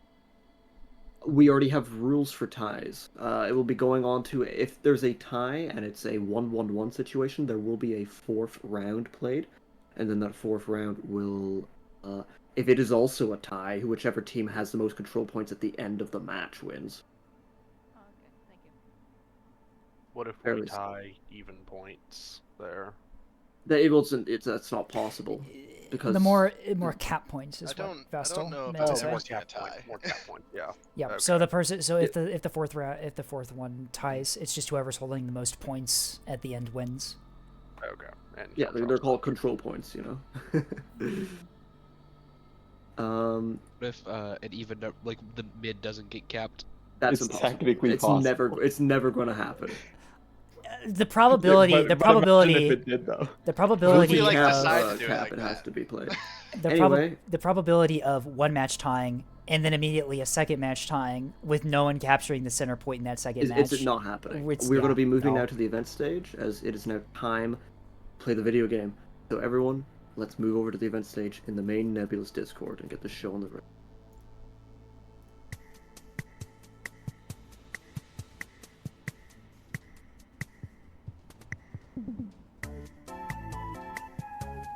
Oh god, the event stage music. Oh god.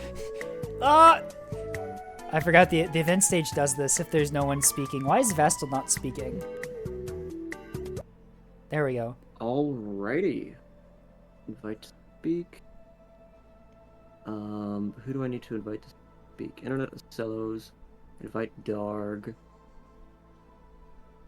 Invite Scapegoat. You kicked me off the stage. Did I? Shit. I didn't mean to do that.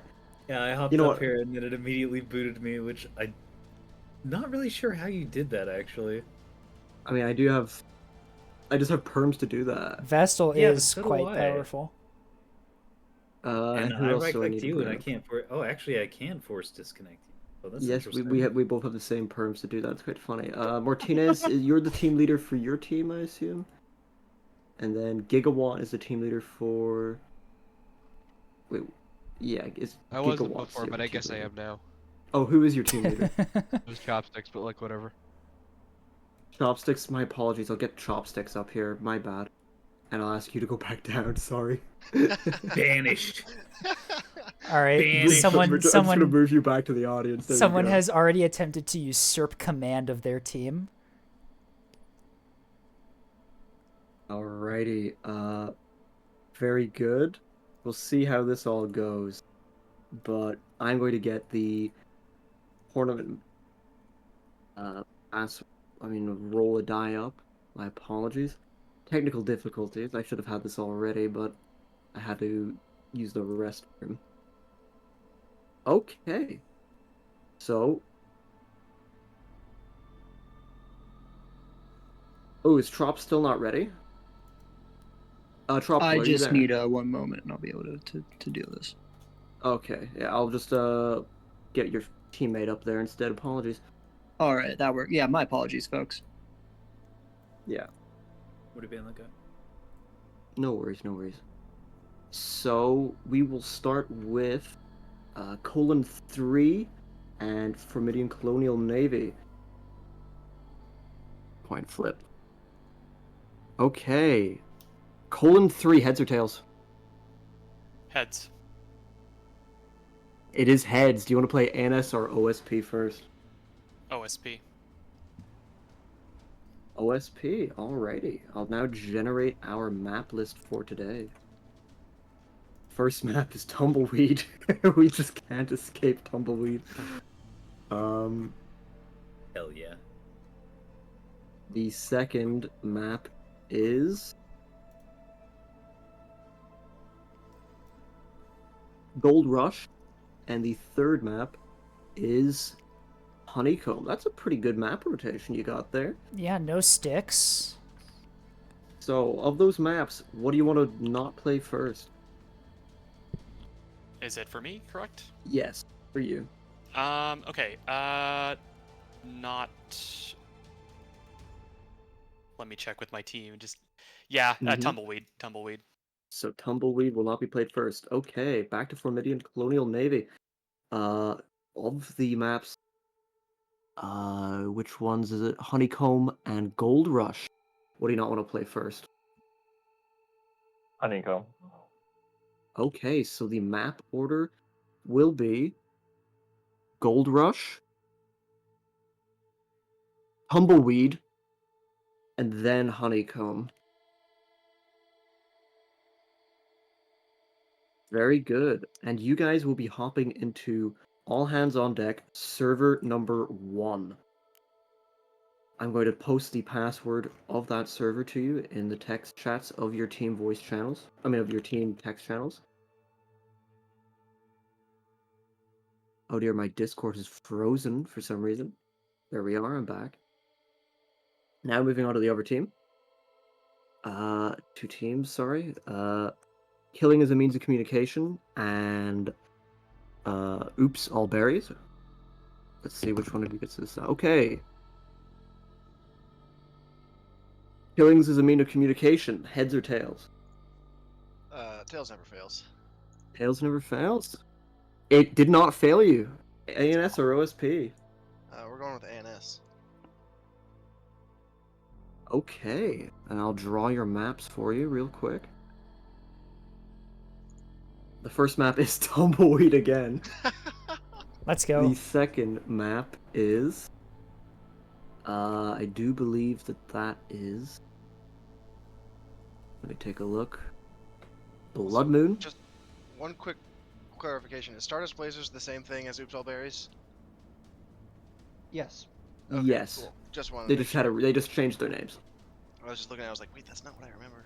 My fault. And then the third map is going to be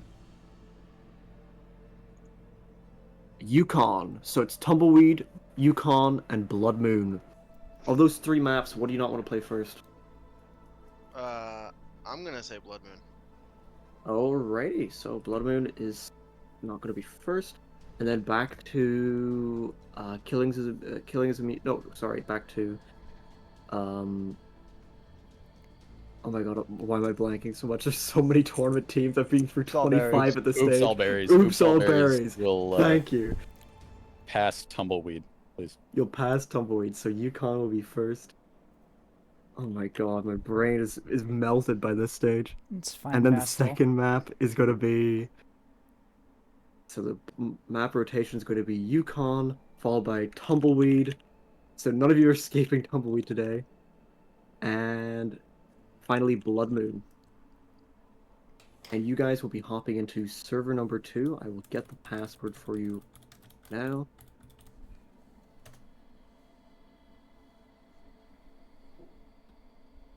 check your team chats.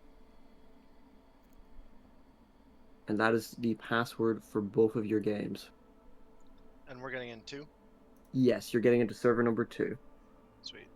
And we jump in the team calls on in the all hands on deck server, or? Yes, you'll be jumping into your team calls in the all hands on deck server. Are we balling? Are we booling? Are we moving? Yes. I suppose that is everyone sorted out today, so Well, please. we're missing 2 people. Who are missing? I don't know. In all hands on deck number 1, I unfortunately have not memorized the team roster. Yeah, we one of our players has an out-of-date game. Oh, there we go. No, they're in there. There's that. Yeah, there was an But update team 2 earlier. is missing a player too. Or team 1, I guess. So we've got. There we go. We got Snake in there. And there's Snake. Okay. All right. Everybody's here. Great. Yes. So all teams to your team chats. Let's get this show on the road.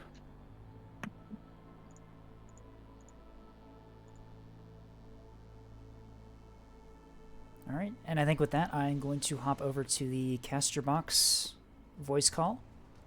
And we will start getting this match going. Yes, I will be abandoning the event stage, as I wish to turn my brain off. If you want to watch these matches being played, go check out the community events tab of the Discord, and you'll see the links for both of the streams. So tune in there to watch both Darg and Scapegoat play live. I mean, cast live. Play They're not live. playing. I'm not They playing. never play. No, I don't play. All right. And I'm going to run away. Tatas. Goodbye, Vastal. Yeah. We'll regroup in here at the end, I guess. All right. Poor I will see you Vastal. then. Poor Vastal, yeah. I will see you then. Toodaloo. Okay. Teams are filing in here. Looks like killing is just a means of communication. Looks like they're all good to go. Oops All Berries is still missing 1, although I think they were all accounted for. I believe they're all accounted for. Yep, they're all accounted for in the voice call, so it shouldn't be too long before they are in.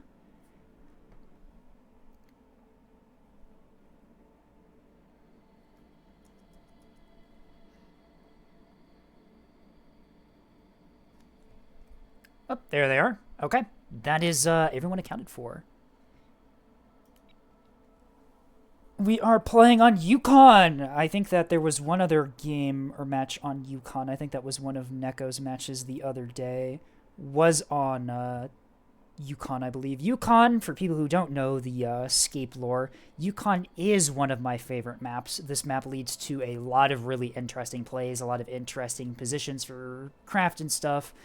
I'm very excited to see what happens on this map with a couple tournament teams in the mix.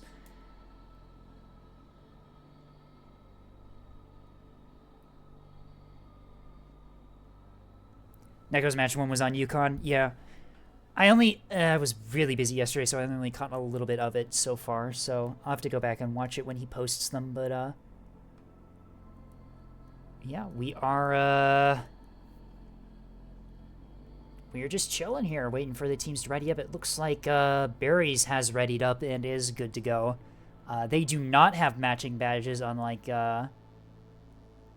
Killing. I like the matching badges. The matching badges are really nice, especially for tournament teams, especially when you have, like, custom badge artwork. Teams wishing each other good luck. Love to see it. And, we are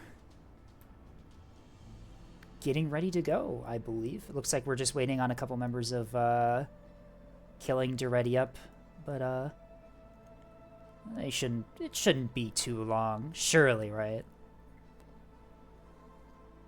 I have mods now. Look at that. I'm a mod on the server now. It's crazy.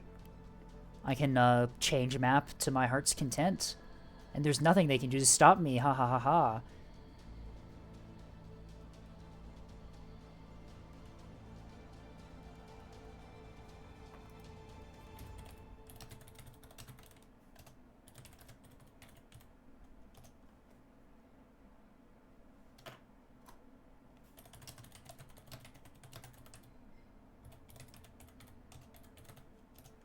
I think I spelled that wrong, but whatever. They get what I mean.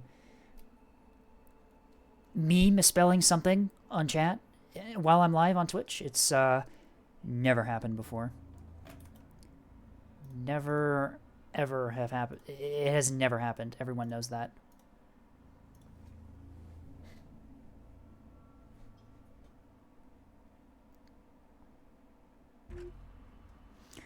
Hello and welcome to round 1 of week 2 tournament game between Killing is Just a Means of Communication and Oops All Berries. I think I said those in reverse order from how I was supposed to say them, but whatever, the teams are still there.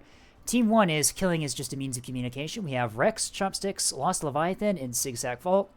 Team 2 OSP is Team Oops All Berries. We have Sergeant Gamer, Flying Dog, Tropical Depression, and Razgirl.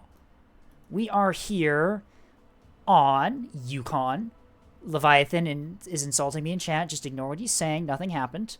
Both teams are deploying here on Yukon. Yukon is one of my favorite maps of all time. This massive wall that divides the map almost in two is a very, very interesting obstacle to deal with. For the most part, teams normally deploy pretty heavily on this side since there are 3 cap points on this side, only 2 cap points on this side. The wall making sure that usually the frontline engagements happen here, and then we have some really nice duels between light assets over here. Yeah, very fun map. I do like it quite a lot, and it's very nice to see this map in the tournament. Sigsack, I apologize. There's nothing I can really do about you having the flu. Unfortunate, but looks like the team's lamenting that they have to play a tournament game. You guys signed up for this.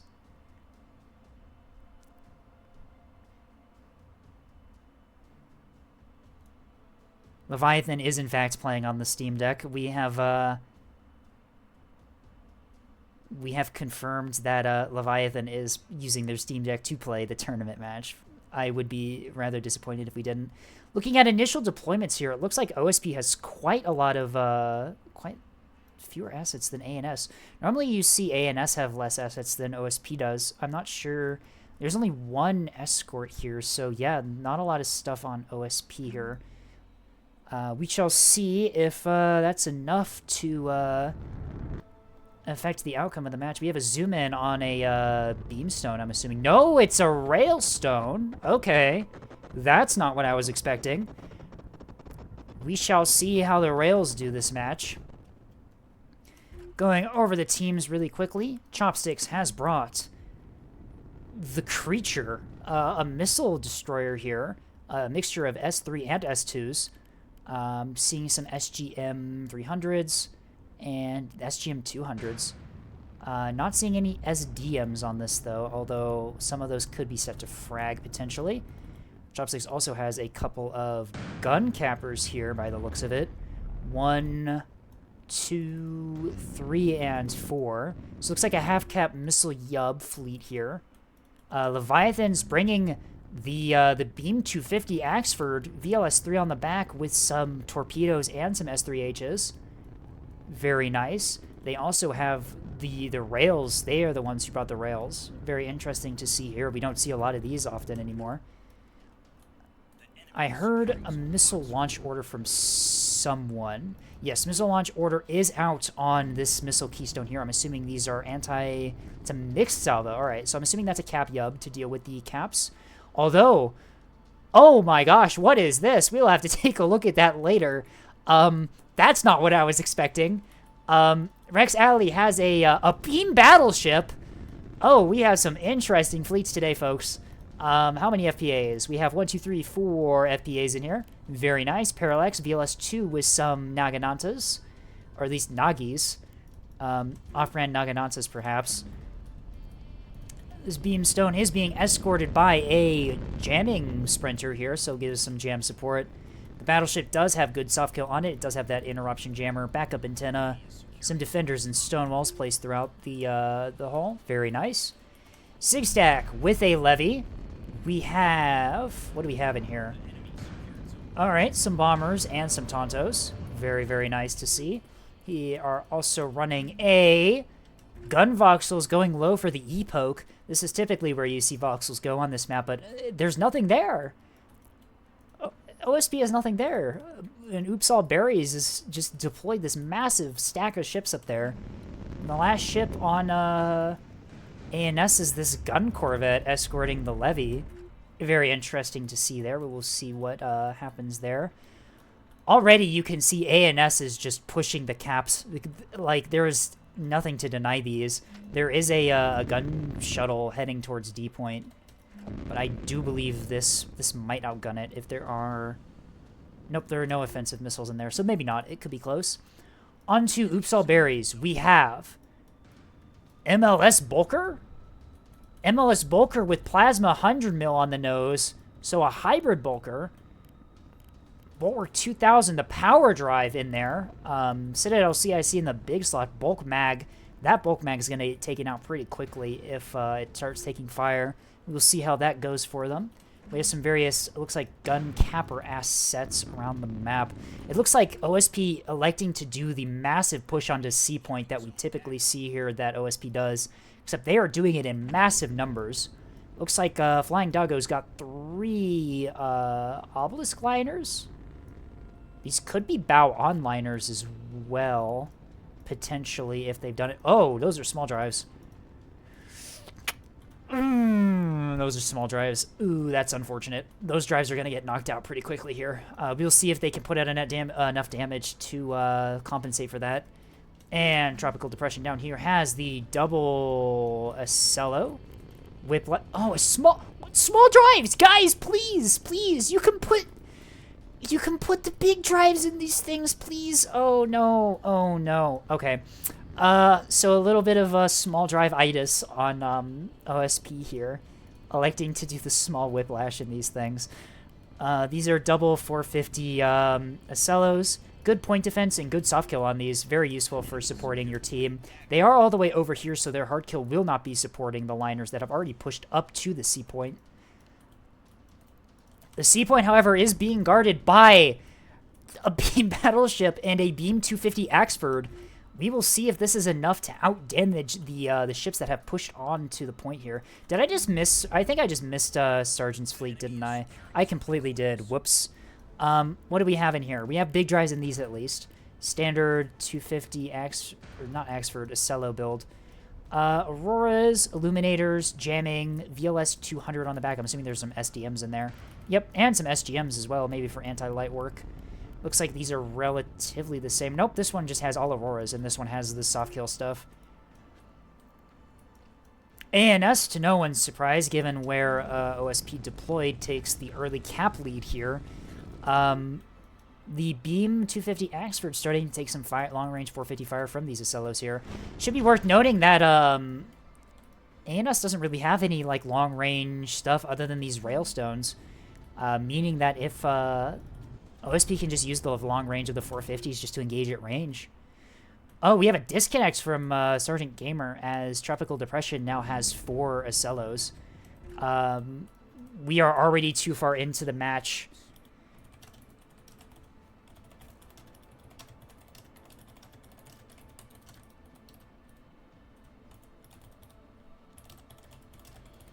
Unfortunately, yeah, we are already too far into the match to do a restart. We only really restart these tournament matches if a disconnect happens in really the deployment phase.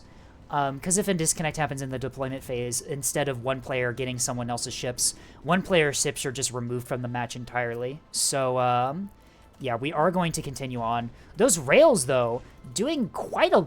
Whoa, those are doing a lot more than I thought they would. There are a lot of criticals and a lot of fires happening on this ship here. You can start to see the debuffs happen on those weapons as the Sarissa's...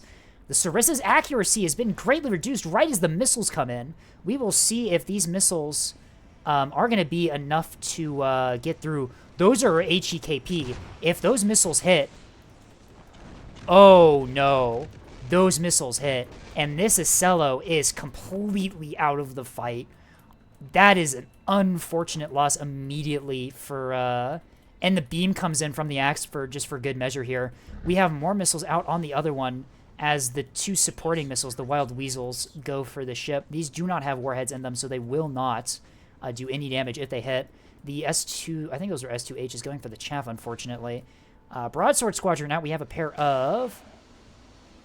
Missiles. Were some of those missiles out from broadsword? I think they were. Interesting. The Beam Solomon is opening up on these liners as the liners push over the rock here. That is 4 beams concentrated in this area. The beam goes into the drive. It takes it out immediately, right as I expected. And you can see the effect of 4 beams have on a liner as this thing starts just getting melted. You can see the DC stuff at the top already going down. This liner is dead before it can even get a shot off. Meanwhile, the beam battleship starting to take plasma fire, but it is swapped to the next target as this liner is also going down. Unfortunate. Only 3 restores per liner here, as they're just going to get eviscerated by how many beams that ANS has up here. ANS perhaps successfully guessing that OSP was going to push over the C point like they normally do on this map, electing to take a massive amount of firepower up here just to deny that. The missiles completely coring one of these Acellos, the other one forced to withdraw, no longer able to support the liners, as the liners are just going to be finished off by the missiles here. Gets its CIC sniped, putting the reinforced in the large slot. Massive hitbox for that CIC as it just goes down completely. That is 2 liners, nearly 3, completely out of the fight. More torpedoes go in on this already dead liner. An unfortunate waste of points for ANS, although I don't really think that's going to really affect much. Beams finish off this already damaged liner here, as there's only one of these liners left. The missile liner is starting to back up. Full reverse thrust. It does not want to be there right now. OSP does manage to secure the A point here. Those 2 Acellos pushing low through the middle where there's nothing there to really stop that. These rails sitting idle right now. No targets yet. Potentially waiting for a lock. Yeah, no targets. I believe Leviathan's probably pretty busy up here microwing the Axford, trying to deal with these liners. Let's see. The carrier still sitting in the back here. If these... Oh, whoa. These Acellos might find the carrier. If, yeah, no, this carrier needs to move immediately. Yeah, you can see its drives are already up. It is already moving. This carrier, knowing that these Acellos are right there, it needs to move now before it gets caught out. Although those Acellos are probably going to have to go through this Axford here. What range are they at to the Axford? They are nearly within 5 kilometers. They are nearly within beam range of this Axford. As this Axford just gets a little bit closer, it can start beaming them. I believe this battleship is probably going to stay here and finish off of this frontline push here. OSP investing heavily into the front line and losing nearly half of it at the first moments of the match. ANS completely healthy here as their ships are still intact. Yeah, OSP 3k down immediately. A rather unfortunate situation to be in here, as this Acello drives down. It does have the restores. It's trying to chain the large DC lockers to get those restores back, but this thing is not going to be in the same fighting shape it was at the beginning of the match. The other one is still intact, and ooh, the Acello is starting to take rail fire from the Keystones. Although the Keystones are spotted. What's the range to those Acellos? Those Keystones are within, like, 7 kilometers. They start taking fire from one of the 100 mil bulkers here as it loops around to avoid the Beam Solomon. As these rails, yeah, these rails are way too close. They're going to start taking 450 and 100 mil fire. ANS, though, does have the Beam Axford in range. It has missiles queued up. Black Amnesias are targeted onto those Acellos. We will see if these are enough to get past the heavy point defense of Acellos. Rails coming out. Carrier not spotted yet. It does manage. It looks like it is going to manage to duck behind cover there.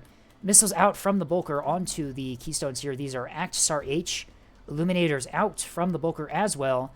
Do these have chaff? They do, and it looks like the chaff is going to be enough to confuse the missiles. Chaff will confuse both active radar and SAR H if the chaff is placed well enough.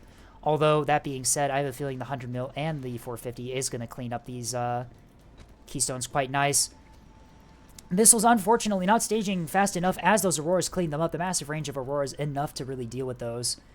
More missiles out, more Thunderchilds out on the Keystones here.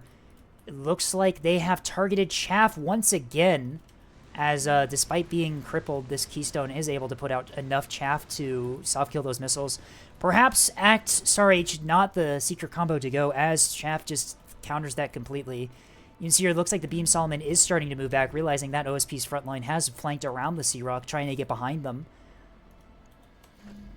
Carrier doesn't have much strikes out. It does look like it's launching a flight of quite a few Tantos and a bomber. We will see where those strikes are heading.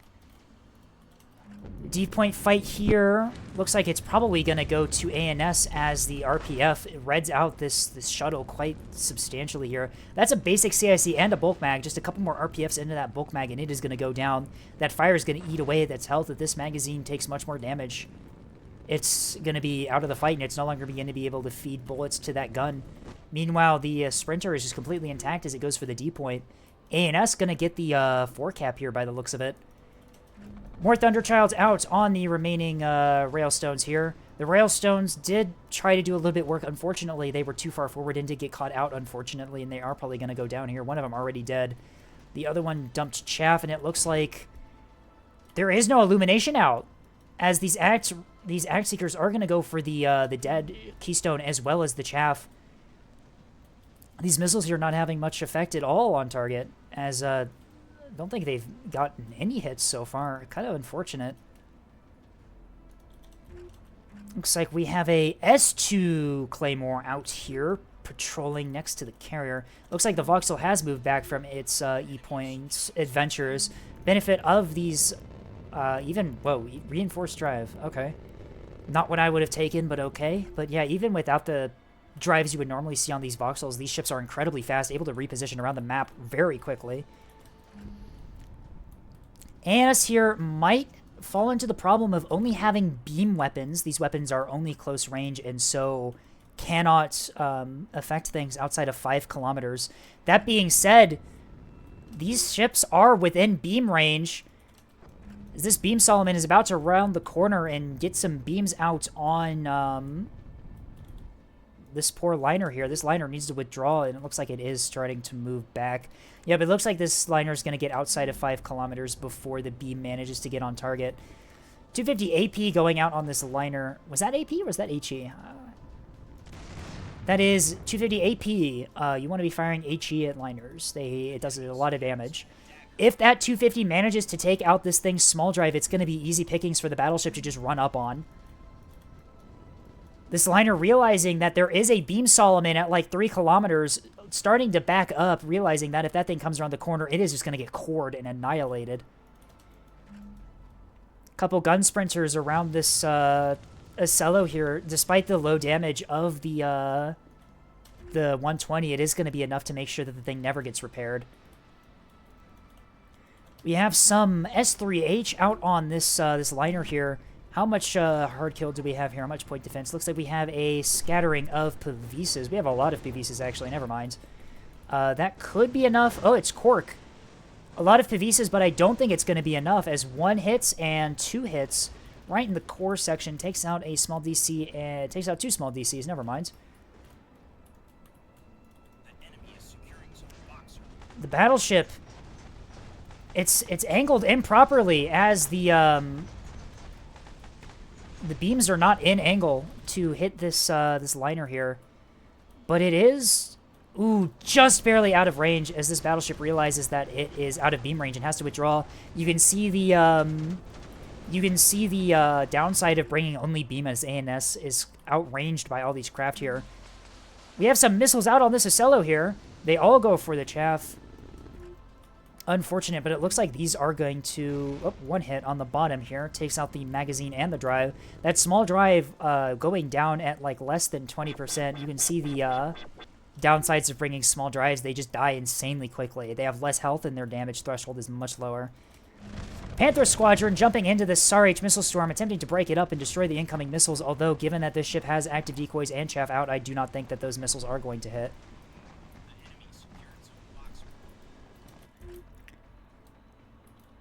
B manages to get secured by OSP as one of the Acellos rounds the corner here. The other Acello stuck in a gun deal with this Voxel here, taking quite a bit of damage for its troubles. You do not want to be bound onto any incoming fire when you're in an Acello. You're pretty vulnerable in that situation, even with a radar drive. You're not target locked. Can you target lock? No, you only have a front line. This Voxel is completely unable to lock targets. So perhaps the Raider Drive might be able to help this guy dodge incoming fire, but we shall see. A&S has the C point completely locked down. OSP's push onto the point completely failing here, as it looks like they elect to withdraw their remaining assets back to their own points here to try and recap them from A&S, as it looks like they're going to get D point back. E point, it looks like there is an Acello diving on it. This Acello is heavily damaged, though, and it looks like the carrier has... It doesn't look like the carrier's going to let this Acello get to E point. It looks like that's the ship that's been harassing them for the match here. This other Acello up here is never going to get back up, as this gun sprinter makes sure that this thing will never restore its equipment. It cannot break damage threshold, but as long as it keeps putting damage into it, it will make sure that anything that gets repaired dies immediately. There goes the dagger secure from OSP here, as they are managing to get a 3-cap potentially here. A&S potentially going to lose 2 gun sprinters here, as both of them caught out by a ship that they do not want to be engaging in the terms of this autogun liner. They need to get those cap ships out of there immediately, or these things are going to get torn apart. Looks like this one's trying to withdraw, and this one might be trying to distract. However, with just a Mark 62, it's not going to be really able to do much at all. Healthy Acello pushing over the top here into this battleship. That range is closing fast. This battleship, if this battleship starts accelerating into this Acello, it might catch it out in range.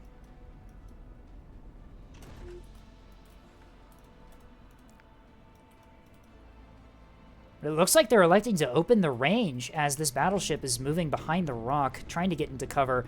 I think that they just don't want to be out broadside to any of this incoming fire is what they are trying to do. The Voxel's starting to take some pretty bad damage here, losing its reinforced mag. No other mags to feed ammo to the guns. It cannot fight back. One of the railstones survives and starts putting supporting fire into this Acello here. As OSP might just be... OSP might be able to flip the script on A&S here, as it looks like A&S is kind of deathballed on C and is unable to hold a lot of these cap points here. A lot of their cap assets dying at D point are also just like spread throughout the map on random missions. One of them just shooting up this already dead Acello here. Six Stack needs to move this sprinter off of shooting this thing for all of eternity and go focus on the caps. Looks like we have a cluster of KBU-22 bombers out on this Acello looking to finish it off in order to hold the E-cap. Without any point defense, I do not think this Acello is going to be able to defeat this, as those bombs are... Yeah, I think these bombs are going to finish it off. Not quite. It manages to survive, although it is entirely crippled by this point. This thing is no longer combat effective. Its magazine is gone. Its drives are gone. All that's left is its guns and has no restores. So yeah, this gunship will be able to just contest the E point if this thing manages to drift onto point. A&S, though, looks like they are going to take the A point here. Nothing to stop them from doing so. The missile liner here just it cannot push anywhere near C, or it's just going to get annihilated. And yeah, despite being able to retake these back points, it looks like OSP's front line is just completely scattered around the map trying to deal with multiple things at once. Missile hits out from Battery Squadron. Were those were S2s. Those did a lot of damage to this thing, as it has no restores left.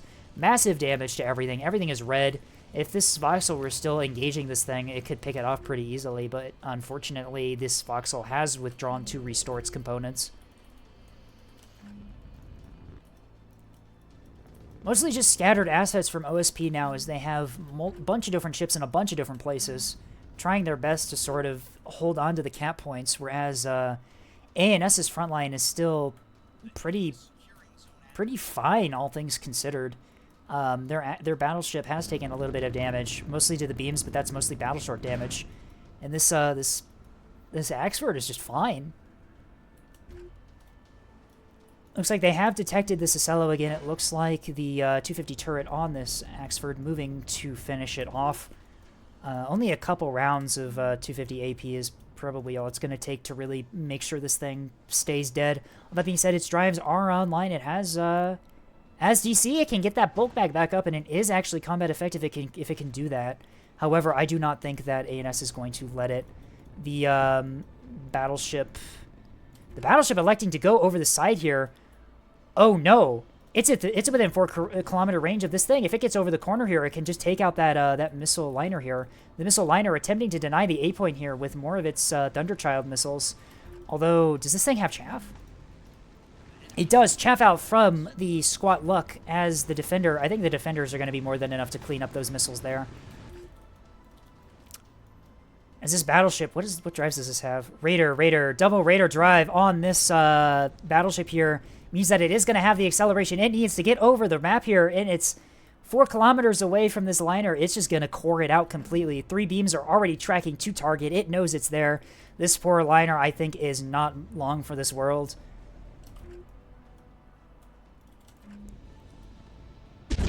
Beam out from the Axford into this Sicelo here, finishing it off. Right as this battleship rounds the corner here, they're bearing to targets. Not sure why they're still bearing. Are you on weapons? Oh, nope, there goes the beams into this liner. Massive damage to the center of the liner already. All 3 beams going into structure. And that liner is structure broken immediately. As you can see, the structure break takes effect here as this liner just gets annihilated by this battleship. Desperate Thunderchild is out on the battleship here, but unfortunately, I think it's too little too late. But the battleship burns out all its beams. This liner critically damaged. Takes some missiles from Grudge Squadron. Yeah, this liner is unable to withdraw, and although the battleship is no longer able to put damage into it, it crippled this liner enough for the carrier to just finish it off. And with this Voxel... Whoa, what happened to you? Did the Thunderchilds hit the Voxel? I think they did. I think that has to be what happened, right? Yeah, those are missile hits. Well, I wasn't looking. The Thunderchilds managed to critically damage this Sicelo again. Or not Sicelo, Voxel again, but this Voxel is completely restorable. Whereas this liner... not really. As, yeah, the carrier is probably just going to be able to finish this thing up here. It can just ready another strike of those, KVU-22 Tontos and just blow it out of the water. King William making sure that this Sicelo never gets back up. This CIC is the only thing that's left. Attempting to restore 2 things at once with only 1 restore. This Sicelo is not getting back in the fight. The other Sicelos are still relatively fine, able to get some supporting fire into the, ANS's ships back here, but unfortunately for them, they are just so far outside of the map here, completely nowhere near to where the fight needs to be, although the liner manages to get onto A point. And that's 120 RPF going into this liner here that will not damage it. This Voxel needs to engage that liner while it's crippled before it manages to restore and just take it out before it gets on the cap point.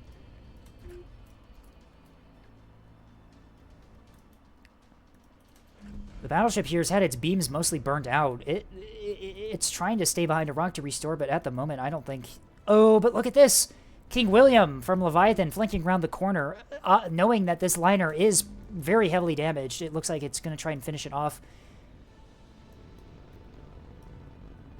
Looks like the guns are already bearing to target. Yep, that is a different track. I do not see any other track that it could be firing at.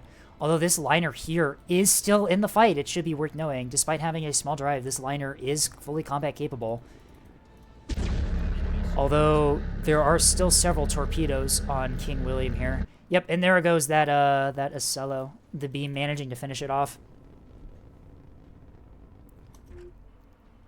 The Axford now, yeah, the Axford is just moving on to the A point. It recognizes that this liner is crippled, and that's the only thing stopping ANS from getting the front line here. This Axford can just go over there and just remove it from the fight if it so wants to, which it does want to. A shuttle over here going for the E point. E point is being held by this gun shuttle here. Does it recognize that this thing is no longer a threat to it, and does it recognize that it needs to swap targets to this shuttle here? We will see if it does. Both ships now spotted. ANS does know that this shuttle is going for the point here. 100 mil fire onto the King William. As it looks like this last remaining liner has something to say about ANS taking the A point. 250 HE going back into this liner here. Will it be enough? Probably not. Although this liner is falling back. I believe this liner recognizing that there is... Oh, it's trying to withdraw from these Tontos here. The Tontos, though, have KBUs. These Tontos will not be able to get past all of those Pavises. KBUs being unguided bombs, those Pavises are just going to shoot them all down. But its CIC is down! Oh no! Worst possible moment for these bombs to hit. The CIC kicks in at the last moment, but it's not enough. Several bomb hits into the liner. That was rather unfortunate timing for that CIC to go down. Although those bombs did a lot less damage than I thought it would, they managed to take out a couple guns and some DC lockers, but that was impressive timing from the CIC snipe from the King William. King William now trying to close the gap here. Nearly within beam range. The beam pointed towards the target. Yeah, this liner needs to get moving, but its CIC is down again. This is why we don't put CICs in these big slots here. They have massive hitboxes and die very, very quickly. Only one CIC on this thing as well. Yeah, no, you definitely do not want to be putting those CICs in those slots here. King William does get the beam out. Goes directly into this stack of guns here. 250 barely missing the drive section.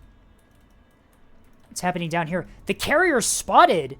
The carrier is in range of the this Bulker here. The Bulker putting some Thunderchilds downrange, although the Defender and the Chaff on this carrier here, I believe, should be enough to deal with that. No! One hit into the side. Fortunately, it hits the drive, which has a massive health pool. The drive absorbs all of the damage. Although a second salvo is prepped from this liner here. Panther Squadron out of bombs. This is the strike that just happened against the other liners.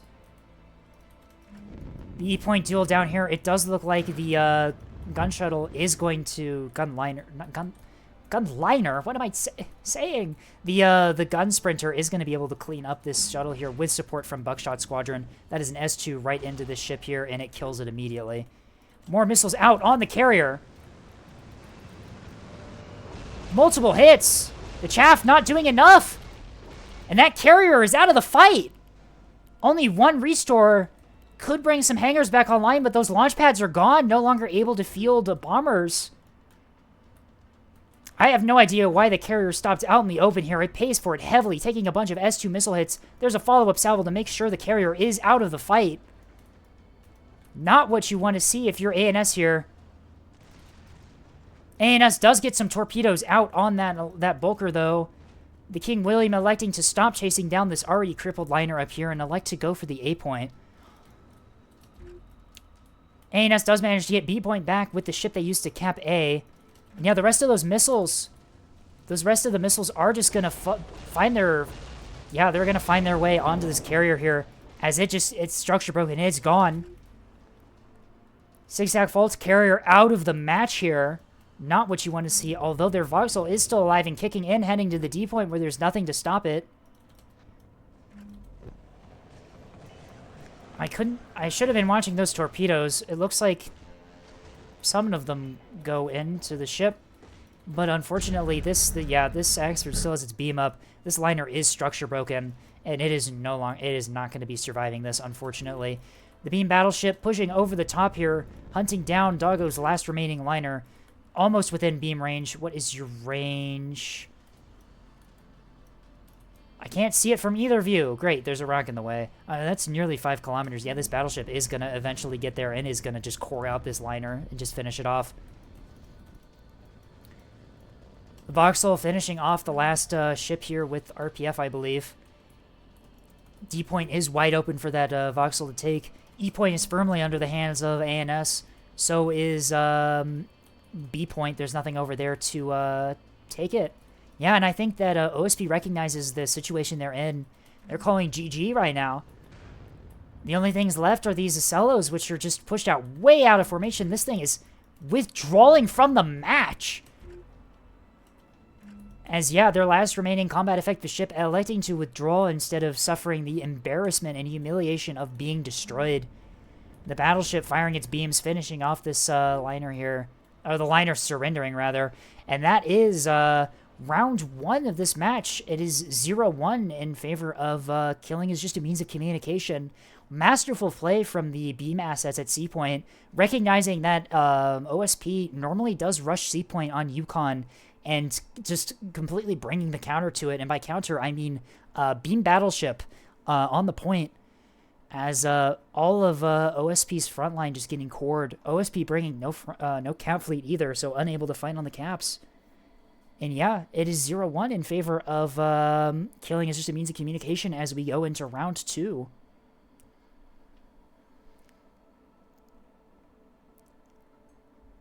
That was a very interesting match. All right, round 2.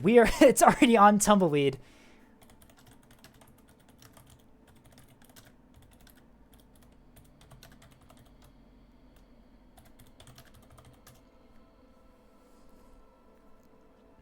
What I say to that, Leviathan, I'm assuming you were anticipating the, I'm assuming Leviathan was anticipating the play, or at least someone on ANS, or killing is just a means of communication, was anticipating the push onto C Point and just brought the hell counter to that. We are currently, it looks like, Oops, All Berries is just gone. Hang on.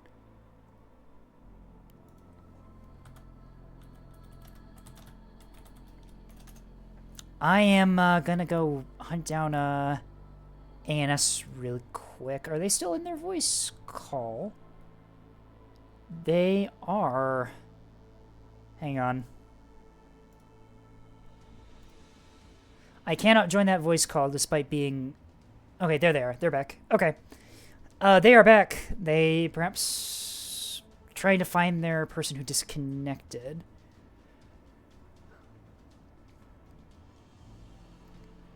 It was a very, very interesting first match, and yeah, very, very impressed by ANS play there, bringing the beam spam on Yukon, and it works. You don't even really see the beam Solomon normally go there on Yukon. Normally it stakes by A point, but like, yeah, that was a very, very excellent guess from killing is just a means of communication as to where OSP would be pushing.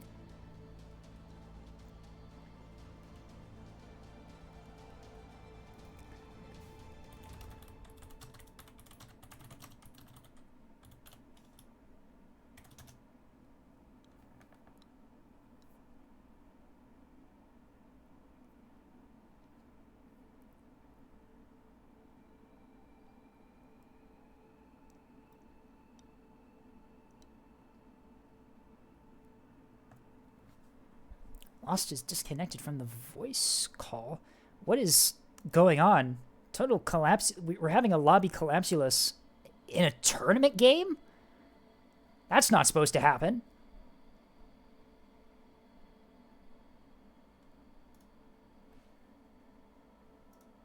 Not sure where Leviathan went. Hopefully not into my stream, as that would be cheating.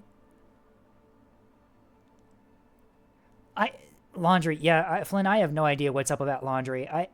Laundry moved. Oh, they were actually just moving their laundry. Okay. Interesting. I wonder how Colon 3's match is going.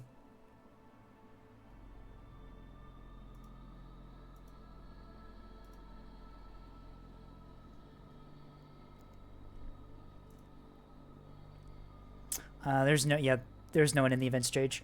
I'd have to open up Dark Stream to do that, but whenever I open Twitch homepage, someone's stream starts playing, and so I will not subject you all to that. Colon 3 won and lost only one shuttle. God damn. I'm assuming they're going on to round 2 at around the same time we are then. Excellent performance from Colon 3. I'll have to watch that one back. I like the Colon 3 team. It was a slaughter. I like the Colon 3 team. I'm happy that they won at least one match. But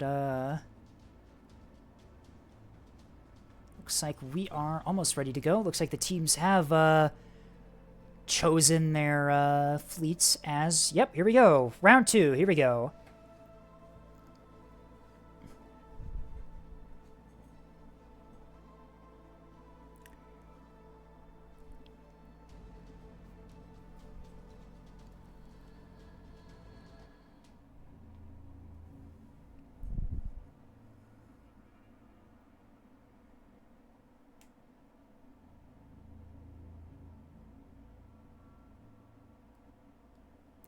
I am also probably, I actually can't say which team I'm rooting for. All right, hello everyone, and welcome to round 2 of the Oops All Berries versus Killing is Just a Means of Communication match. We have the teams have swapped sides, and now Oops All Berries is on ANS this time, and Team 2 is OSP, and this is Killing is Just a Means of Communication. Team 1, we have Tropical Depression, Razgirl, Flying Dog, and Sergeant Gamer. Team 2, Rex Alley, Sigsack, Lost Leviathan, and Chopsticks. We are here on Tumbleweed, the best map in the game other than Caltrop. As the teams begin to deploy, we can take a look at their initial deployment here. Looks like Oops All Berries electing to do like the same thing they did last time, where they just all deploy high. I'm assuming they're just flanking and pushing onto like D and then like C or something. We will see if that works for them. It did not work for them last time. It is currently 0-1 in favor of Killing is Just a Means of Communication. OSP here deploying relatively even spread along the top here. Interesting, we've seen OSP deploy with like less assets in both matches so far, as it looks like ANS has a lot more than OSP does. Very interesting, although it does look like this is a monitor ball here, +4 escorts. We shall actually see what that is when we load in, but that is just my initial guess. 2 escorts up here. Never mind. Perhaps OSP has the holes. Yeah, you don't really see a lot of escorting ships here, do you? Oh, you'd have some. Never mind. But neither side going low towards A, as A point is just wide open. No one's at A. What are you doing? There's a cap point there. You gotta go there. Although we'll see how this turns out. Tumbleweed being a very close range, very very tight map. Lots of short range engagements tend to happen here. We will see who that favors this match. ANS does have beams, but OSP has those obelisk liners that can put out quite a lot of damage at close range. 30 seconds left on the deployment screen. We are just waiting on Leviathan to ready up here.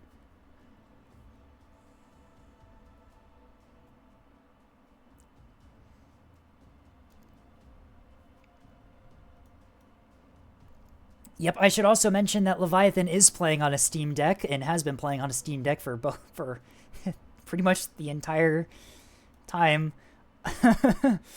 Very based of them to do that. I want to see them win the tournament on a Steam Deck just to laugh at things. We have a fleet carrier here from Killing is Just a Means of Communication. We will see who brought that later on.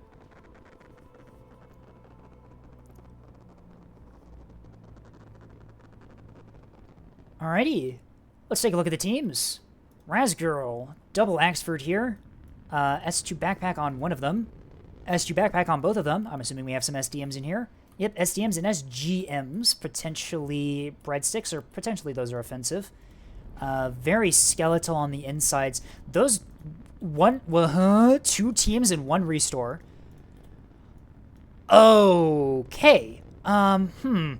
Perhaps too much points going into missiles on these Axfords. We will see how that turns out for them. Typically, you see a lot more damage control on these things. These are the frontline assets that your fleet is bringing. You want them to be absorbing as much fire as possible. Doesn't look like there's any other frontline on ANS, so that's a little rough. Looks like Sergeant here has the, I was gonna say cap fleet, but this is a formation of 3 what? Oh, what do we have here? Torpedoes? Torpedoes? SDMs? What is this? We shall see what this is all about. Sprinter torpedo rush. Oh dear, Sprinter torpedo rush. 2 squadrons of 4 sprinters with torpedoes and SDMs rushing across the top. Interesting. Flying Doggo down here with the mixture of 250, 120 voxels. Jamming frigate. Oh no, that frigate is in formation with the voxels. For people who don't know, you do not want to be running anything in formation with voxels other than more voxels or sprinters.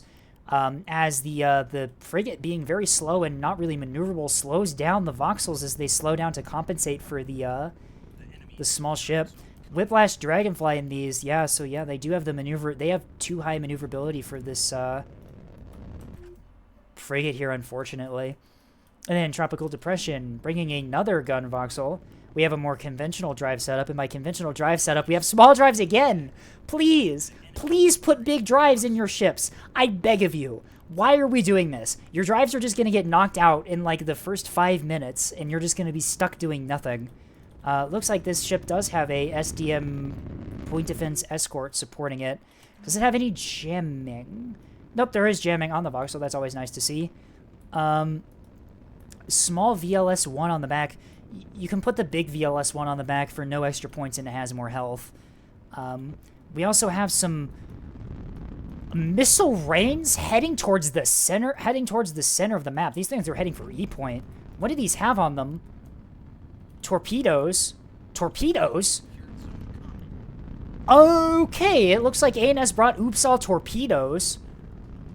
Alright, as we see some S1s being fired out at this cap ship here. I haven't even looked at OSP's fleet.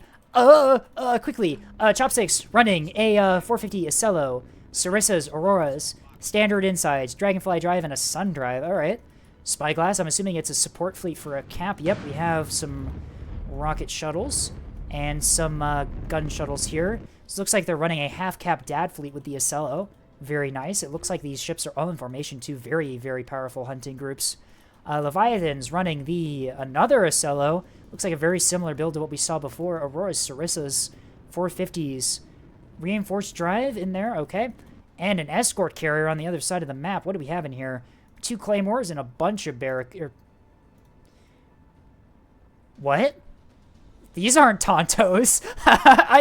My brain like stopped. It like stalled for a second when I saw them named Tontos. Rex Alley running the fleet carrier. I'm assuming we got a lot more Sturgeons in here. Yep. The Barracuda is named correctly in this fleet, and there's a fuck ton of them. Holy shit. That's a lot. And Sigstack, I correctly guessed, does have the monitor ball here. It looks like we're opting to run a lot of C90s here. The Acello pulling in close with the monitors. That's what you want to see. The Acello can support these monitors with its Auroras and soft kill. Very, very useful combo to have here. What's going on? D point. More S1s going into the decap here. It is not enough, as these Corvettes are just ignoring the point. They're just going. They're on a mission. They're trying to get torpedoes into the carriers. Very interesting tactics here.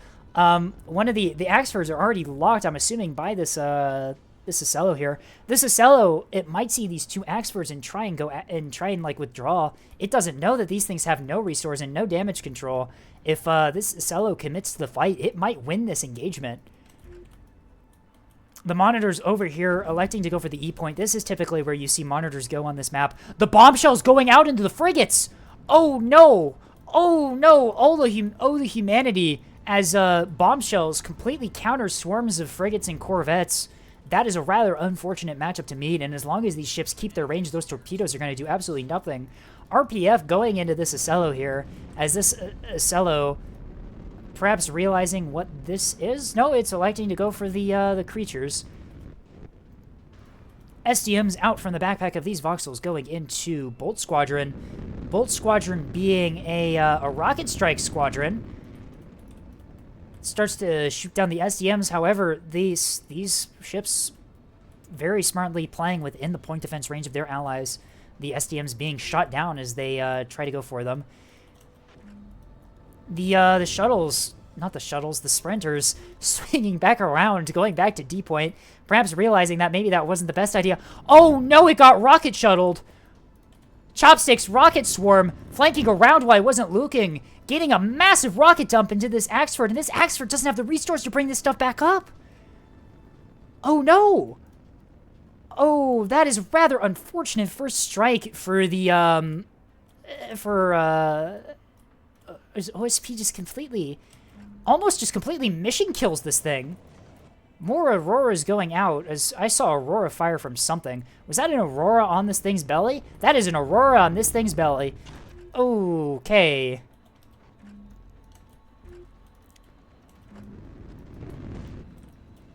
Looks like the Acello has swapped fire to this this voxel here as it begins to take some fire. It does have a Raider Whiplash, which means it can orbit dodge a little bit. However, they're electing to lock the escort, perhaps thinking that's where the jamming's coming from. Not realizing that the jamming is from the voxel itself. These are torpedoes with self-screening jammers. Leviathan needs to battle short his Aurora. Oh no! Alright, one gets down. You need to battle short your Aurora like immediately, or those torpedoes are gonna start getting through. They are act only. Despite being act only, they completely ignore the chaff. Well, at least one of them does. The other one going for the chaff. Act only torpedoes is certainly a decision, especially when they have self-screening jammer. What is going on here? SDM's long range out from these Corvettes here as, okay, this is thumbnail material here, as the chaos just begins to unfold around the monitors here. Grizzly Squadron, a massed Spearfish strike squadron, being escorted by the Barracudas there, or should I say Tontos. Nope, those actually are the Barracudas. Multiple SDMs do hit these things, so they do lose 2 of their squadrons. But these things need to get into cover, else they're just going to get obliterated by the SDMs. Was that a torpedo? No, that was an SDM. This entire engagement, rather interesting so far, is multiple clusters of small engagements happen all over the map. Torpedoes out on the other Acello. These are Act A-Rad valve. These are mixed salvos. These are going to get through. No Pavises anywhere in sight as this Acello takes massive damage. CIC down, magazine down. This thing is temporarily knocked out of the fight, although with only the torpedoes in the area, I don't think that ANS has anything to actually knock this thing out. The Axfords are withdrawing here. There's nothing to actually kill this thing. This Acello can restore and get into cover. Reactor overload. No criticals, so that means that reactor will be repaired in short order, and the overload stopped. The missile rush not really working out, and what happened here? How did Leviathan lose this? What hit this thing? Torpedoes? Yeah, that was more torpedo strikes. Some of them getting through, managing to knock out this thing's magazine as Leviathan tries to withdraw this thing back into cover. I have no idea how to react to this. What is going on? More SDMs out on this massive cluster of Barracudas here. Hustler Squadron, which was trying to escort Breacher. Breacher has most of its Spearfish already launched on something. I'm assuming they tried launching on these. Oh, yep, that's what it hit. These Sprinters starting to take heavy losses from both the carrier and I'm assuming the nope, just the carrier. They're just all here at the same place. OSP's fleet carrier is detected.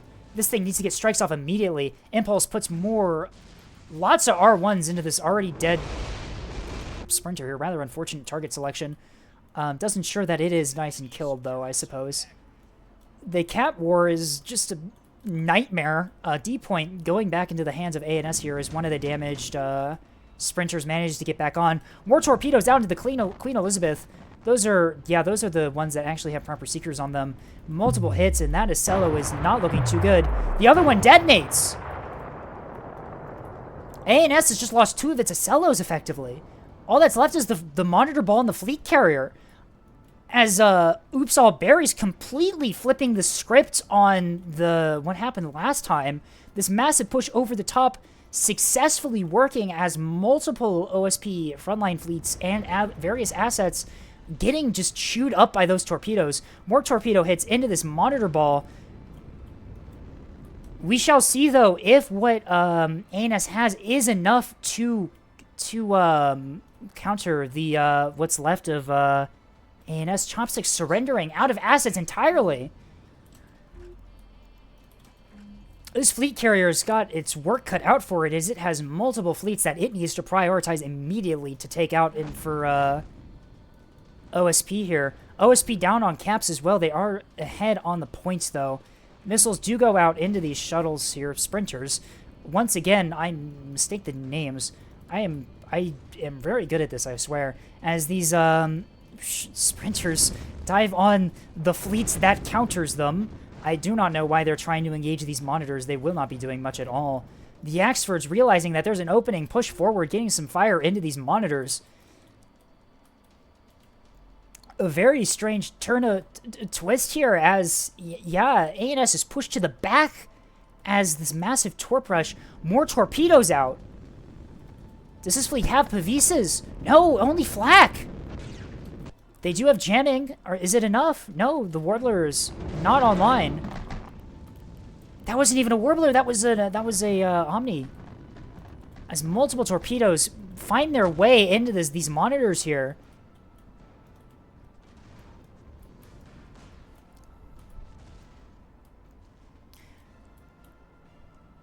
Yeah, the monitors, yeah, like Flynn said, the monitors here probably could just push in. Nothing can stop them. The problem is that they've been pushed to the back by all these torpedoes. I don't think they want to push at the moment.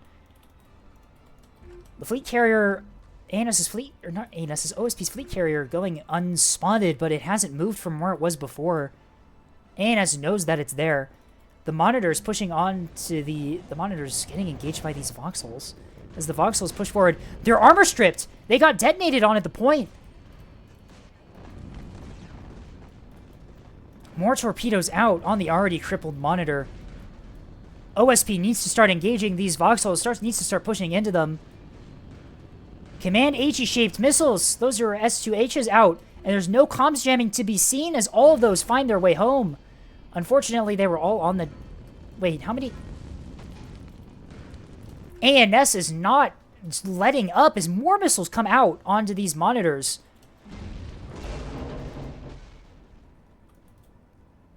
ANS realizing what they've done, they see that there is an opening, and they are taking full advantage of that as they push out onto these monitors trapped in the corner here. OSP bleeding assets left and right as, yeah, ANS is just not letting up. This carrier needs to start getting strikes in on those voxels, and fast if these monitors are going to have any hope of pushing forward. S2's out on this Axford here. Both hit, dealing some minor damage to the nose. There are no resources on this thing to really... Well, there is one, but there's not a lot of resources on this thing to bring things back up. The other one is completely combat incapable, having lost all its resources and all its guns. This is why you bring resource people. More S2s out on the various assets scattered around the map. This frigate is probably going to get a couple hits here. 1, 2, 3 as this thing takes some pretty crippling damage, although it does 2 restores. It can bring that stuff back online if it so chooses. Massive Barracuda strike out here. This is an R1 strike. They are going for multiple things simultaneously. As multiple of those frigates take hits. This is exactly what OSP needs to be doing here. It needs to be getting those strikes onto the light assets that ANS has that are out of munitions. Leviathan's Acello is still combat functional despite taking massive damage, able to restore enough of it to get things back working.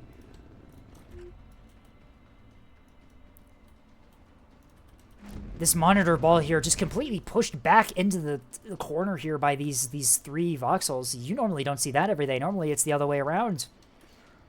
Excellent plays from both, that was Doggo and Tropical Depression's fleet over here, just laying it into OSP. SEMs do find their way home onto Hot Rod and Hustler Squadron, although it doesn't look like they lose all that much. This Axford is just pushing forward. Does Home One have any bombers being prepped to deal with that? No! You only have 3 bombers left! Are there any bombers out around the map? No! There's nothing, there's not a whole lot to stop this Axford from just pushing onto OSP's fleet carrier. This carrier needs to move like yesterday, or it's just going to get picked apart by 450. Although no Dragoon Squadron. Those are R3 rockets. I spoke too soon. I did not see this squadron up as a bunch of Spearfish collide with this Axford here, knocking out its magazine, but only temporarily. This Axford is still completely able to just kill this fleet carrier if it manages to get that thing restored in time. Torpedoes out on the Axford here. Its magazine is down. No, it brings it back online. Supporting fire from the other ship there. Knocks out the magazine again.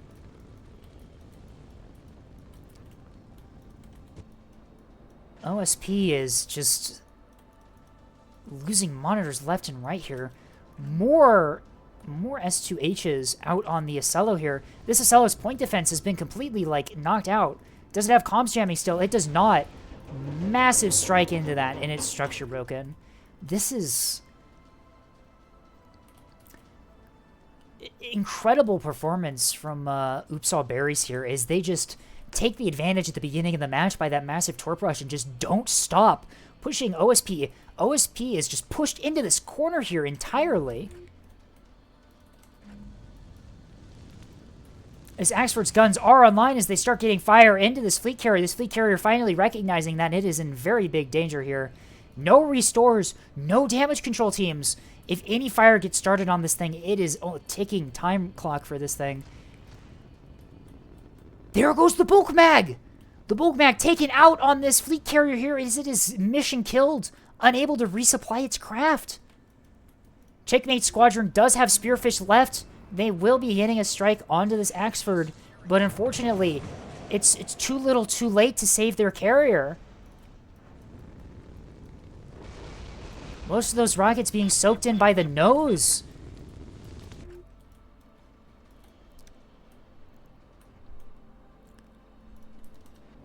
The monitors here just completely damaged. As ANS is going to get the 4 cap here. I'm impressed they didn't already. Well, to be fair, no one was down here at A point to begin with, so... Leviathan still has an escort carrier over here, but I do not think it will be enough. This Axford is completely just mission killed at this point, so it will not be really doing a lot. More R1s go into this sprinter here.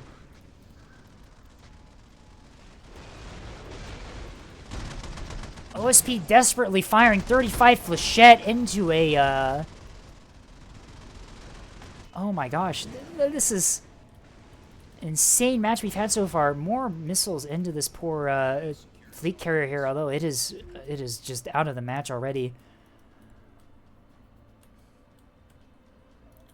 These voxels here are pushing forward. They're going to finish off some of the monitors here. OSP down to 2 monitors left. One of them is structure broken. Piranha rockets. Were those Piranha rockets out from this monitor here? Who fired those? You fired those. You have rockets. That's not what I was expecting.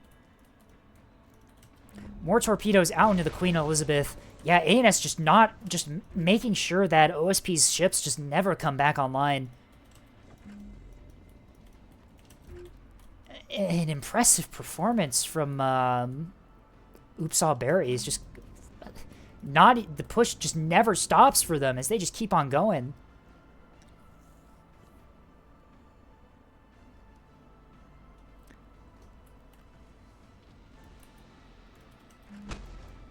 Yeah, the fleet carrier gone. OSP doesn't have a lot of assets left. They have an escort carrier, but it's completely... It does not have strike capability, I don't think.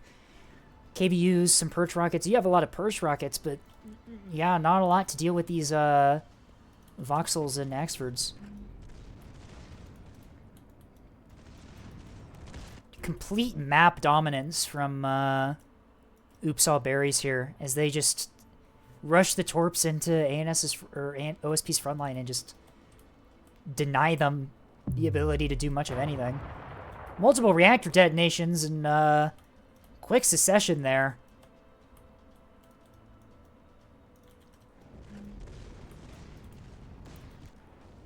As yeah, this poor Cello is just gonna get finished off by those voxels and the Axford as it comes around the corner here. Yep, there it goes. Killing is just a means of communication down to 4 assets.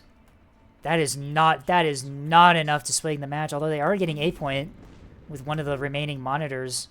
Their assets left are very slow. I don't think it's going to be enough to really flip the script on this match. Yeah, I think that Upsal Berries takes this here with the masterful Torp Rush into OSP's front line, just completely shatters it at the opening stages of the map and just doesn't stop, doesn't let him recover. Excellent play from them.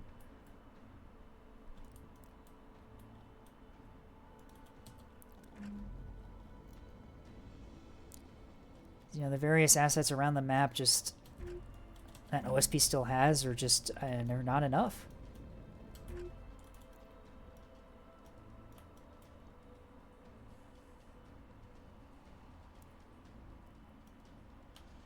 OSP go to get a couple kills with the mines. A little bit of damage with the mines as maybe one of these ships steps onto sea potentially. We shall see though. It looks like a lot of them electing to just ignore the sea point and just do whatever they want. Yeah. KBU strike against this Axford here, although, yeah, this Axford still has point defense. It's not going to be enough. This is, oh, to get through. That's not what I was expecting. You still have plenty of point defense ammo. Why did you stop firing? Very strange. Although, unfortunately, Leviathan losing that entire squadron for that strike that did pretty much nothing.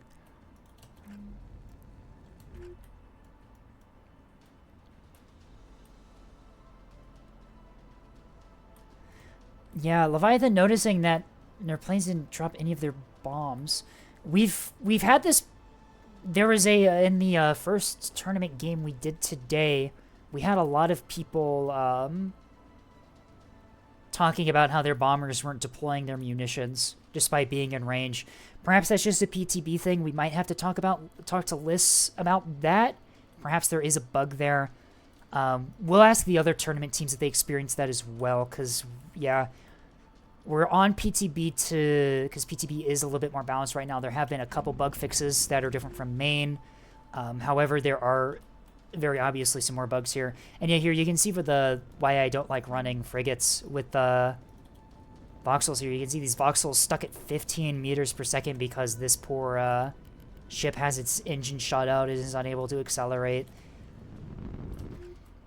So these voxels losing one of their biggest strengths, that being their speed here, because they have to slow down to accommodate this frigate. ANS, though, does detect the mines on sea point, so it doesn't look like they're going to be able to do much of anything. I, too, have had issues on main branch with fighters dropping all their bombs, trying to evade fire. Yeah, potentially. Yeah, it could just be a Neb thing at the moment, but, yeah. No, yeah, like I keep saying, masterful play from Upsal Berries, as, yeah, they're definitely going to take this. They're going to make it 1-1, and it's going to be, we're going to have a third match today.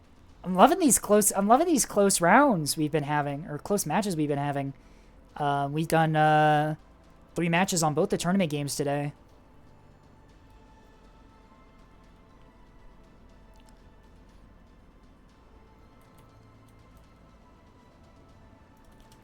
Mine deploys, although it's only a manic, those defenders are going to be able to clean it up. And I think now it's just waiting game as OSP slowly loses the rest of their assets around the map.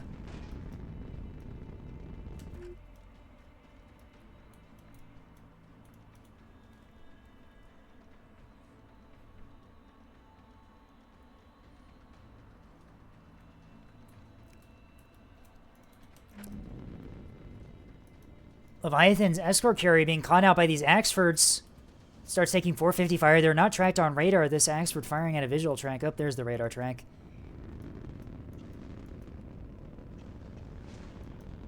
Hits into the drive immediately as this journeyman I do not think is going to be able to get out of there. Although this journeyman is already just like empty, out of bombs, low on pretty much everything else.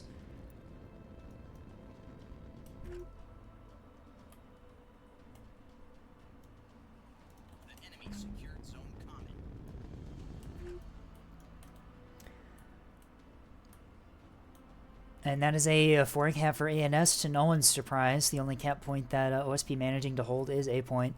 Although it does like OSP is going to secure the B point here momentarily with this one of these last remaining monitors.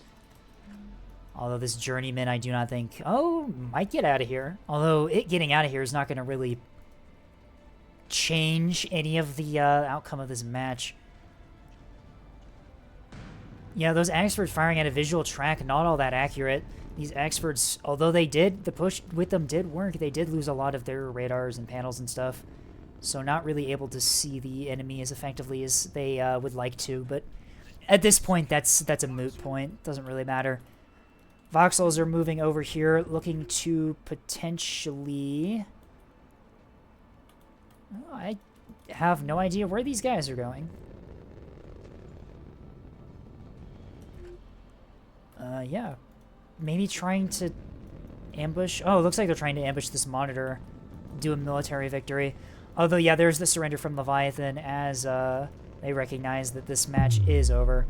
Reactor detonation from the Ocello, it looks like.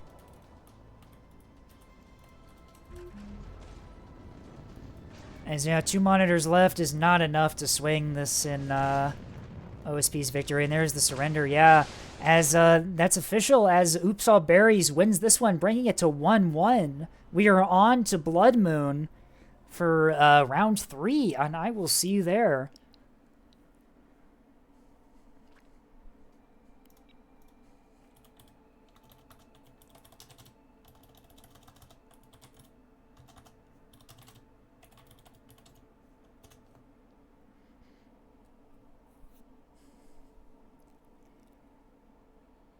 What are my preferred fleet archetypes, by the way?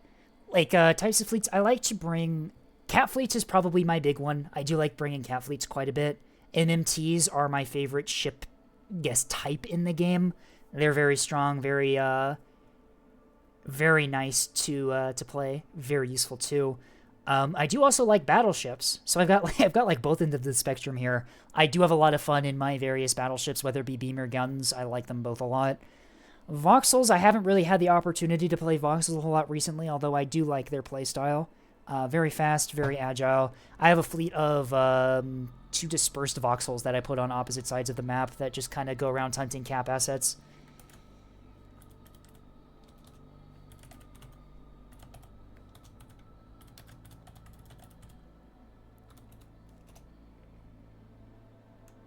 What?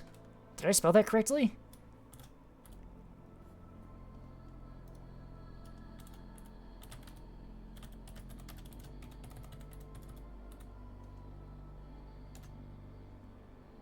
Am I spelling that properly? I am spelling that properly. Where's Blood Moon?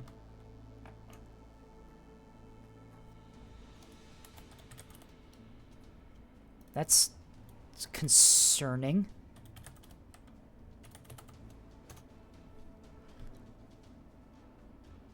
Oh, it's Blood Rune Remastered. Oh, fuck you.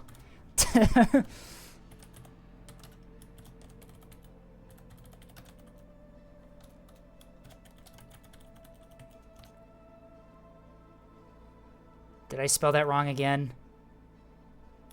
Oh, I did list maps again.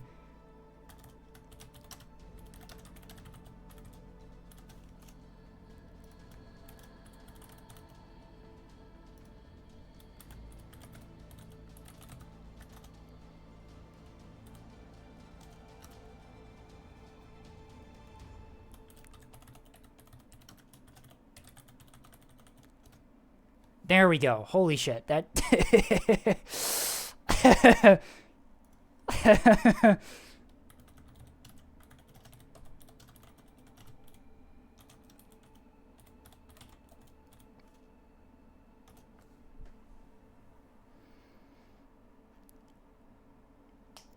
Colon 3 won their match. Nice. Congratulations to Colon 3. I love Colon 3. I like their team. I am very excited to see how they do in the future, and maybe I'll get to cast one of their matches even. We shall see, though. Our Lord and Savior Vastal is mostly in charge of deciding who casts what. But hey, that means that there's no point in people not being here in my stream. Come on, guys, come over here, please. Any viewers, please. The winner of my next game will play them. I see. Oh, Vastal's here. Hello, Vastal. We are on round 3 as we've had some really crazy matches as we saw both teams just completely deploy their strategies perfectly as the first round, killing is just a means of communication, deploys their CCAP defense strategy perfectly, just eviscerating Oops All Berries' front line in the opening stages of the map. But then Oops All Berries swapped it around, and their torpedo rush over the top of Tumbleweed completely, like, annihilated all of, or just, like, crippled all of killing is just a means of communication's front line. And they were just free to run away with the match. So we're here, we're 1-1 currently, with some really awesome matches so far. As Vastal will be joining me as we spectate the deciding match of this, or the deciding round, I should say, of this match here.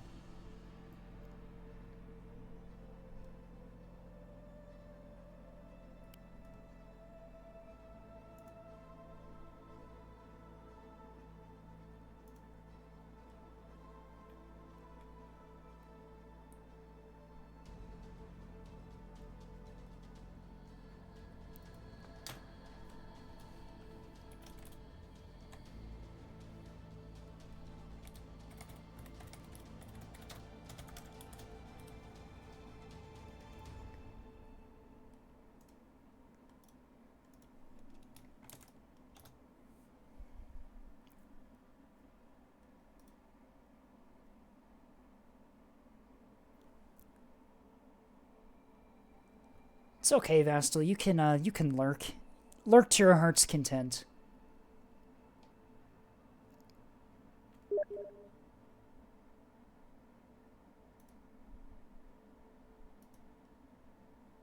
I'm assuming you guys heard that ping is Banana over here. Pings me on Steam while I'm trying to stream. Everyone laugh at Banana in chat.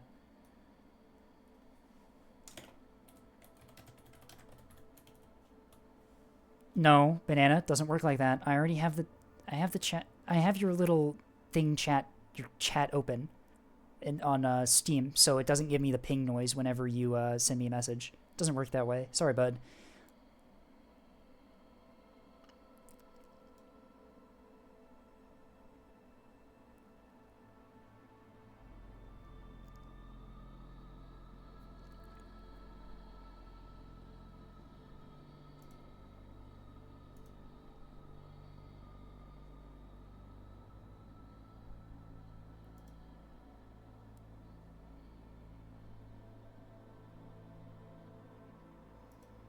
Banana is currently typing me a message. What will they say to me?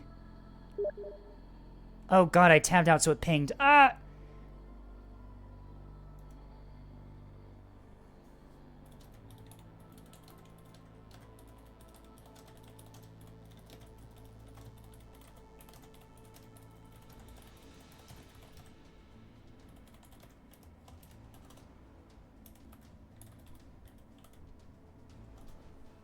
Oh, looks like the match is going. Banana, please don't ping me. Please. No, don't message me again. No!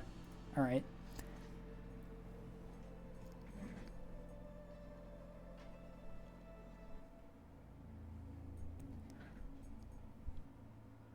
Another time, Banana, another time, but unfortunately probably not tonight.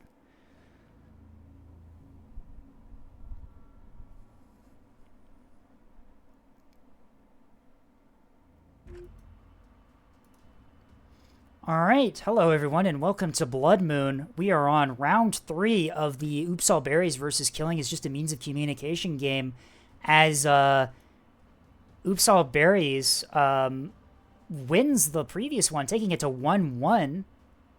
So we are now even. This is the deciding match. The teams have gone back to how they were originally, which means that Team 1 ANS is now Killing is Just a Means of Communication, and Team 2 is OSP being played by Oops All Berries.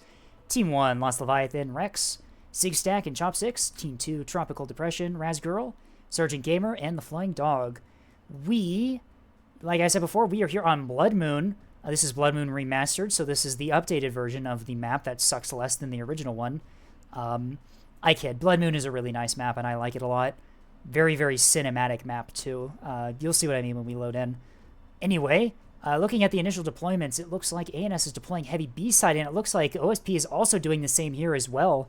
OSP electing to not put anything on the A side, leaving it completely open, although... Or OSP, did I say ANS? Oh, I'm losing my mind. Yeah, OSP not having anything over at A point, but ANS not having anything over there either. As we will see how that... works out for both teams. Is that a Beam Solomon? The Beam Solomon has returned, folks. Love to see it. I love to see Beam Solomons in matches. We can already tell that this is going to be the Beam Solomon on Blood Moon. Flynn, trust the process. All right, let's go through the teams. Killing just means communication. We have Chopsticks is once again running this missile keystone creature we saw before, and I'm assuming this is the same fleet. Yep, some gun cappers spread throughout the map. Very nice to see. Leviathan is bringing a different fleet than they did last time. 450, 250 Axford here. Raider drive, Whiplash, medium hangar, reinforced stuff in the front. Very nice to see what's in that hangar.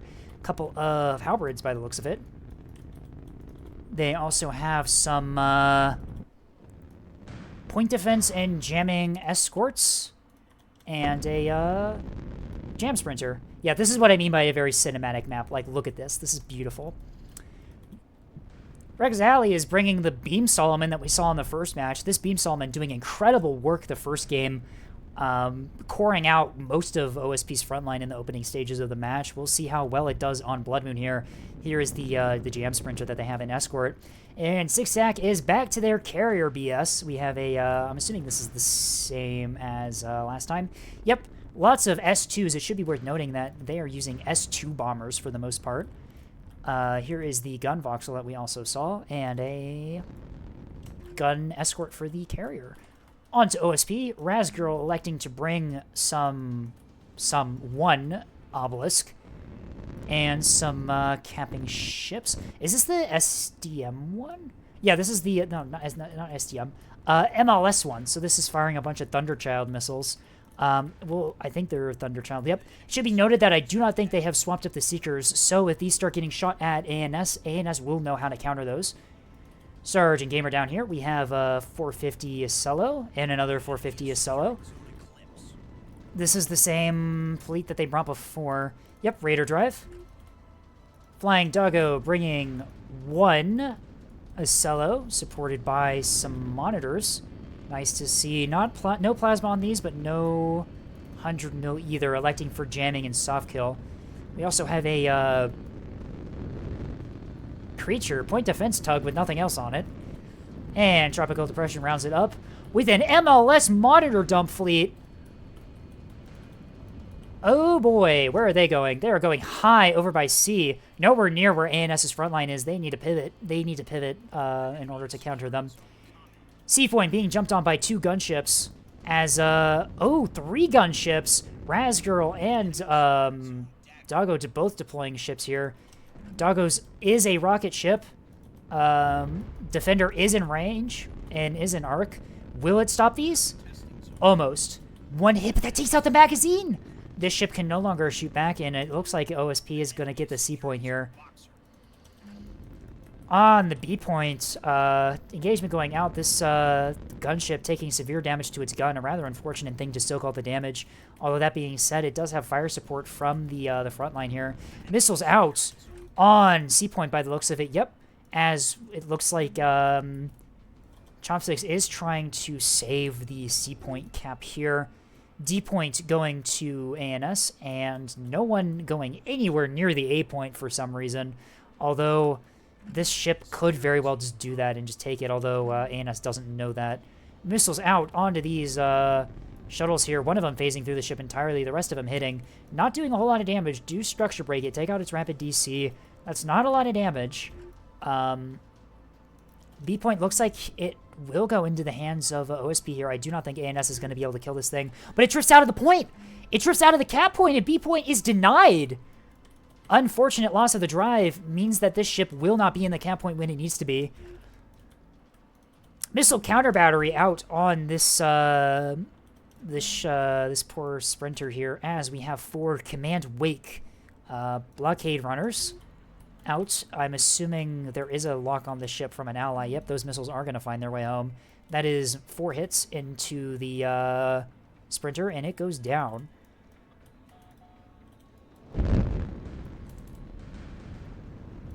Very, very cinematic map indeed. I am never going to... if this map ever shows up in the tournament, just know that I will never post a thumbnail that doesn't have this in the background.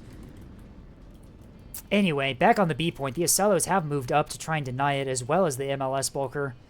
Looks like they're going to try and... Looks like they're doing a little standoff with ANS's front line here. Where's the beam battleship?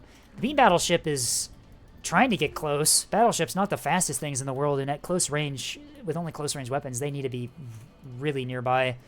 Looks like ANS is redeploying their cap asset to secure the C point here. Looks like they're committing to it. Tempest out in the direction that the missiles came from. It looks like ANS is trying to scout out where those monitors are. The healthy cap asset is withdrawing from the point, which leaves only this really heavily damaged monitor here. Not monitor. Shuttle. God, I really am losing my mind today.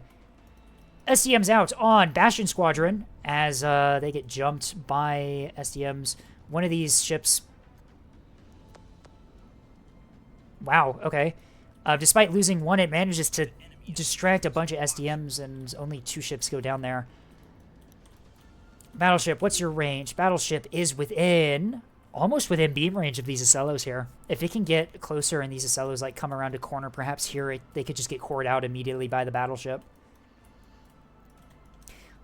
ANS sending a ship to A, realizing that there's nothing over there, considering that OSB hasn't capped it. They will be able to secure that point pretty easily here. B point is trying to be secured by ANS here. They move that crippled, or that already damaged shuttle onto the point here.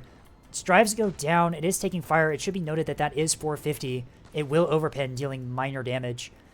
Will that fire be enough to take it out before it caps the point? We shall see. Avers Squadron is an S2 strike here. Looks like they're going to try and flank around. They're going to flank around right into these Acellos here. Not the targets you want to be firing out if you're in bombers, but might still be able to get through. Boxer goes to ANS as the ship holds on just long enough to take the point. ANS perhaps realizing that with that missile support and the ship still on B point, there is nothing for them here as the ship tries to withdraw. However, those are a lot of missiles incoming. All S2s, no comms jamming. Blockade runners heading right for this poor sprinter. The target is locked by, I'm assuming, one of these shuttles or some other thing in the area. And yeah, those are going to find their way home, as that's another cap asset down on from Chopsticks.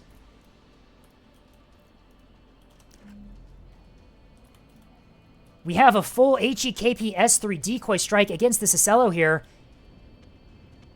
That is bow on. Just like last match, one of these Acellos taking a bunch of bow on S3 HEKP. This Acello is not looking all that good, although it is repairable for the most part. That is still a lot of damage. A mass S2 strike from the bombers there, although unfortunately Auroras are quite strong against S2s. A couple missiles getting through, not a lot to do a whole lot of damage. Some minor damage to the 2 Acellos, although that strike didn't really accomplish much. The bombers do, all of them do survive and are able to get out of there. The Solomon lying in wait for these Acellos. No, it's not lying in wait. It's going forward. It sees these Acellos here within 3 kilometers, and it's going. It wants to remove those from the match as soon as possible. This battleship, not spotted by anything that OSB has. They don't know it's here. What radar did this thing have before it got obliterated? Yeah, this is only at a front line. I don't think this battleship's been spotted yet. As yeah, this battleship's just going to round the corner on these Acellos here.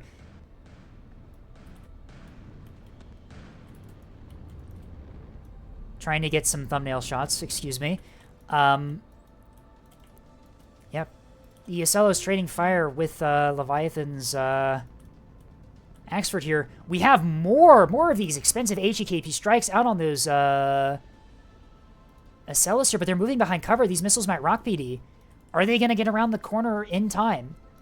I think they are. Yeah, they went wide. These are going to get through. Aurora's tasking onto target. It's not enough. HEKP strikes into both Acellos. One of them command down, the other one very orange, right as this battleship rounds the corner. That is unfortunate timing for these Acellos, as these beams are going to finish them off. That's one down already. That is rather unfortunate timing for those missiles hit. Perhaps coordination on ANS here as they perfectly coordinate that strike. The battleship here is just free to clean up these Acellos here, and there's not a whole lot they can do. The monitor fleet up here is too far away to really assist. We have missiles out on these Axfords here, but does this Axford have comms jamming? This Axford has comms jamming. It should be enough to deflect that strike, although the hard kill is also enough to do so. Thunder Child's out against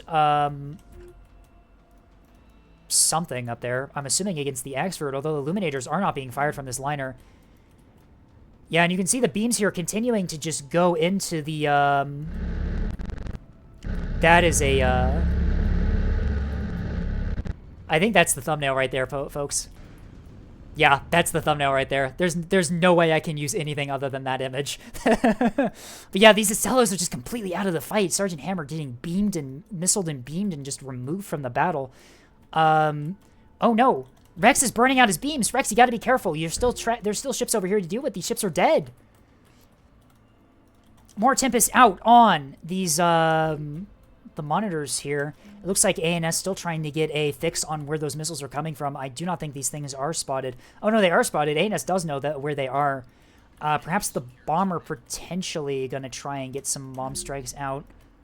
ANS does secure the A point, although by the time they got here, there were multiple ships already in the area.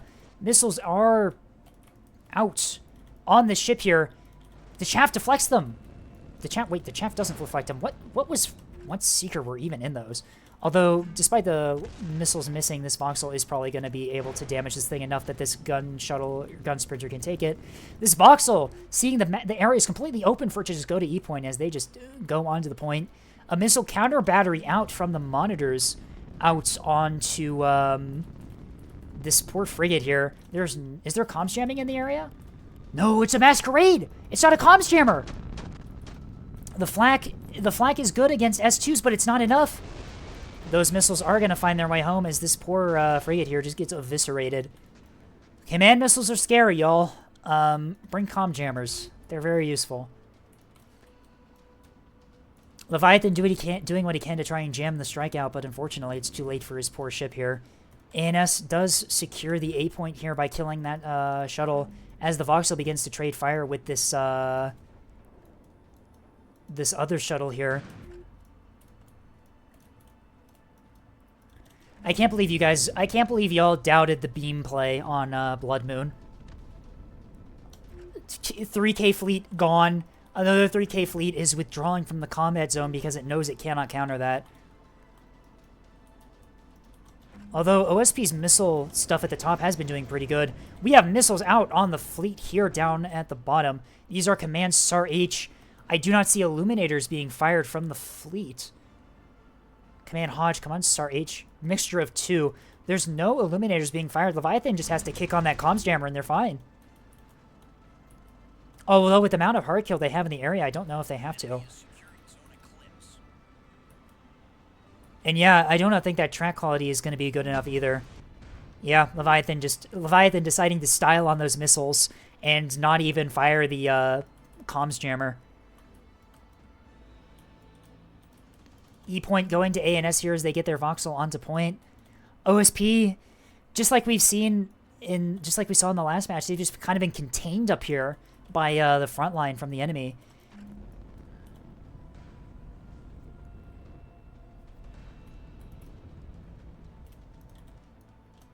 C-Stack holding most of their bomb strikes in reserve. Thunderchild's out on this this Voxel here. Voxel launching chaff and lots of AMMs. Will it be enough? The Illuminator is not out. Oh, wait, no, these Seekers have changed. They're ARAD. They're ARAD SAR H. This Voxel needs to IMCOM now. It's not IMCOMing. Those are gonna land. Those are gonna find their way home. Not enough to kill this thing, but enough to cripple it. Both its guns are knocked out, and this liner is free to just use its guns to finish off that Voxel. Although ANS is pushing probably pretty fast around here. They probably want to push up to this fleet up top here. Let's see, where's the battleship going? Battleship is just kind of hanging out. Very slow ship. Only raiders in here, so no whiplashes to increase its top speed. Second salvo goes into this this voxel here. This voxel just needs to MCOM, and it should be fine. Those are ARAD Star H. No illuminators out. The illuminator is not nowhere near on target. But perhaps is this radar knocked out? Perhaps I don't think it has enough panels for the ARAD to home in on. Yeah, no, it's lost panels. I don't think there were enough panels for those missiles to home in on as this voxel. I think it gets away here. Did they MCOM? No, their signature size is normal. Unless I can't see it in spectator view anymore. Normally I should be able to see in spectator view if the radar's off by just looking at signature size. They did earlier trust. Okay, I see. I trust you guys in chat. Good play from the voxel. Either way, able to slip out relatively unscathed. I say relatively unscathed. It is getting crossfired currently by the... Oh, no, only takes one shot before it ducks into cover. This voxel does need to get into cover and start repairing things, though. More missiles out. These are S2HE shaped. These are, I'm assuming, going for that liner. Yep, they are going for the liner. Drop those really close to where the liner is. Those might enter point defense range before they stage? Potentially. AMM's out from the liner, though. We'll have something to say about those S2s. As, yeah, I believe these AMMs are just going to clean up that salvo. Or, never mind, 2 get through. 2 hits. Not a lot of damage. Those AMMs working quite well at dealing with that strike. How has this battleship remained, like, undetected for, like, most of the match? I guess OSP just doesn't have a lot of sensors, do they?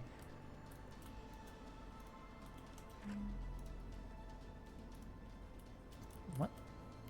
Interesting restore prio, trying to get the small back up, I suppose for damage-soaking reasons. Squadron of 4 S2 bombers out on this this liner here. Yeah. I don't think those things are going to be contested all that much.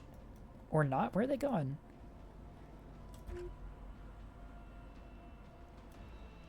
I have no idea why they just turned around. Perhaps to wait for the other squadrons? Interesting. Are there 4 here? Yeah, there are 4 here. Alright, there they go. They got everyone. They're turning back around. Everyone accounted for. The Ocello is moving up next to the monitors, up to C point, recognizing that that is probably the most defensible position for them. Oh yeah, ANS has the 4-cap here. That's going to tick up pretty quickly here as this liner is going to get jumped on by these bombers here. It is going to try and resecure the E point here, but Sigstack, I'm assuming, is going to try and cripple that liner with the bombers and then just have the voxel finish them off. Excellent play from them, using their resources quite effectively here. Zigzag knowing that their that ship is definitely on the E point here. Don't worry, Zigzag. I saw the bug. I saw what it was doing. If you want to talk to Liz about that, the thing was recorded. Unfortunately, it is not going to be enough to stop you from obliterating this poor liner here. As we have a lot of S2s out on this poor liner here. The voxel already starting to engage. Most of the missiles getting shot down. Not bad. This liner doing an excellent job of defending the missile strike. Sends out a missile strike of its own. This time, it doesn't MCOM, and those missiles hit. Although, to be fair, that could also be due to the illumination. No, there was no illumination. Interesting. Gunslinger Squadron, not even taking any damage. Returning to base. They're gonna refill. They're gonna rearm with missiles and launch another strike on that liner, more than likely. The battleship is climbing this rock here like I assumed it would, heading to C where the ranges are much closer. Previous max liner paying their PD taxes. Yes, pay your PD taxes, folks. It does help. Although sometimes the 100 mil is the way to go, but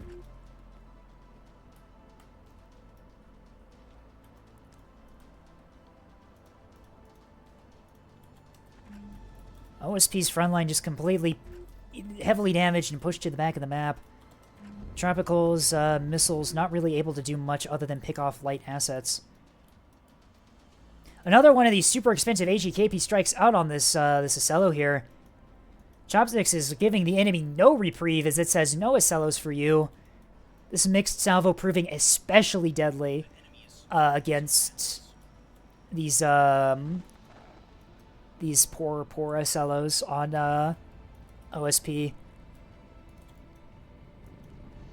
Even if these missiles don't kill it, that battleship is going to, as it is already within beam range of that Acello. These missiles, nope, those missiles are going to kill it. HEKP does wonders against ships with tightly packed compartments like that, as that Acello is knocked out of the fight completely.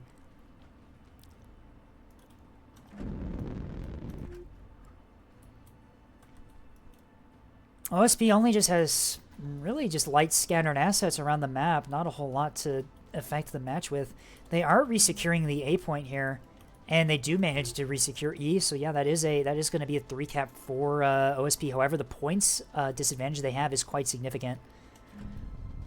Although that being said, I don't think there's anything that's going to stop ANS from just pushing to C right here. The battleship is going to be within range of these monitors here as it comes around the corner. Although these monitors are spotted, this battleship needs to start turning its beams, which it's already doing. Electing to fire all of them at the same target. Back beam untasked. Nope. Looks like he's got 2 groups. Alright, yep. Fortunately for these monitors, they do go behind the rock for the time being. However, I think this battleship... The battleship is going to just beam the Acello. I don't think it knows that it's already dead. Careful on the battle short there. Rex, your beams are already pretty heavily damaged. The battleship holding fire. Its fire orders are gone. I'm assuming it's swapping to this the monitors over here. These monitors within 4 kilometers of the battleship. Yeah, this battleship, if it can get its beams on target, it is just going to eviscerate these poor things. That's a lock from the battleship. Beams. Are beams being tasked? I know you can fire your beams. Come on, buddy. Take them out. Burn them. Destroy them. I want more beam action. Come on.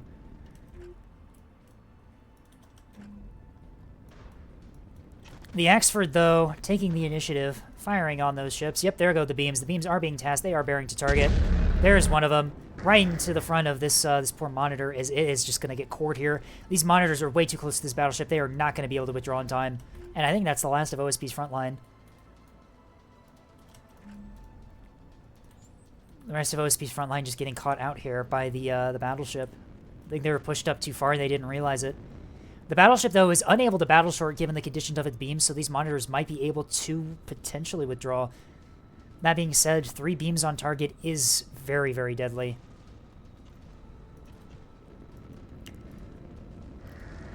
There come the rest of the beams. 2 beams out on this thing as they get structure broken immediately. There it goes. Yeah, this thing is not going to be lasting all that much longer. Missiles out on this Sprinter going for the E point. These are the ARAD Star H1s, and it's going to take it out. ANS failing the cheeky little back cap on E. Yep, one of them is combat down, the other one taking 450 and 250 fire from Leviathan's Axford here. The battleship is just electing to ignore the monitors. It's just going for the cap point. At this point, that is probably the best play here. Atlas is being resecured by ANS. Well, I wasn't looking. This hero gun sprinter mopping up all of these shuttle assets over here. Not bad. Chopsticks has built these things very well, and it shows. They are able to just completely knock out all of those light cap assets that OSP has. And yeah, the Beam Solomon is just going to go for the C point here, and I think that, unfortunately for Oops All Berries, I think that killing is just a means of communication is going to take this, which means that they are probably going to move on in the tournament here. I don't think that there's anything left in OSP's arsenal that can really deal with this massive stack over here going for the cap points. They're also severely bled on assets and will not be able to resecure the objectives in time. Bullfrog Squadron heading for this liner here, trying to get some more missiles into it. Probably realizing that their frontliner is more than able to take out the assets that OSP still has left up here. Yep, that is a very sad monitor.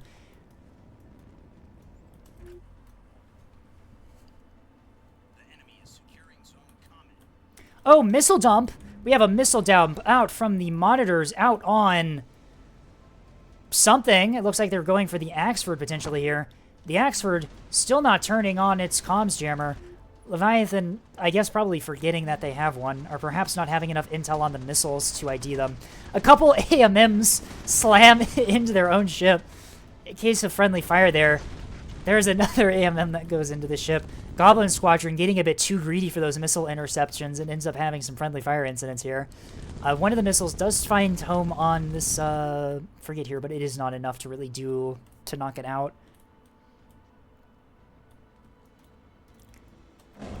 Liner has launched another salvo. It is out on...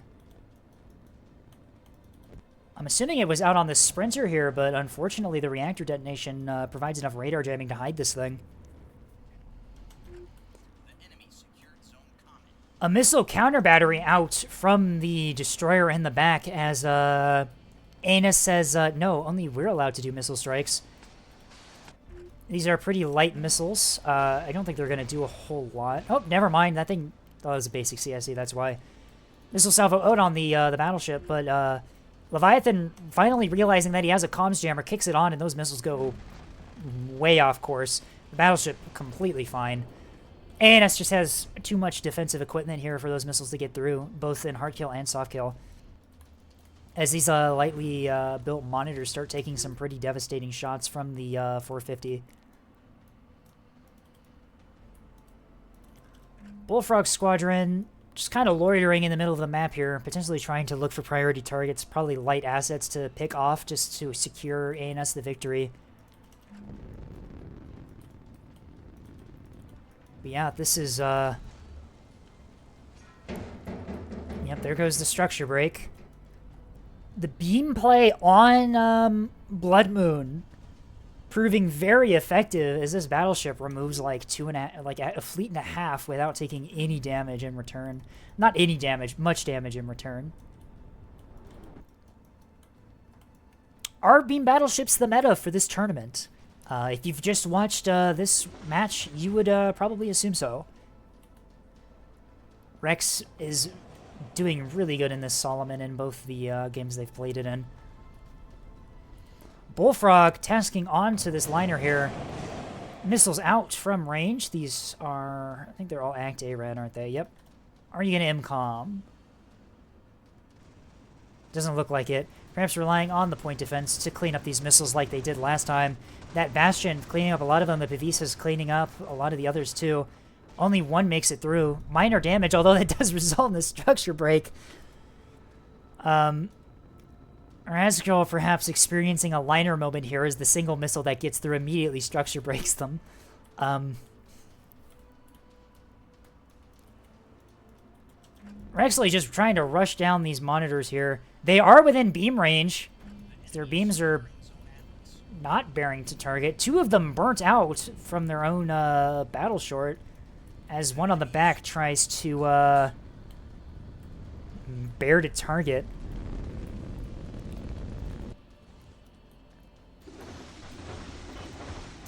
More missiles out here. This is a full salvo. Where are these headed? Unfortunate. These missiles, these command-guided missiles, fired directly out of the ship, directly into a comms jammer.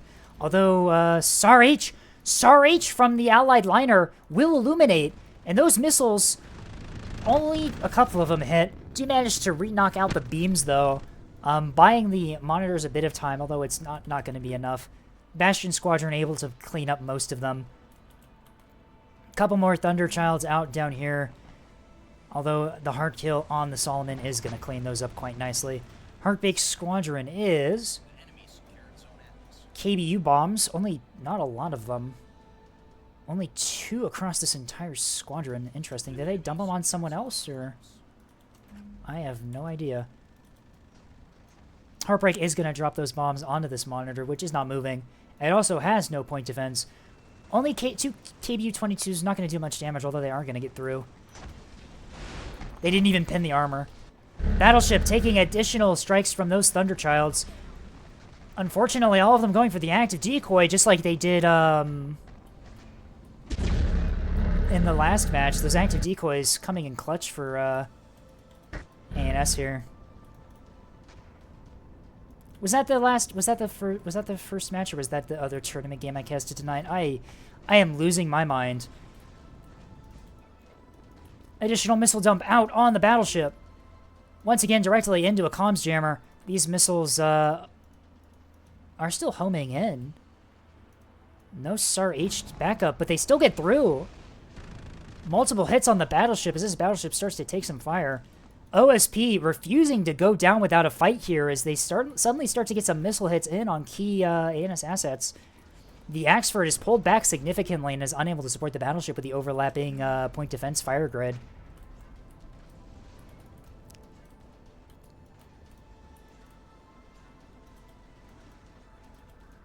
Another missile salvo. Where were these monitors all match? Are those going to friendly fire? Unfortunate, as OSP friendly fires into their own liner. Oh no, and thanks to the structure break, this thing takes a lot of damage from that.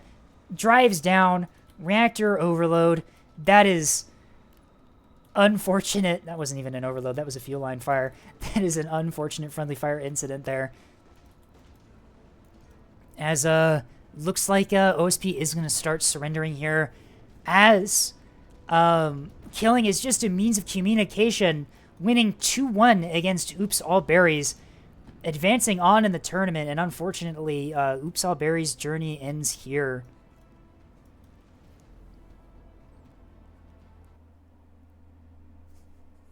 Just out of curiosity, how did the beam battleship do?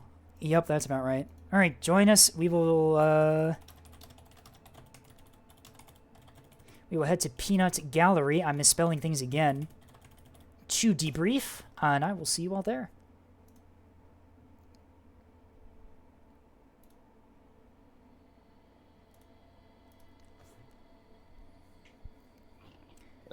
Doggo, stop the music. Thank you. Okay, everything. Well, We're still hey. waiting on... There's Leviathan. Cool. Excellent performance from everyone in that match. Those were 3 really good rounds back to back. We bull. Yeah, I think it's obvious. Yeah. You know, we don't got the OSP game down yet, but I think we've got a good ANS team. And, Yeah, no, your torpedo rush over the top of Tumbleweed. that was brutal, Yeah. man. You shattered OSP's front line in a matter of minutes. Brutal. Torpedo boat gang. But no, that was really good play from you guys, especially We were expecting on that last round. Yeah, that beam solid just. You were expecting what? Sorry. I'm assuming Killing was expecting the push to C point in Yukon, and that's why they had the Solomon there. Yeah. Yeah. Oh yeah. Yeah. I completely forgot what Yukon was and picked the wrong fleet for it. Oh no. I had zero idea at all. But yeah, no, very, very excellent anticipation from Killing there, putting the very heavy assets on the point that they assume that the enemy's going to rush. You guys just removed an entire frontline fleet in the first 5 minutes of the match. Dude, my beloved. Yeah, no, excellent plays as well. Yeah, who was in that destroyer with the missiles? That was Chopsticks. Yeah, no, you did really good. Those you just saw Cellos and just crippled the Cellos. I literally designed these missiles to hit Cellos because I was just like, I'm sick of them. I'm sick of them. No, No, the you. goal was just to hit them in the bow. Yeah, no, you. You didn't miss a single salvo with those. I didn't think. Just kept. Hey, you they were- see that Some Estella? that certainly played I don't want to see it. So carries are worth playing, apparently. Apologize for coughing all the time. Dude, It seemed good. I wanted to. Yeah. I should have. Well, maybe we waste points on ASF missiles. That is true. Yeah, you Yeah. can completely just that is something that a lot of the teams have been saying, is that you can just be like, hey, I'm just gonna not bring carriers, and then the enemy's gonna spend like 500 points on SDMs, and you're just like, Yeah. Fortunately, only I'm about 100 worth. I'm a carrier player, and I just got convinced not to play the entire time. And I'm sitting here like, they played carrier. I could have been here. The Tato got buffed. Come on. Yeah. It's no matter. But yeah, On the no. third round. Fun fact: most of Killing's fleets are just like normal pub fleets. We like barely planned this. But yeah, well, despite being normal pub fleets, like you guys clearly had a strategy in all of the matches, and the ones that you won, you just stuck to it and just pressed your advantage. I think both matches we won, we just kind of cold read the other team's strategy. Yeah, that. And also the match we lost, we got cold read. Yeah, Dude, no, that is. I got so rolled as OSP, dude. That was I felt so awful. You guys just I feel like you guys just saw my fucking torpedo fleet and just like panicked the moment you saw me close your moor lines and just focused so hard on me that it was not your best. Yeah, the strike craft from the Moorlines and the Moorline and the Journeyman were putting a lot of fire into those sprinters after they had fired all their torpedoes. Yeah, and just. Yeah, no. I would also like, yeah. Up top, keep you from landing while you're trying to run. Yeah, I'd also like to congratulate Oopsaw Berries in that second match. Like you guys forced an advantage, and you guys just didn't let up. You didn't let OSP recover at all. Just kept pushing. Yep, Very excellent play from you guys. Yeah. You just forced. You contained the entirety of OSP's ships to just a small corner of the map, and just didn't let them breathe. Do we need to export the battle report? I honestly was so happy I with don't- a single. Oh, I was about to say, I haven't got a clue as to how to do that. I haven't been exporting battle reports, considering that the matches are recorded and will be on YouTube for everyone to review, so people can just see what happened. All right, fair enough. I feel like I read in the rules that we needed to export. And I was like, oh fuck, I don't. Yeah, I'm very interested in getting the sort of the bird's eye view of what just happened. Yeah, as am I.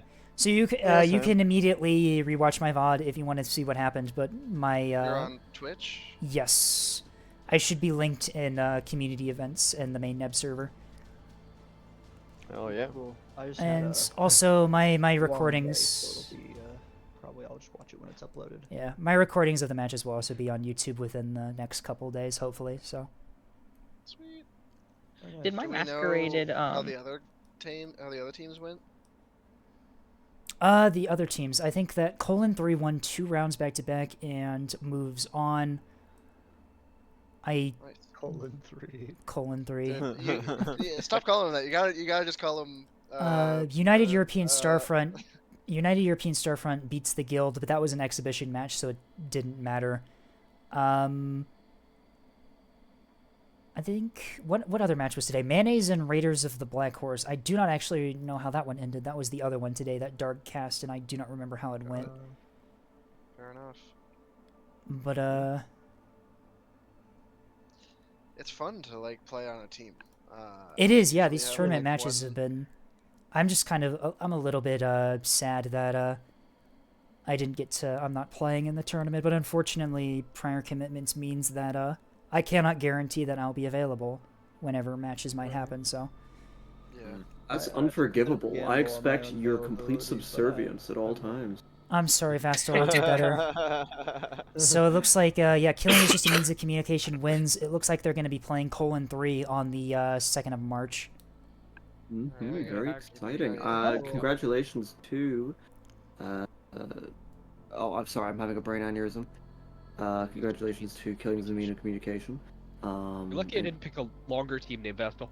Yeah, no, I remember last time. Well, yeah, we looked at the list of ideas, and they were all, at least a sentence, and it was like, all right, And then, so I couldn't fit an entire paragraph KJMC it within is. my capabilities. Sorry to interrupt, folks, but you mentioned last time. Is this a common thing? I'm one of those folks who picked it back up for carriers. Community tournaments. Community tournaments happen occasionally. We usually, I think it's normally after every big update we kind of do one, but that's not saying that we don't do them randomly. Well, I mean, not really after big ones. I'm the only one that's done successful tournaments, I guess. Yeah, Vastal here I is. get what you mean completely. Vastal is a pillar of the community and organizes most of these tournaments. Killsmith's done some of those. For context, Big Stackfault was in the previous tournament, and the team name was "No ordinary fool can use my lack of technique. Only one extremely dedicated to foolishness." I had to say that name Christ, Yeah. what a name. times. We were talking about that in the before this match started, and Vastal didn't remember the name. That's like an actual Rehearse that. wrote an actual essay as your team name. There was also one of my favorites was in terms of names at least was Team Gunatar. They put team in their team name. They put team in their team name, so they were just Team Gunatar. And Vastal and all the other casters were forced to say that every single time they said the name. Oh no. Oh, Vader, next time we do this, we have to do the entire fitness gram pacer test. Probably No, boss I as a think- name. I think if- I have if to. we do it You again- see, if we see, the do it problem again, I is think- that I have to do the thumbnail stuff for all of the videos I've done. So I have to figure out how I'm gonna fit, because both of your team names are like really long. So I have to figure out how I'm gonna fit that into the banner without it looking stupid. Just do KJMC. No, versus it's That's what we've been calling ourselves. Gonna be funny. I think I'm gonna do. I think I'm gonna do 2 lines on the banner. Yeah, It's my gonna be shorter really name, weird, Vader. but Could it work? No, like we actually just went. We just call it's KJMC, man. We don't say the whole thing. It's easy that way. KGMC. Vastal, am I allowed to just put KGMC? Vastal is gone. I think he's popped off, Damn it. Yeah. God, I have to ping I him. think if we were to do it again, our name has to be in this essay I will.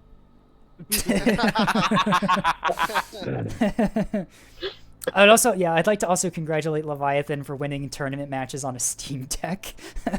That's insane. Yeah. Man. Lost. Like, how are you playing carry on a Steam Deck? And bro said they were playing going on a not Steam very Deck, well. and I was like, all right. All right, you just got silver. Yeah, it's like what? Because also like the first time we like played as a team, we did a couple of practice games, and he was like, oh, you know, like got the Steam Deck, and we're like, no, that like, but like you got like a PC, right, to play on? He was like, no. How What did that the even fuck? work? I've seen no, Leviathan has posted images of them playing on the Steam Deck. I can believe confirm it. No, I can confirm it. I don't No, doubt like- it. I'm just stunned. Yeah, I'm just blown away. I just don't know how it happens. You know? Because like also like it's a complex game, to be totally honest. Oh yeah. In the text chat, that's how. And my and you know my like my perception of the Steam Deck was that it's not a complemented piece of equipment. Complemented, complicated, whatever. No, it is just a PC with like a gamepad attached. Oh, and a battery. okay. Yeah, pretty It's much. a funny-shaped laptop. There you go. That is a Fascinating. funny-shaped laptop working with Nebulous. Well, All right. Well, I think that's it from the post-match discussion here. I would once again like to congratulate Killing is just a means of communication for their very excellent performance in this Yeah, congrats. series of games. Thank you. Yep. Congrats. And yeah, Thanks for the fun Hopefully times. next match I won't be horribly sick with the flu. I hope so too. Yeah. All right, goodbye. If we want to hop Adios. over to our server, folks, we can do a little debrief. all right. That's I okay. am Fair, going fair to enough. head out here as well. I have a stream to worry about. Do you know? Right, Well, very I don't know how to. a fan of your content since I picked the game back up. Yeah. Goodbye. Yep. See y'all. Hey, Escape, I don't know if you caught it, but there was like one Corvette that was just like, of the two that went like off to the side on the second round, behind the monitors. It was a single Corvette that dumped 6 torpedoes into all 3 of them, into all the monitors. I Like, think I one caught to that. Yeah, two. it like divided the salvo. Yeah, I did catch that. Yeah. Yeah, no, they why- didn't have any Pavisas, and then they also didn't have the soft kill to deal with the torpedoes you were sending at them. I'm This was the, surprised this is they the- did as much as they did. Actually, that single Corvette into those monitors. The monitor fleet was a version for this was specifically made for Caltrop, which has rockets but nerfed PD, which I thought would be better. And maybe if the ANS had brought like beams, it would be, but it was not. Rockets do not counter torpedoes, unfortunately. No. Well, see you Imagine guys if around. they did though. Well, have a good one, English guys. and Unguided once AMM. again, Congrats on your win, and yeah, see you guys around. I just hope that another tournament gets Wait, I've organized. I've had a brain There will. Unguided Trust me. AMM is just a defender round. All right. Well, see All you right. guys around. With that very cursed with that very first quote, we're going to leave this BC. Bye. Bye. All right. So that concludes our tournament matches for today. I think we have a couple more fleet reviews to get through, and by a couple more, I mean I think that there's only one. Yeah, I think it's just Austrial's carrier fleet left to do today. We will end off on that. I am going to put a big bar on the Nebula Submissions page in my Discord. And we are going to review Austrial's fleet that we didn't get to before, and then we're going to call it a day today because I've been going for quite a while, and I am very tired. And also very hungry. And also my voice is starting to disintegrate. Alright, this is Unguided Gooning's best friend. Named after Scrubbus and Bat, who are members of 1-800-GET-HELLBOMBED. I see what we're going for here. 1-800-HELLBOMBED. Best tournament team. No doubts about it. So we've got 2 levies. Same points. I like Monarch and Crimson. I know what games you play. Anyway, the bombers are called Goon. God damn it. Alright, levies are pretty normal. Basic CICs, no damage control. Nope, 1 rapid. Okay.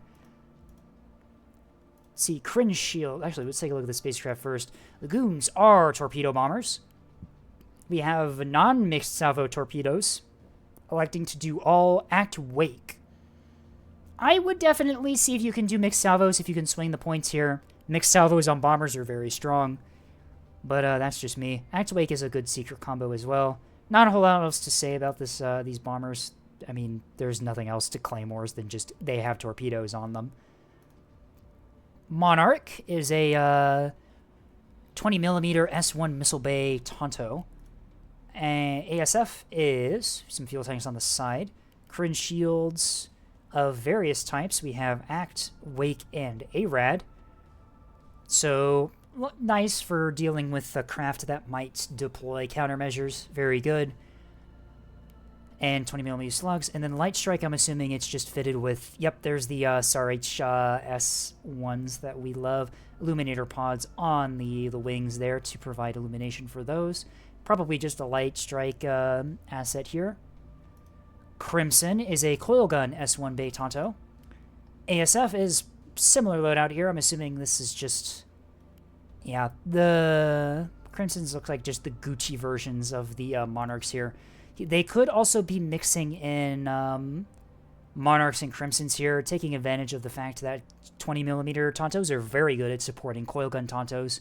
Coil gun Tontos very much constrained by the rounds that they have in their magazine, so once they run out of rounds, they're pretty screwed. But the coil guns have long endurance, and they can mop up any ships that the coil guns do not shoot down. Okay, very nice. There's not a whole lot to this fleet, is there? Cringe shields are pretty standard build anti-craft missiles here. ARADs. Flashbangs, these are fast. These are for forcing the craft into evade. So what happens is these flashbangs go out first. They force the craft into evade, which means that the Wake will be able to home in on them much easier. SARH, pretty standard here. Offensive, SARH 1-point missiles.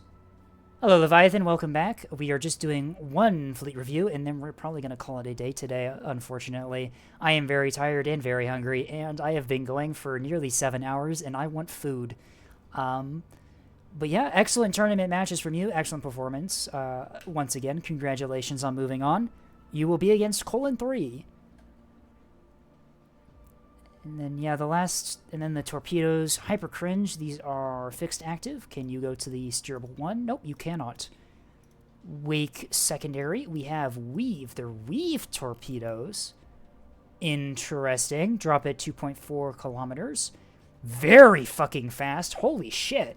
Those are some very fast torpedoes. Normally we see torpedoes normally under 200 meters per second, and then they just max out the maneuverability. Weave, with that low maneuverability, might not be doing a whole lot for you. Although having some wiggle is probably good considering how inaccurate Pavises are, and those are your primary things you have to deal with. Yeah, you can see the engine here is just tuned to speed. Alright. I mean, these being bomber dropped, you can do the low range stuff. That being said, 2.4 kilometers, you will be flying into enemy point defense range in order to drop these, so be very careful with that. But yeah, not a whole lot else to say about this fleet. Sorry we couldn't get to this early, Austrial. It'll be in the VOD for you to look at if you want to go back and view what we said about your stuff. But yeah, I'm interested to see how effective these max speed weave torps are. I've never seen anything like them, actually. But yeah, pretty standard double levy fleet. I'm going quick on this because we've already seen Austrial submit some of these like Tonto builds with the various S1s. We've already kind of seen this build and talked about it in various other streams. But yeah. And I think with that, as we almost approach the 7-hour mark. Oh my god, I've been going for 7 hours today. All of the tournament games we had have been 3 rounds. Very nice. Very good performance from both teams. And yeah. I will probably end stream here, and I will see you next Sunday, I believe, is when I'm going to do this again. Although that being said, if my week is light enough, I may volunteer for some Saturday matches. We will see about that. I will keep, as always, I will keep you guys posted onto what actually happens, but possibly some Saturday matches for the tournament. Probably guaranteed Sunday matches for the tournament. But yeah, until then, I will see you guys around.